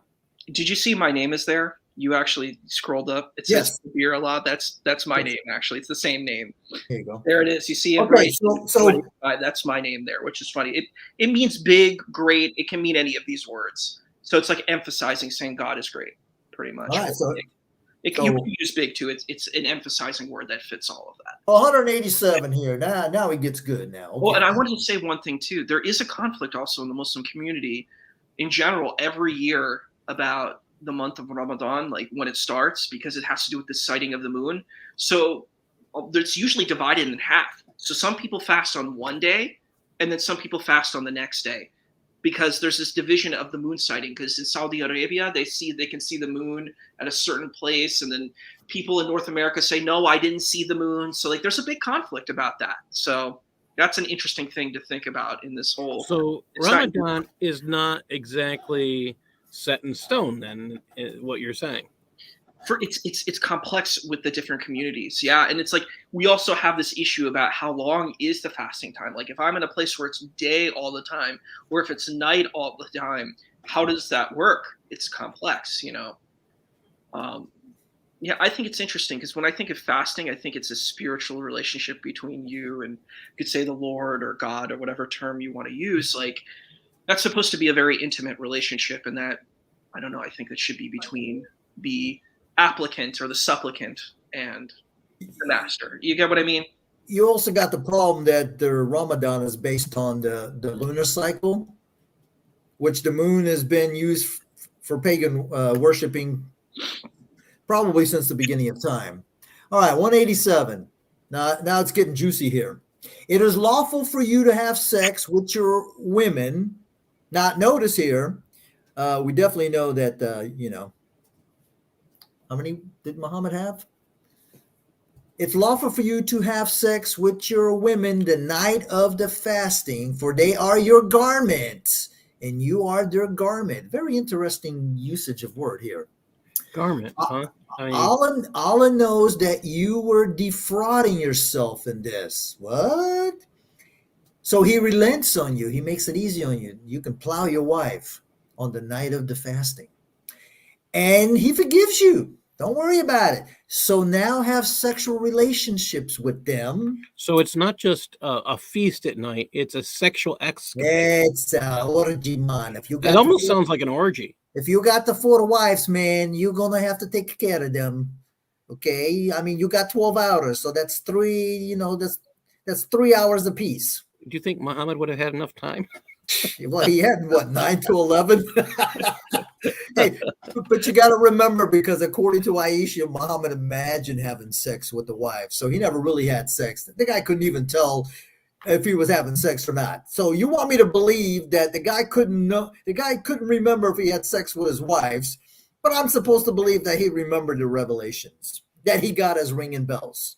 So now have sexual relationships with them and seek that which Allah has decreed to you, and eat and drink until you can discern a white thread from a black thread at the daybreak. I have no fucking clue what that means. So I do. I can explain that to you. Okay. Yeah, because I grew up around this. So basically, what happens is there's a thing called suhoor. Suhoor is basically a meal that you have before the morning breaks. So basically, the idea is it's like I don't really know how exactly you can see it, but basically, it's been calculated on a time where there's a certain time that there's a light of thread that goes into the night sky, and you have to stop eating at that time.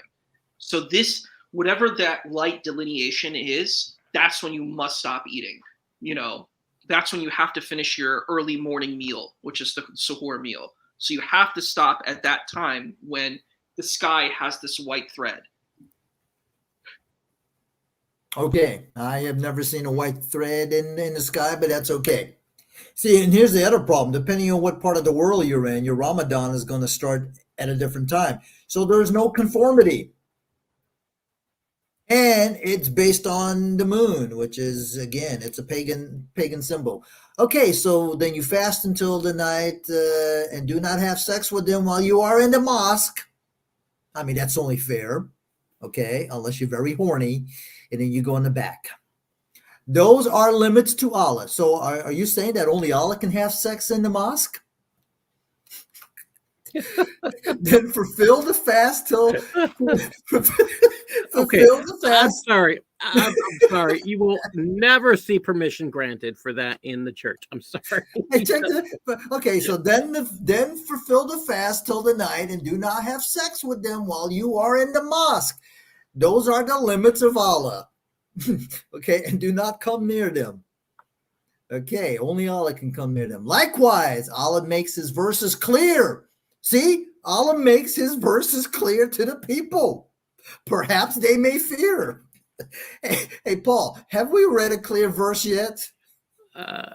I'm still searching for one with clarity. I mean, we've had some that kind of made sense, but it's this lack of flow. It's this lack of coherence. And in general, the biggest problem we're running into is there's a lack of, there's whole concepts just dropped. That the whole, in general, there's huge concepts not presented. So as Isa was saying, there's a lot of material that is just open for wild speculation and interpretation. Okay, so let's see. And do not consume your money amongst yourselves with vanity, nor present it to the judges that you may consume a part of other people's money with sin. And you know what? I don't know. Okay, they ask you of the crescent, according to him, to the phases. Say, they are times fixed for people and for pilgrimage. It is not righteous for you to enter the houses from their backs. Say, what? So you have to go through the front door. I guess so. I have a feeling he's you can't enter the back door. You can't go in the back door. No. I got a feeling he might be referring to the women. No doggy style. Oh my gosh. I don't know, man. You can't enter the houses from their backs. Oh my gosh. But You're probably right. But the righteousness is he who fears and comes to the houses from their doors. But don't houses have doors in the back? Oh my gosh. Yeah, now, you're probably granted, I don't have, I don't have a door in the back. I defer to anybody who understands Arabic better than I on this.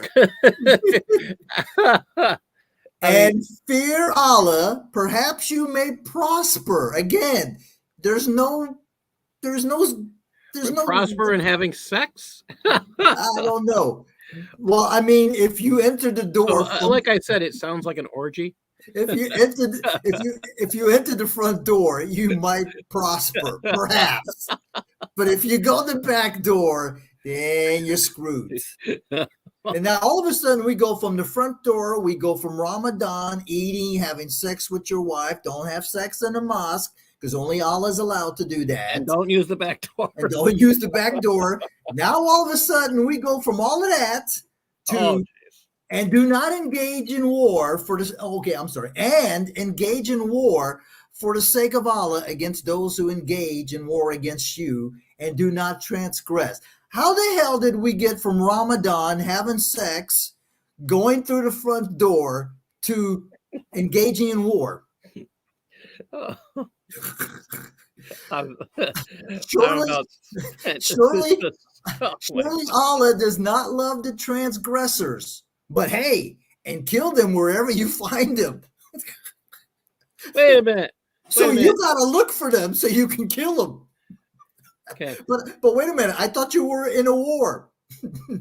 You got to go look for your enemies and then you got to kill them. And kill them wherever you find them. In And jihad, war get for the sake of Allah against those who engage in war against you and do not transgress sins. Surely Allah does not love the transgressors. So you have to engage in war for Allah, right. because Allah doesn't love them. And you're supposed to kill them wherever you find them and get them out from where they got you out. Right. But here's the thing. Now, Allah says it's okay for you to go to war for the sake of Allah if they war against you, right? But make sure you don't transgress. But if you got to go find them, that's a problem for me. So wait a minute. And engage in war, if who is engaged in war against you, do not transgress. Surely Allah doesn't love transgressors, and kill them wherever you find them. So this is not a defensive war. Not if you got to go look for them. Oh, I'm extremely uncomfortable with this. Like, to be very transparent, like for me, like I'll just share a little bit about me. Like, I'm vegetarian. I'm pretty like pro-life in most things. Like, I'm against death penalty. I understand some people have different feelings about that. I'm just showcasing a little bit about my personal beliefs. This is extremely uncomfortable to me. I'm like, even if someone does something wrong, I believe there should be a place of redemption, for forgiveness, for compassion. And sometimes people have a lot of serious issues, like someone who might do bad things, like things that we would consider bad for society, and maybe an asylum or jail or something like that might be needed for that person to protect the rest of society. And I'm saying this is just the extreme case for me.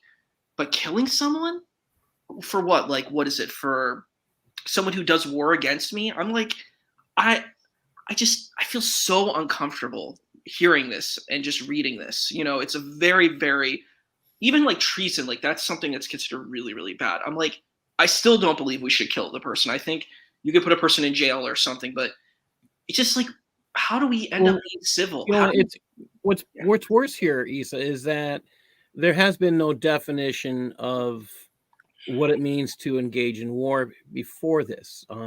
They're only talking about killing each other. So if we accept that we have soldiers on each side, I mean, that's the catch here. There's no definition of, there's no statement of someone as being a soldier. Their only statement here is that if you are a follower of this Allah, you will engage in war. And that's what makes this extremely dangerous.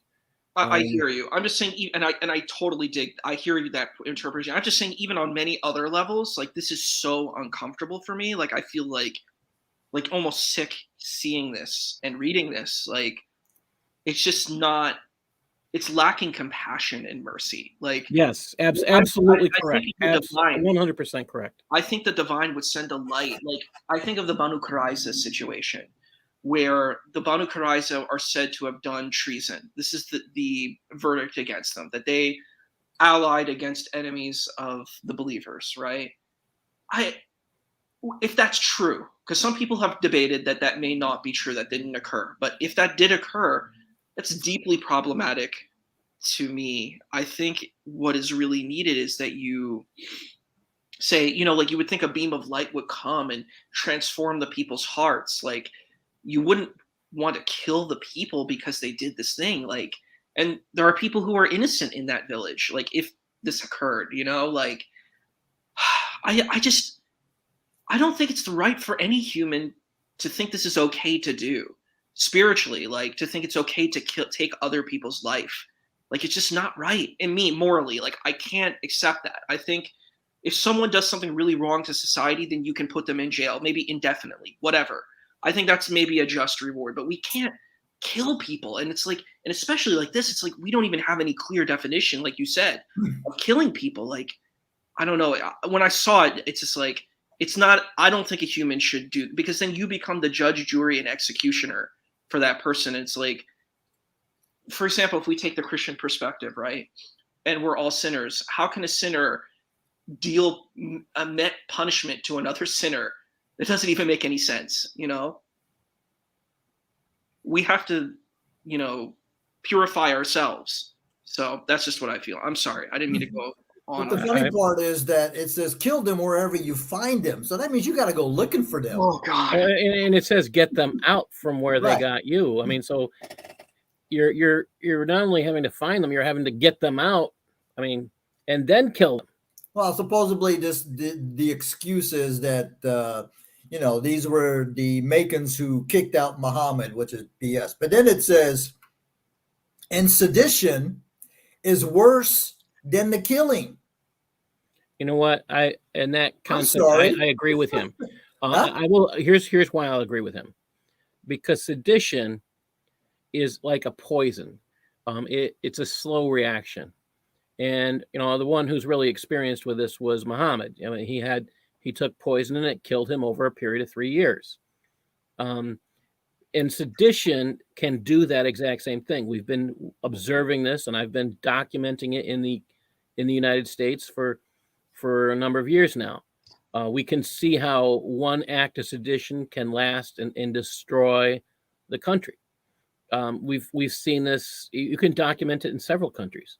So I will agree that sedition is worse than killing. That's the one statement in here I will say I agree with.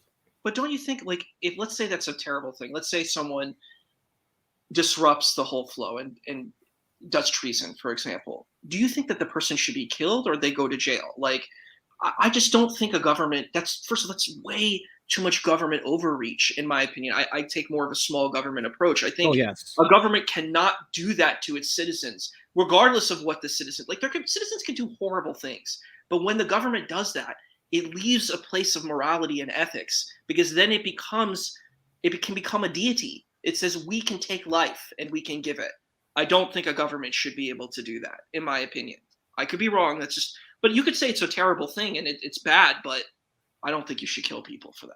That's just we got like 15 minutes. Okay, so if they engage in war, I'm sorry, and kill them wherever you find them and get them out from where they got you out. Okay, okay. And sedition is worse than the killing, and do not engage in war with them at the forbidden mosque. So where is this forbidden mosque? Who knows? Until they engage in war with you. Okay. So if they engage in war with you, so kill them. Likewise is the reward of the infidels. Okay, so the infidels are already killed because you killed them. So if they desist, so surely Allah is forgiving, merciful. Okay. 193. Oh, I know what it is. I'm so sorry. I wanted to tell you what that forbidden mosque is. That's a literal translation. It's Masjid al-Haram. It's talking about the mosque in Mecca. It means the masjid of the forbidden masjid. So yeah, but it doesn't say it's Mecca. I mean, how do I know? I think that's actually important, though. So they're saying you can't engage in a war in Mecca. Is that correct? What you're saying? This particular mosque, it's the sacred mosque. Because see, when they mean haram, it's meaning like it's sacred. The way they actually literally translated that word, it's the holy mosque of Mecca. How do we know that it's Mecca? So is this the place where the stone is?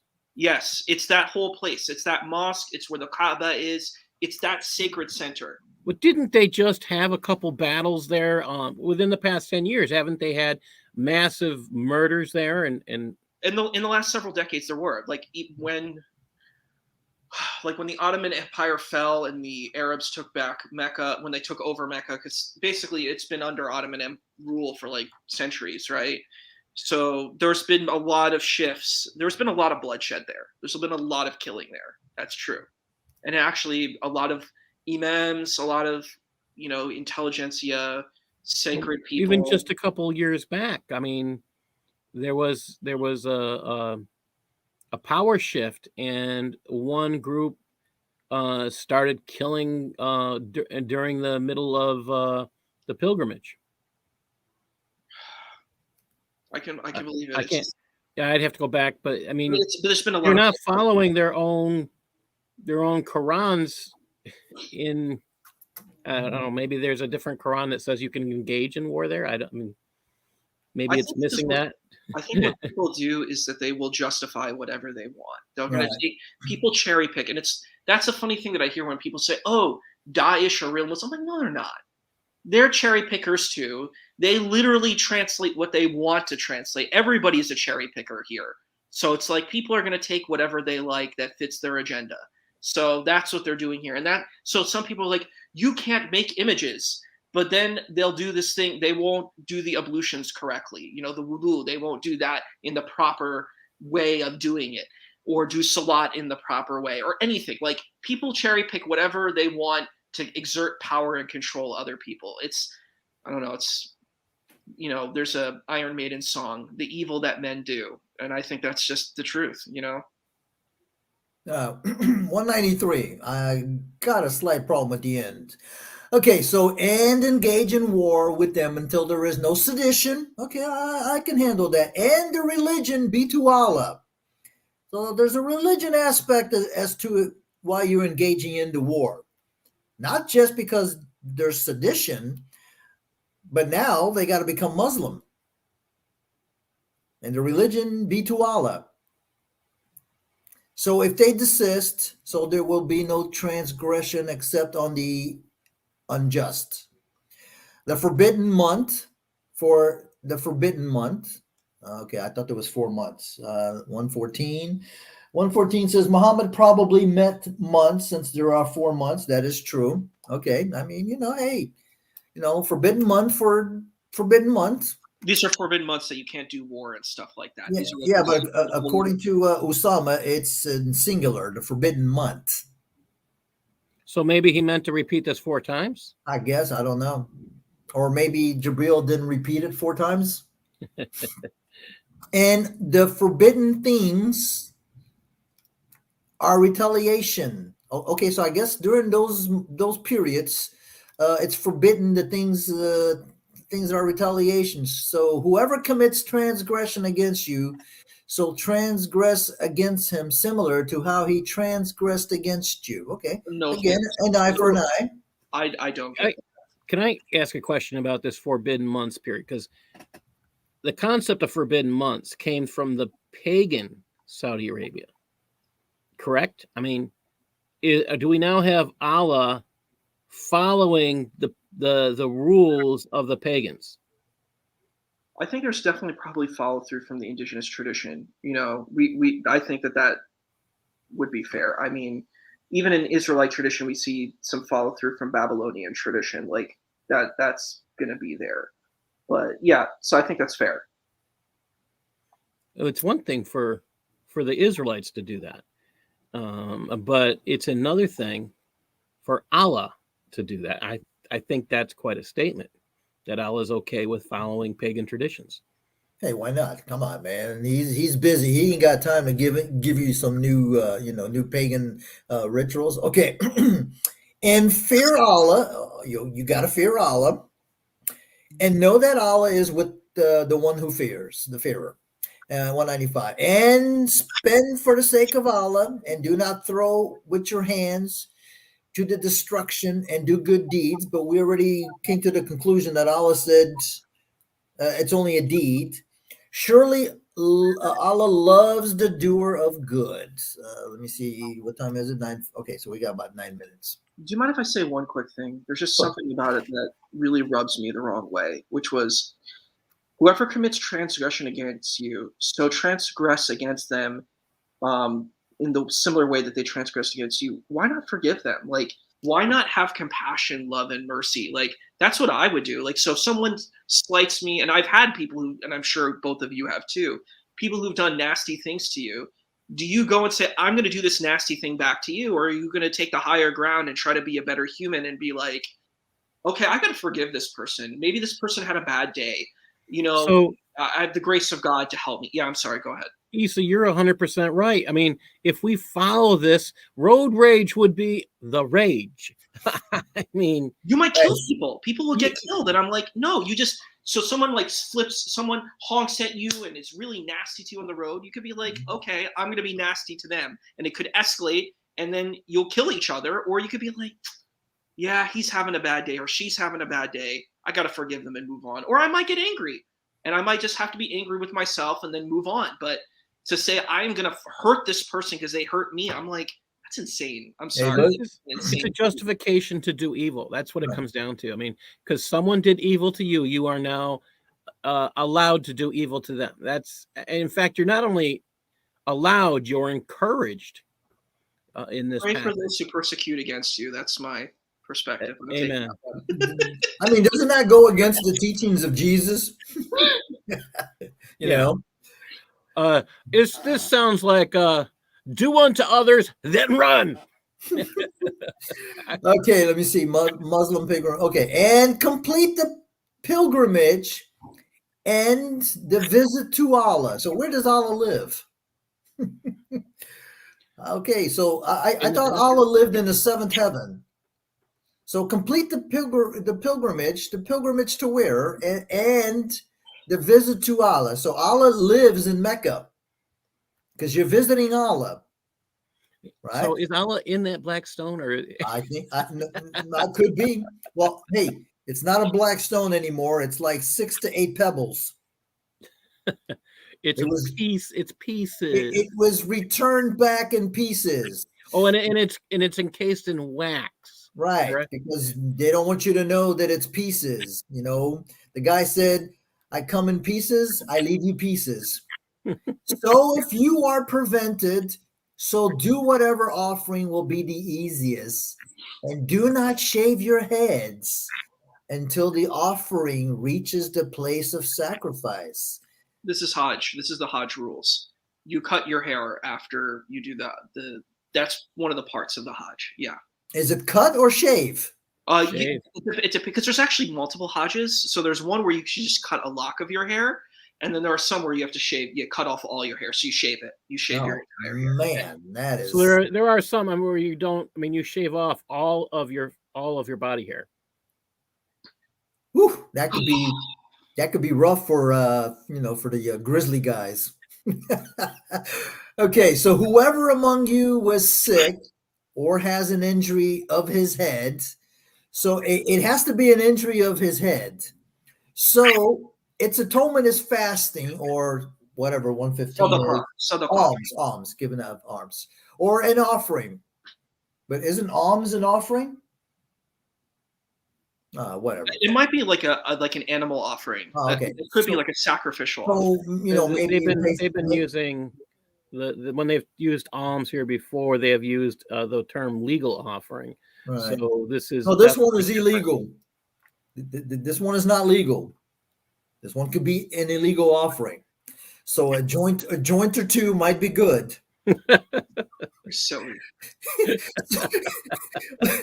hey, he's right. The other one said a legal alms. So this one doesn't say. So when you are secure, so whoever profits himself with the visit to the pilgrimage, so give whatever offering will be the easiest. Okay. So whoever does not find something to offer, so fasting 3 days. Okay, so here Allah gives you a specific command: 3 days in the pilgrimage and 7 when you return.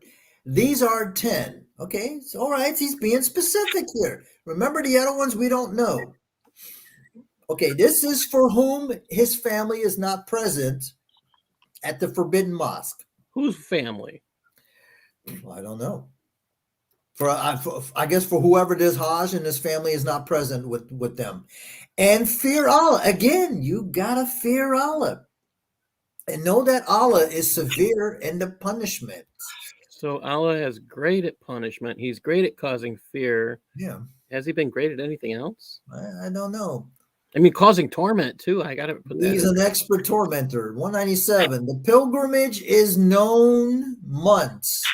The pilgrimage is known months. What the hell is that So mean? again, this goes back to the pagan traditions.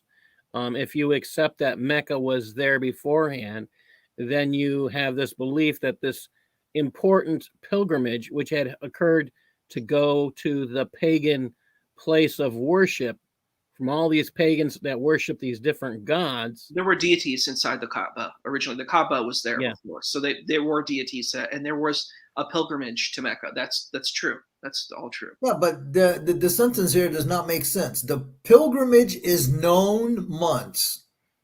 Well, that's what we're getting at. The season, there was a season where they would all go, and according to the Sirah Rasul, I mean, the Meccans would make money hand over fist on this. Yeah, it was good. And good that's business. that's one of the reasons why Muhammad wanted Mecca, because it was a cash cow.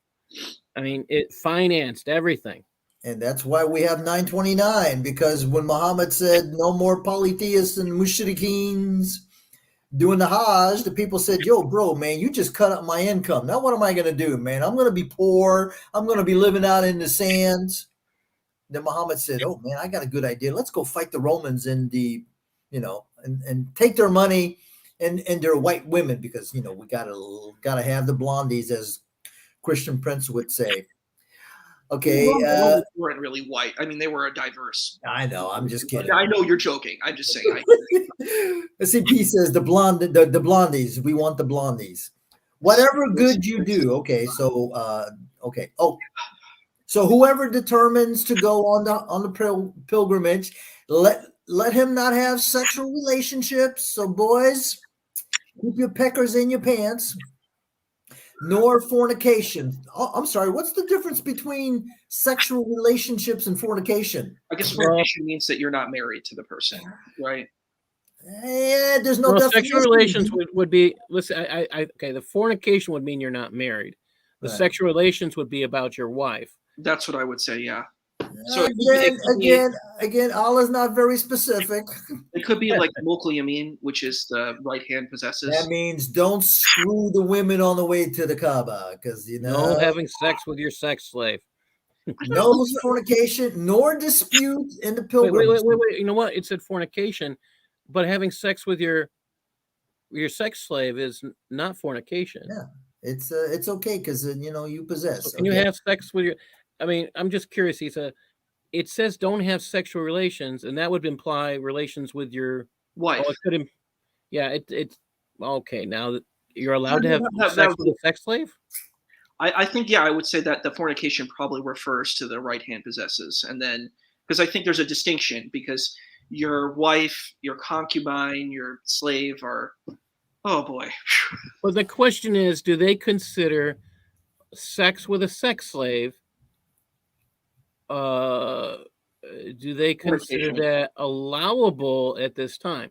Because it's the sexual relations, and then the term fornication implies sex outside of marriage. And all right, but I would say it's not your wife, though. So I got the answer. Sexual relationships, no hanky panky with the wife, and for your single guys who don't have wives, no fornication for you guys. Could be. So both of them get screwed. Okay, whatever good you do, Allah knows it. And to make provisions. Surely, okay, and make provisions. Surely the best of the provisions is the fear. Okay. And fear me. Allah's got to throw that sucker in there. I'm going to have to see how many times and fear me is in the Quran. Oh, you hit that 10 o'clock mark. I just want to let you know that. Yeah. I know. Let me just finish the 200. Oh, you who are substantial of understanding. Substantial of understanding. What does that mean? What understanding? It will be no sin on you if you seek bounty from your Lord. Okay. So when you take off from 117, from the mountain. So remember Allah near the forbidden monument, and remember him as he has guided you, and that before it you were among the lost. Thank you, Allah. Now, could you please give me a coherent book so I can understand it? Then 199. Then take off from where the people take off. Okay, and ask forgiveness of Allah. Okay, where are the people taking off from? The Great White North. And why am I asking forgiveness of Allah? What have I done? I don't know what my sins were. So take off. Okay, are we all going on the same plane? Surely Allah is forgiving and merciful. Okay, 200. So when you have finished your ritual, but I thought ritual was a pagan thing. So remember Allah as you remember your fathers, or with even stronger remembrance. What? So me of the people. Me of the people. It's a bad trend. The person goofed up on their translation. We know. I don't know. He's supposed to be a native Arabic speaker. It doesn't mean he's a native English speaker, though. So how would you translate that? Oh, I mean, I don't have the Arabic in front of me, but if I did, I could look and see. I just see the English here, so. Okay. But hey, this is a Sumadat doc, man. I trust the man. And I'd have to make sure that I go through the dictionary and make sure everything's clean. Okay. So me of the people who say, our Lord, give us our portion in this world, and he will not have a portion in the hereafter. So make sure that you don't have anything in this world so you can have it in the other world. And ladies and gentlemen, this concludes our 5 hours and 3 seconds. I'm going to be running out of time before soon. Tomorrow we will not have a session because Mr. Paul is going to have his show at 6. So we will be at Paul's show tomorrow. I'm pretty sure it's going to be a good one. And let's see, Friday I'm off. So who knows? Friday I might even do a marathon. From the time I wake up till the time I go to bed. No, I'll run out of time. Darn it. Can we have any finishing thoughts on this? Are we allowed to do that on your show? I'm just not sure if that's allowed. I'm sorry, repeat? Are we allowed to have like our kind conclusions? of concluding yeah, thoughts? Sure. Go. Yeah. I mean, you came in late, so. I did. I'm sorry. I didn't realize you were going for so long. I was actually in another show too. I was on Chris's show. No, that's okay. Yeah. If you do mind if I go first, Paul? And, go ahead. Dr. Phobia. It was hard. It was definitely hard to read this. I've been reading a lot of these texts in the past. I've done classes on Islamic history and theology, and these parts are always really, really hard and a struggle for me to read. Like, something that's really important for me in my life, and I could be wrong. Maybe I'm an evil lefty liberal. I don't know, but I don't know if this is a liberal position or not. But I really believe in love, compassion, and mercy, and I just did not feel that. Like, I see, there's forgiveness, there's mercy, but I don't feel the mercy. I feel that there's like, if I do something wrong, then there's a repercussion. It's not like positive reinforcement where it's like, I did something, okay, let's say I did something bad or something that's wrong. Should I not be given a chance for forgiveness? Should I not be given love? Maybe I misunderstood. Maybe I didn't see things in the best way, and I needed kindness to help me see a better way of looking at it. That's not what I feel here. It's like, you do something wrong, then you pay the price, and I need to pay the price. I get the price paid to me in the similar way that I dealt it.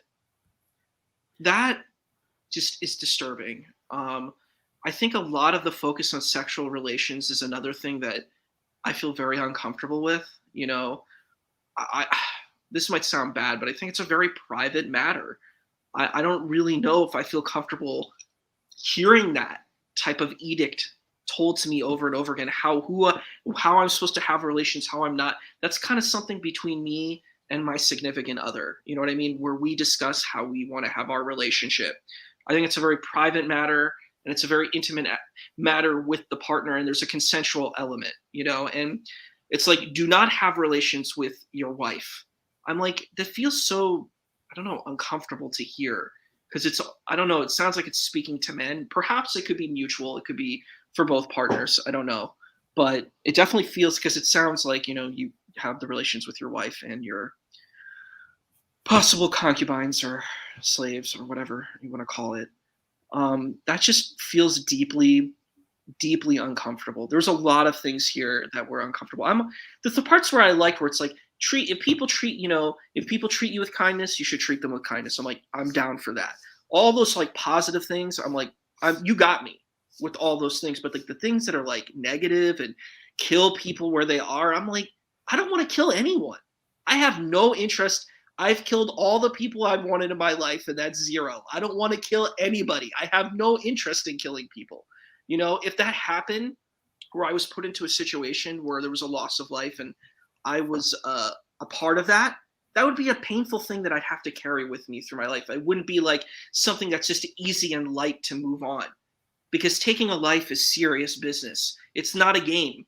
And I don't know, when I see this, I'm just like, whew, it's so not aligned with my ethics and my spirituality when I see this. So like, that's kind of what I felt. I feel this kind of, I don't know, like a residue of negativity from it. That's just what I feel. I would say that Eric of Kafiristan gets it right every time. In his show, he often talks about you feel dirty and you feel like you have to go take a shower after discussing some of these things. Tomorrow, I'm going to be discussing a topic that will make you feel that also, which is, why do hijabis make fake claims of Islamophobia about their hijabs? But here today, we went from really embattled incoherence, embattled lack of clarity, to telling people to commit acts of suicide, defining what kind of sex you can have, defining all these expressions of control. And we have this God called Allah who is out there willing to see people killed off and then willing to tell people to kill themselves. There is no instance where there is a true expression of love. There is no instance where they say Allah is most forgiving, but there's no expression of forgiveness. There's no act of forgiveness that is more than a title.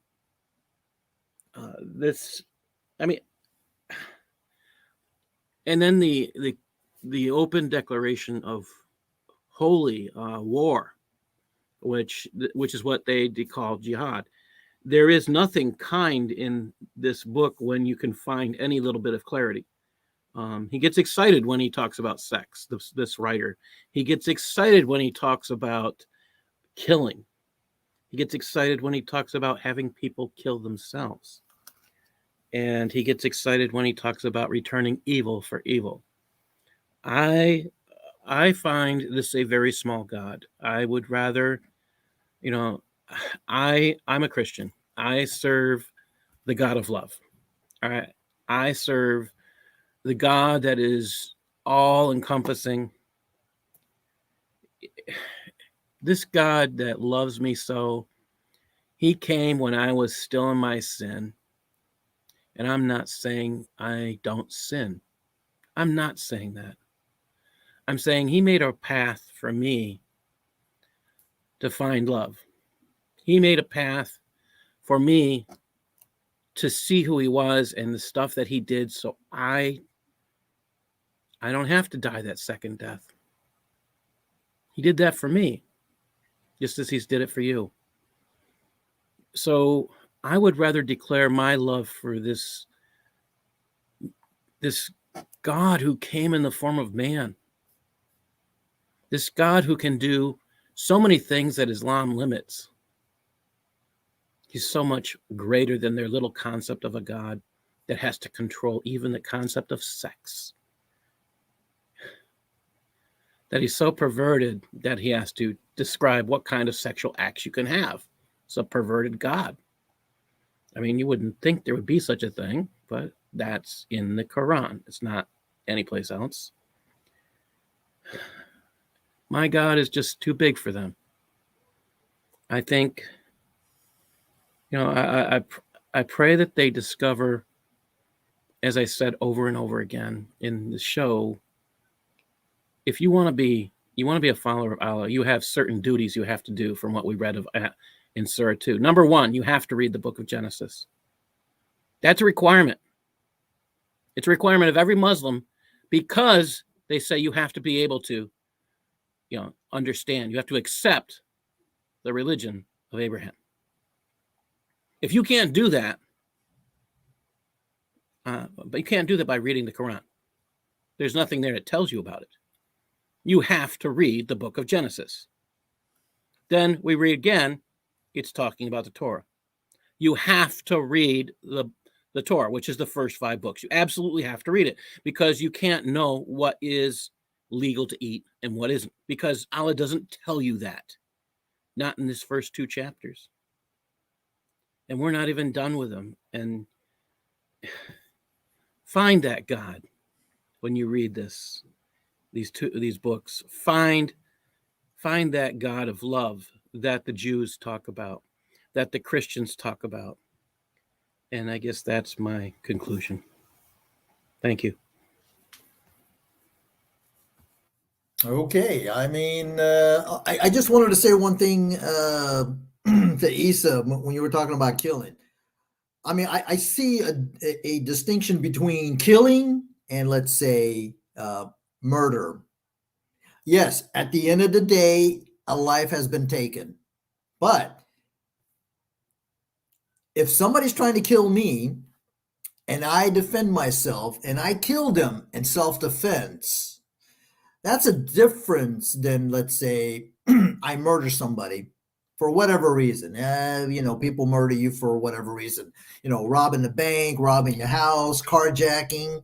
So we have to make a distinction. I don't think that, now, I'm not saying that it's easy, because you got to live with that. But there is a difference when you do it in defense of, let's say, your life, your wife, your kids, or even another individual that you come to their aid. So we have to distinguish that, because in the Bible it says, thou shalt not murder. Now, I don't know why some translations say, thou shalt not kill, because then that implies that you can't defend yourself, that you're supposed to just let somebody kill you because, it says thou shalt not kill. Well, clearly the other person would be violating it. But as you can see, it's been 5 hours and 11 minutes, Paul, and we haven't even finished chapter 2. Now, thank God the other chapters start to get a little smaller. Not quite yet, but, so maybe on Friday we can finish 2 and start on 3. But as you can see, the Quran is a incoherent, jumbled book where the thoughts in the book just jump from left and right. I mean, you're reading about a certain group, and then all of a sudden it jumps to something else. And then all of a sudden it jumps back to where you were at. Now, how can this be the design of God? What person who writes a book, what author writes a book in such a way where the first chapter of the book, which starts off the whole narration of the book, is at the end of the book? Shouldn't that be at the beginning? Shouldn't Surah 96 be at the beginning, so you know that this is the beginning of Islam versus at the end of the book? And again, I am told the Quran is clear. The Quran is detailed. The Quran is explained. But we haven't found that yet. Without going to outside sources, which mainly is the Bible, the Quran leads to more questions than answers.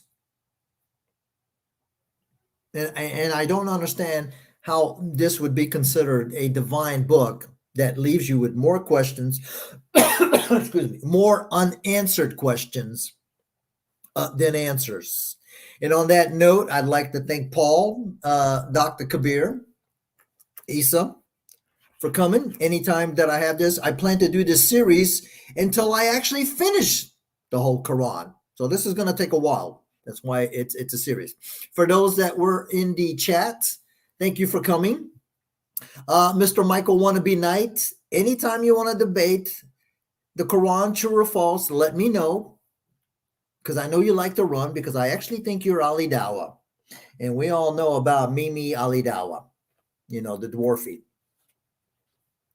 We can host it here or we can host it someplace else. Okay. To my moderators, Gadilia, thank you. And we'll do it again, but don't forget tomorrow I'm off. I'm off as far as the series. Pick it up on Friday, and we'll see. I hope I see you guys at Paul's show tomorrow at 6:00 p.m. Right, Eastern Standard Time. Correct. Thank you. All right, no problem. So, ladies and gentlemen, have a good night. Be blessed. Stay safe. And as Apostate Prophet would say, stay away from Islam. Good night. All right, end the broadcast. Yeah.